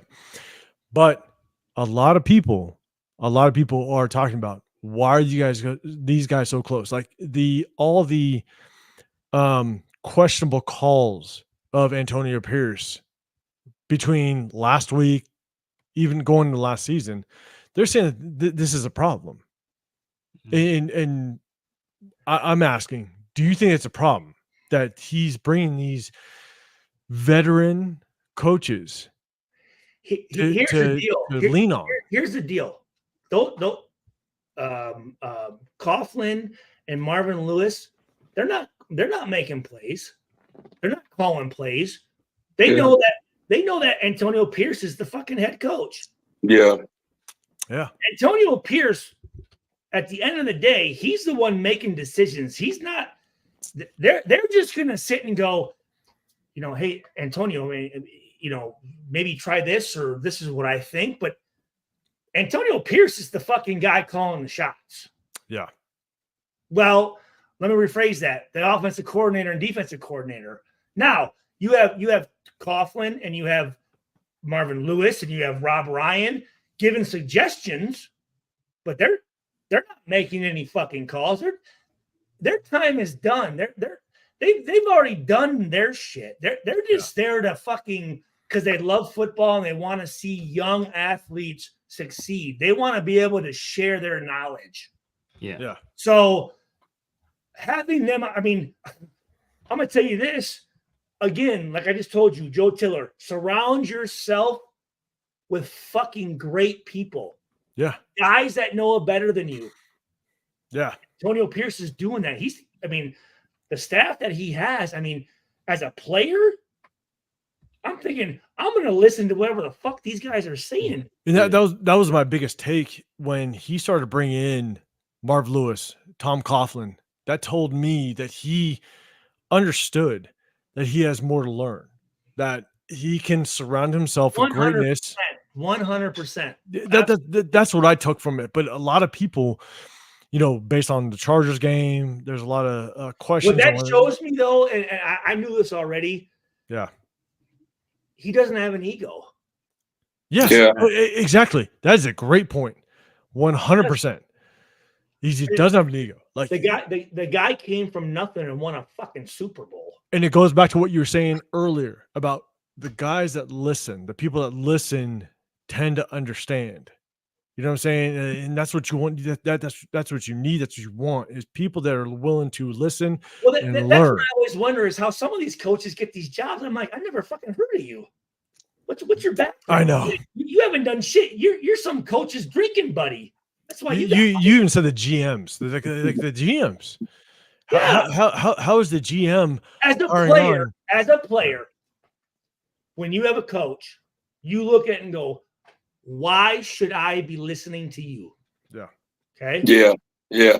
Got to gain the respect first. For one, if your coach is a former player and he's done what you want to do, you respect that. Yeah. Now, a coach who's coached a long time and won championships. Yeah. You fucking listen. But Lane Kiffin? Mark, exactly. Why am I fucking listening to you?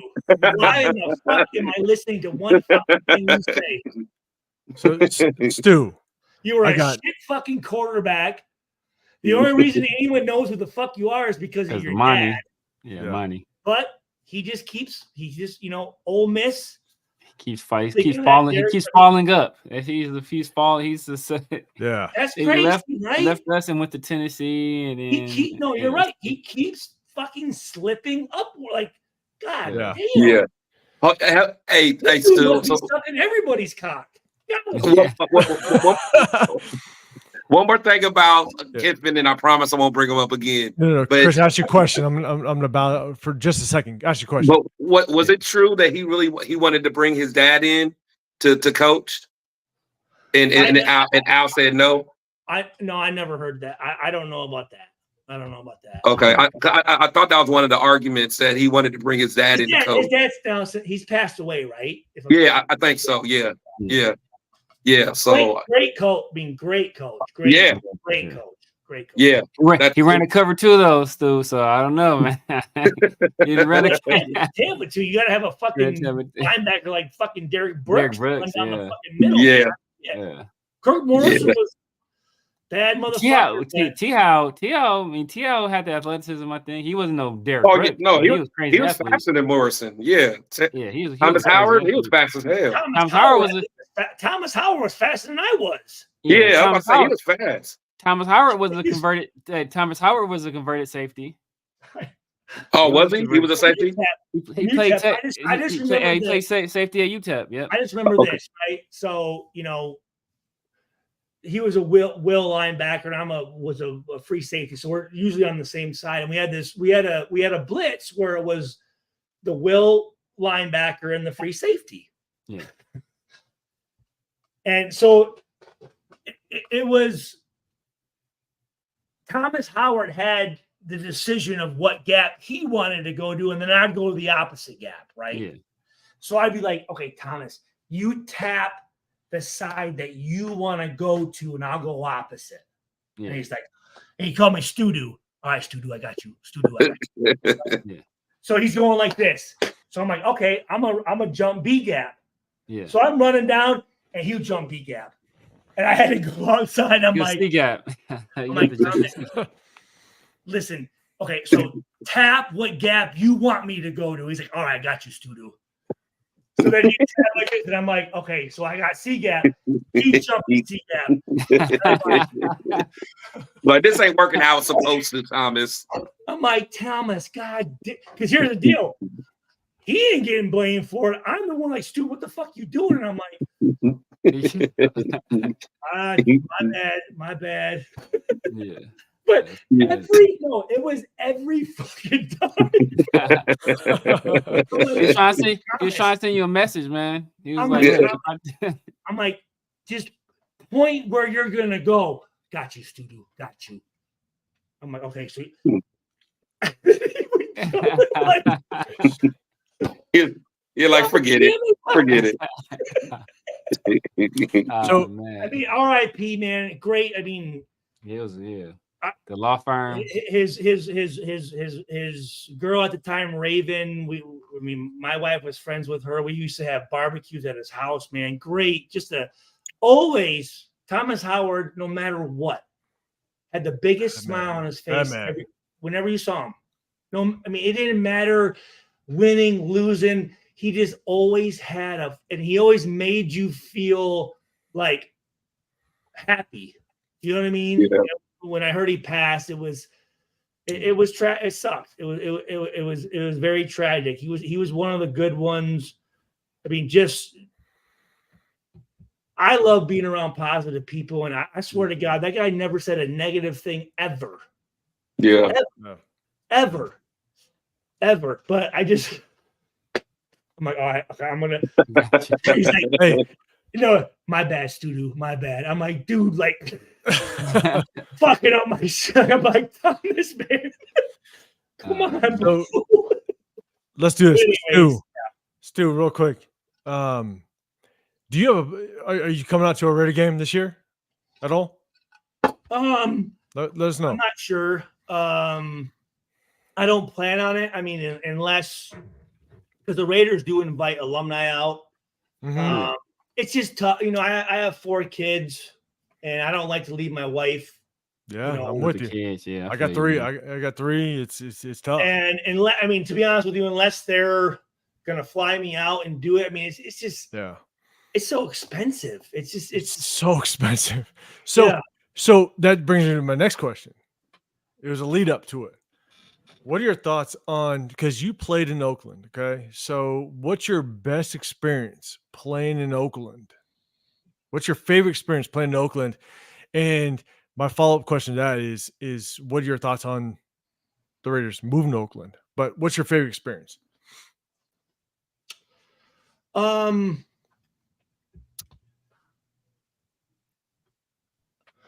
mean, I would probably just say I mean, I had a lot of great experiences in Oakland. The fans were great. I would say probably the thing that I wish we could have been better. Yeah. Right. Because it would have been fucking crazy. So, do you remember when if we could have won some fucking games? And do you remember when it was the moments when and I show I got 3 girls, and it was when Marshawn Lynch was on the sideline and he was dancing. It was like the entire stadium. Yeah, like the entire stadium was rocking. I'm sitting there going like, I was actually in this team. We were beating the Jets 35 to, I think it was like 13 or something like that. I was in the stadium and I shot the video to my kids because I lived in Texas at the time. I was born and raised in Southern California, but I was living in Texas at the time, and I'm sitting there going like, "This is the Raider Nation." I mean, like he was just the entire stadium went off at that moment. Oh yeah, no. I mean, I'll say this. Being a white guy from the Midwest and coming out to Oakland, I remember me and Trudell Sands, one of my very close Trudell Sands, one of the biggest human beings you ever met in your Trudell Sands. 6'9", 400 fucking pounds, dude. He picked me up. That's a large human being. He had a white Ford Bronco, and he picked me up. And we would go down to downtown Oakland to these bars, all black bars. And I'll tell you what, never once did anyone disrespect me. Never once was there any racial shit. I mean, some of the nicest people I've ever met were in downtown Oakland, where you'd think, you just hear all the negative shit, right? 100%. Yeah. This and that. And I never had a problem with anyone. And I always respected that. I always thought that was very cool that, regardless of what people say in this and that, we're all just friends. We're all just sitting there talking sports and having a good fucking time, man. So that was always I enjoyed that very much. And that was special to me. I mean, I remember going down Jack London Square, this club called Mingles. And I remember people like, Stu, what the, like my white teammates are like, well, come over, what teenager? We'll play cards. And I'm like, fuck that. I want to, me and my wife, my girlfriend at the time, but now my wife, like, no, I want to hang out and, have a good time or whatever. And we go down to Mingles, and everybody was just so polite and friendly, and there was no fucking hate, or not like shit is today, man. It's just But no one sent you. No one sent you. It's very unfortunate. No one sent you down the Tenderloin.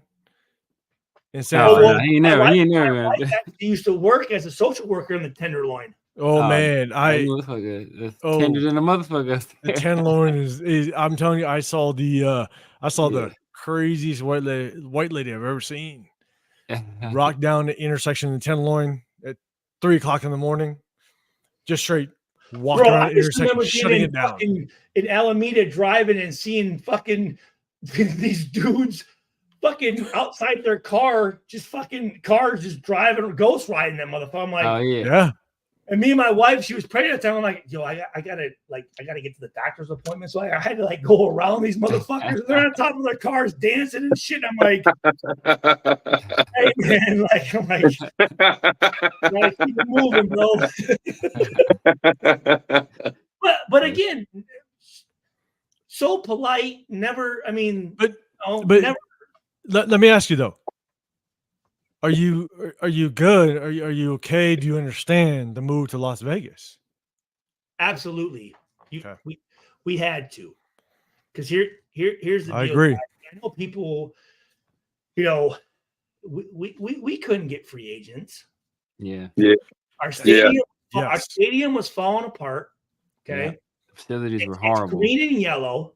First of all, the fucking dirt is a motherfucker. Yeah. Our locker room guys, when it would rain, we used to have trash bins in our locker room down to the ceiling. That's crazy. Right? On top of that, our facilities at 1220 Harbor Bay Parkway were terrible. Then on top of that, the state tax. Yeah, I was about to say the state tax. Yeah. Dude, I remember when I got drafted, I'm like, where's my money? Yes. It was gone. Yep. Yeah. It was gone. Yeah. Right? So then on top of that, one of the biggest things that I heard was that's why we could only get guys towards the end of their career. Yeah. Yeah. Yeah, get that one last contract. And the thing is what they said was we might have the player that wants to come in. As soon as the wife goes, I'm not taking my kids to Oakland. Yeah. I'm not raising my kids in Oakland. We ain't going there. That's the biggest thing. You had fucking 5 things against us to get the type of players that we need to win a championship, right? So now you go to Las Vegas with a fucking absolutely beautiful stadium. Yeah. Living in Henderson, which is a great community, new practice facilities, and no state tax. What I mean, we got Devontae Adams with a $52 million contract when I think, and my numbers might be off, but the Packers were offering him $57 million contract. If he took that $57 million contract, he'd be making less because of Wisconsin state tax. Yes. That's crazy. Yes, so, that's Josh Jacobs. Yes, what we want. I was about to say that. Every year, I said it yesterday. Yes, every year we would have, at the time, Gene Upshaw, God rest his soul, who was the head of our union, would come in, and he'd always show the team revenues. Raiders were always 30, 31, 32 last. Yeah. Shit, now we're I think top 3. Yeah, something like that. Here's the deal: when you got money, guess what? Bonuses, signing bonuses. Yeah, we can get the best coaches, and we can bring guys in, and we can do all the shit that we need to do. We wouldn't be able to do that if we were still in Oakland. Yeah, no fucking way. No way. But obviously, we have to win, right? We have to win. We have to try to bring the fan base into Las Vegas. But here's the thing. We don't. In Vegas, it don't matter if we win or lose. We're making fucking money. That stadium's sold out. Yeah. So Mark Davis is making money. Huh? Mark Davis is making money. The team is making money. Yes. Yeah. Yeah. So when the team makes money, that's good for all of us. Yes. That's the goal. But at the end of the day. And here's the other thing. I want to say this. That whole shit about the one guy getting kicked out of the stadium for fucking. Here's the deal. Holding up the sign. Mm-hmm. Is it a Josh McDaniels sign? Is that the one? When here's the thing. Yeah. Fire McDaniels. Great fans support the team. Yes. Exactly. Yes. Be negative, right? And here's the deal. When someone owns that motherfucker, if they don't want you there, they can tell you to get the fuck out. Anytime. And if you don't like it, build your own stadium and do what you want. Yeah. No, I'm with you. 100%. People are, that's bull. Fuck you. You're sitting there talking shit about Mark Davis, who has lived his entire life to do everything he can do to make the Raiders the best organization he can do. Yeah. You shit me? And you're going to question him? Yeah. Get out of here. Get the fuck out of my stadium, motherfucker. Yeah. Take his season tickets and burn them, motherfuckers. You're not allowed in my stadium. Okay, you're not a fan. You ain't a fan. Stu, you ready for this? Do you think Mark Davis is the right person to win us a Super Bowl? Well, what do you mean by that? So obviously, look, we went through the Rich Bisaccia days, right? Rich Bisaccia made us a playoff team after the debacle that went on, and then he not fired him, but they just didn't rehire him, and then he went after Josh McDaniels. Obviously, we know what happened with that. Do you think Mark Davis? I don't mean to extend this. I want to respect everybody's time because it's late everywhere. Yeah, I'm probably after this question. I'm probably going to head to bed. I'm telling you. Do you think Mark Davis is the right person to lead us to victory, to lead us to a next Super Bowl? 100%. Yeah. Listen, every decision that Mark makes is to make the Raiders great. Now, are all of them the best decisions? Maybe not. But to him, he's going through and going, to me, this is the best decision that I can make to make this organization great. There's no hidden intentions, agenda. You don't think that Mark wants this team to be successful? You're fucking crazy then. Yeah. No, 100%. That's all the guy's grown up with. 100%. I think he wants it to be successful without question. But to me, is he the right person? You know what I'm saying? So I don't know. That's the hard part. No, that's the hard part. Is because you look at Rich Bisaccia. Bisaccia brought us. Rich Bisaccia did what he did. He's not a head coach. He did what he could do as the interim head coach, but he's not a head coach. It was the right move. It was the right move. I wouldn't have hired him. I wouldn't have hired him. Me either.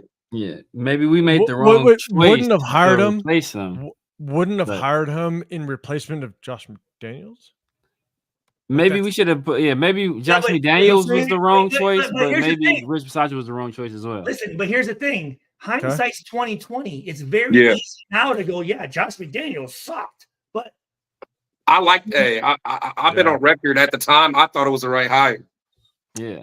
I was wrong, but I mean, I didn't want Bisaccia. So too. I'm sitting here going, the guy's been around fucking 7 championships.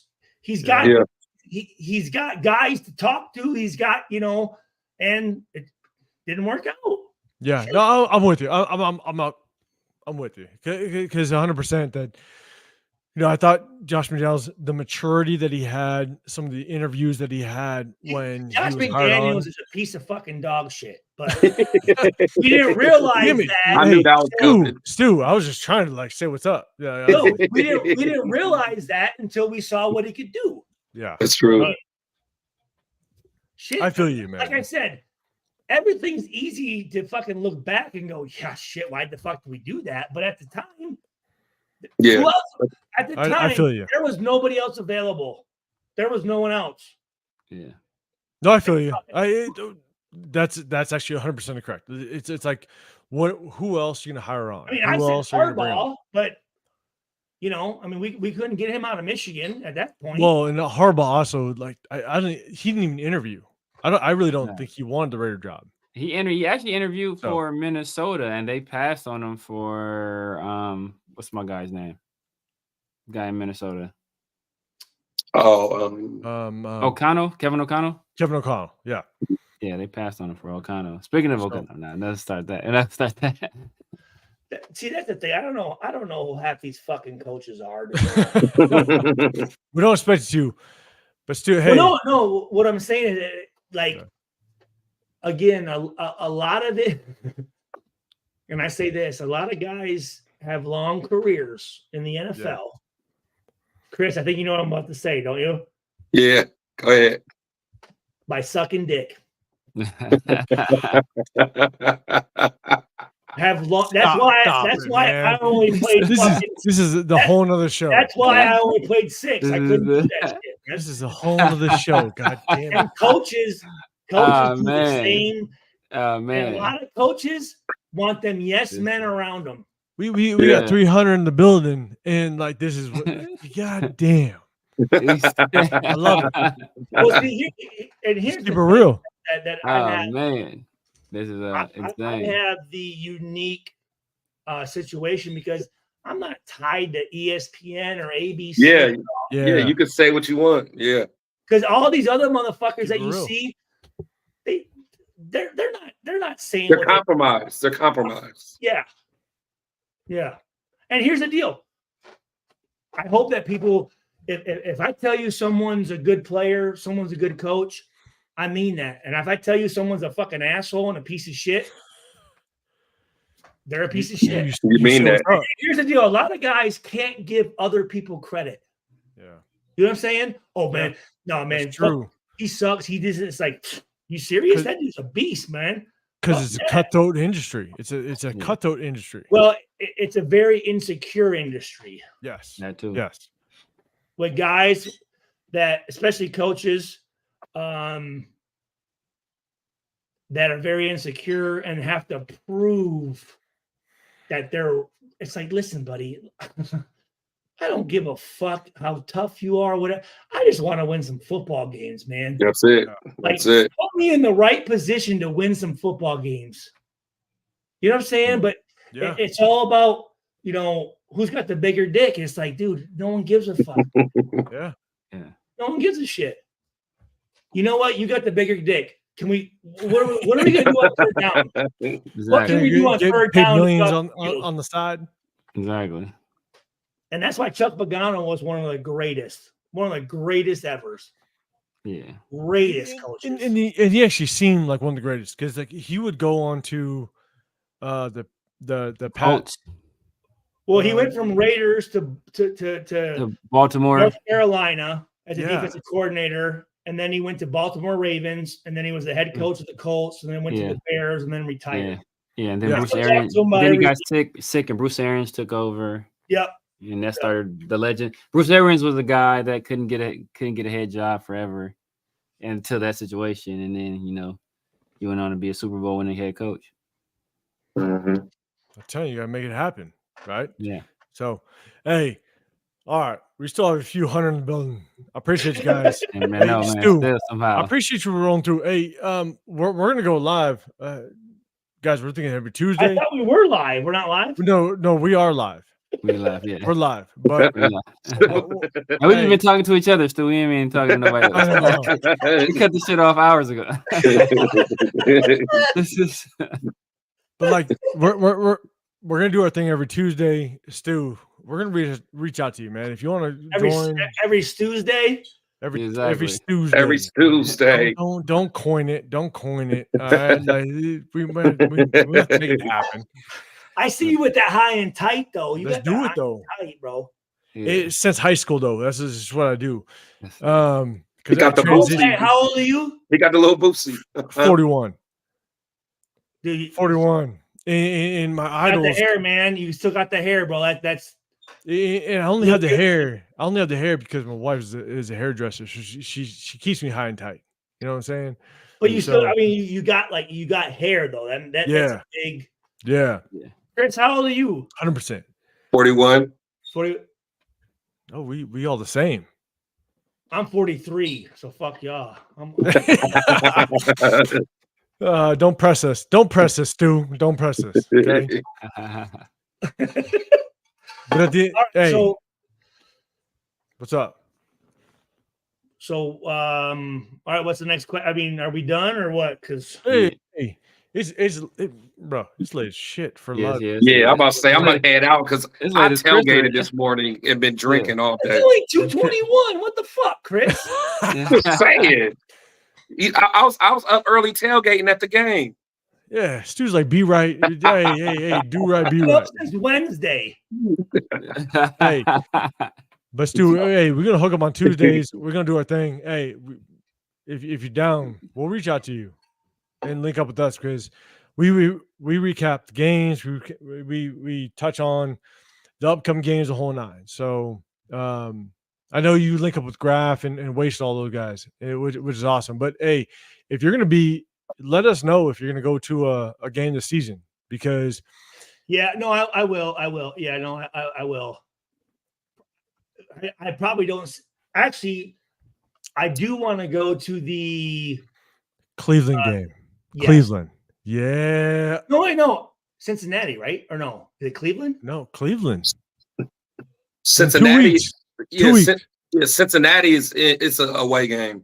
At Cincinnati. Yeah, at Cincinnati. You going there? We're not at Cleveland. What are you talking about, bro? No. Cleveland in Las Vegas. No, I'm saying I'm in Indiana, so I'm saying. I'm saying. Okay, I'm just talking about home game. Hey, Stu, I'll be there. Well, so Lou Anarumo, the defensive coordinator for the Bengals, is a close friend of mine. Okay. Oh, really? He's one of the best DCs in the league. He's good. He's real good. Very close. Okay. You guys going to Cincinnati? I want to go and I want to fuck up fuck a blonde hair fuck face. Burrow. Burrow. That motherfucker is such a lame-o, bro. Soft. His interviews, he's like, Yeah. I just like to chill. I'm not really in. I'm like, then why you wearing all that flashy ass bullshit? Then just say it, own it. Just say it. And then he's gonna dye his hair like Eminem, motherfucker. You ain't from Michigan. It's the millennial mentality. Yes, bitch from Ohio. Hey, whoa. Down to LSU. Whoa. We're not gonna have no Ohio slander. No. Come on, man. I don't know what it is. Couldn't make it at Ohio State. Oh, okay. So down to LSU. Oh, yeah. Okay. Easy, Chris. What the fuck? Because he's from Ohio, so yeah. We know you love your Michigan, the state of Michigan. God damn you guys. Hey, Chris, I'm gonna tell you this, bro. You better chill out on that shit, bro. Yeah, love it. On what? It's battle. Battle it right. we gonna get right. Renzo, man, that's a Michigan boy. No, thing is, I love the Wolverines, and Stu should have been a Wolverine. I don't like the Wolverines. I hate the Wolverines. So what the fuck? That's okay though. You still should have. You were at their camp. Like Antonio Holmes. I like Troy Smith. I like Troy Smith. Yeah, Troy Smith. Troy Smith was legit. Huh? Was that JT Barrett that kept? Was that JT Barrett that kept Joe Burrow? You don't like Troy Smith? I know. I love Troy Smith. No, Troy Smith was legit. You don't like Troy Smith? Oh, I'm a Michigan fan. Yeah, I live in Ohio, and I'm a Michigan. Look, the year we drafted Jamarcus Russell, I wanted us to draft Megatron and draft Troy Smith in like the 3rd round, and then we drafted Jamarcus. Or Drew Stanton. I wanted Drew Stanton in the 2nd round. Pussy ass bitch, Chris Perry. Chris Perry. Oh, you didn't like him? He could play. He was nice in college. Terrible. Really? Just terrible. Braylon Edwards, beast. Marlon Jackson, beast. Yeah, Marlon Jackson. Who was a safety?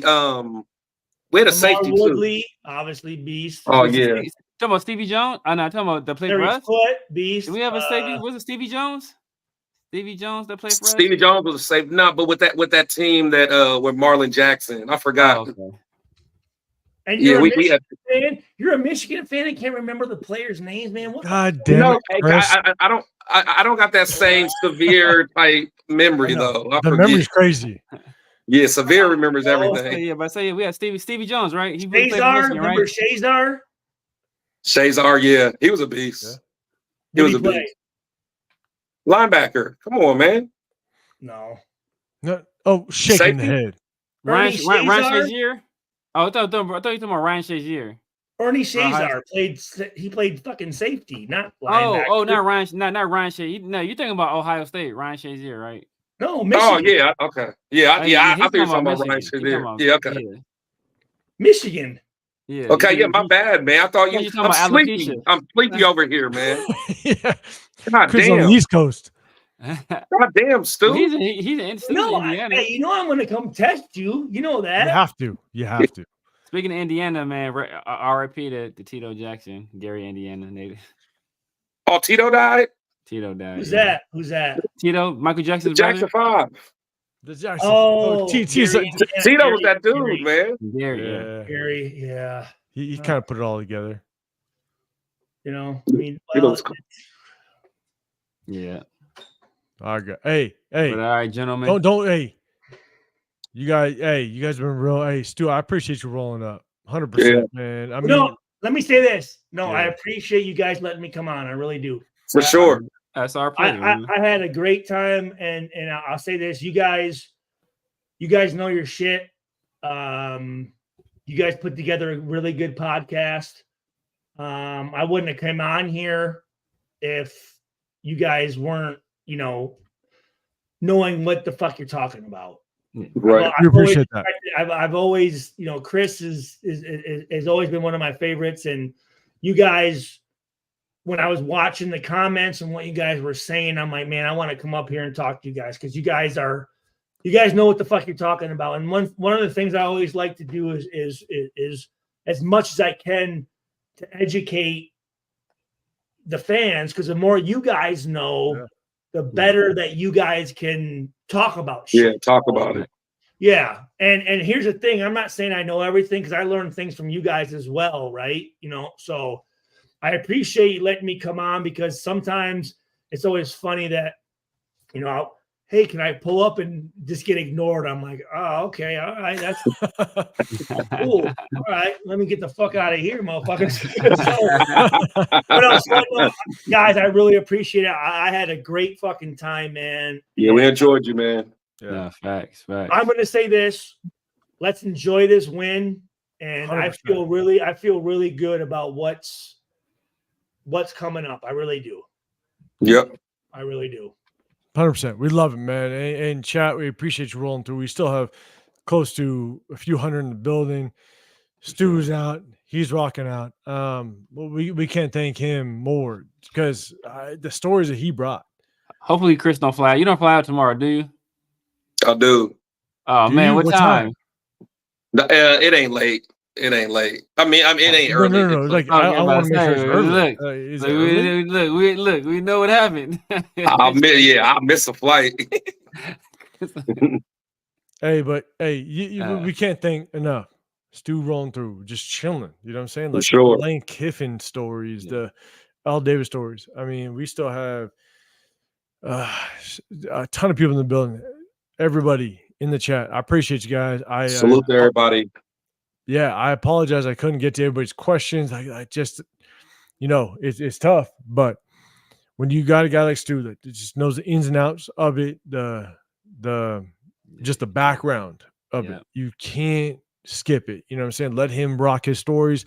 Let him do his thing. So, man, we're going to end this day. We beat the shit out of the Ravens, boys. Like, we like, that's it. Yeah. We did it. The upset of the week. No one ever thought that we could do it. I had I was skeptical. You know what I'm saying? I'm picking against the Raiders every week from now on, man. That's what it takes to win. That's what it takes to win. Right. And we just love that Stu pulled up and was able to just kind of like talk to us a little bit. But at the end of the day, Raiders showed up and showed out, and that's what we do. And AP, the Twitter that went viral, just showing his excitement, hugging up on Telesco. You know what I'm saying? Like that was real. So, all right, man. Sunday night, Chris, you get your ass back home, and let's link up on Tuesday. Yes, let's do Tuesday. I'll break down the film. We'll try to do a little more things, but the chat, I appreciate you guys rolling with us. Shout out one last time. Hit the like button before you exit. Go over to I'm the 805 Raider, Real Talk Raider Nation, the Severe Raider podcast, as well as the Protect the Show podcast. We're gonna rock out and roll you guys all season long. So make sure you guys go over those channels, hit the like button, subscribe, and we're gonna rock out. So appreciate you guys. Have a great weekend. We're gonna see you guys on Tuesday. All right.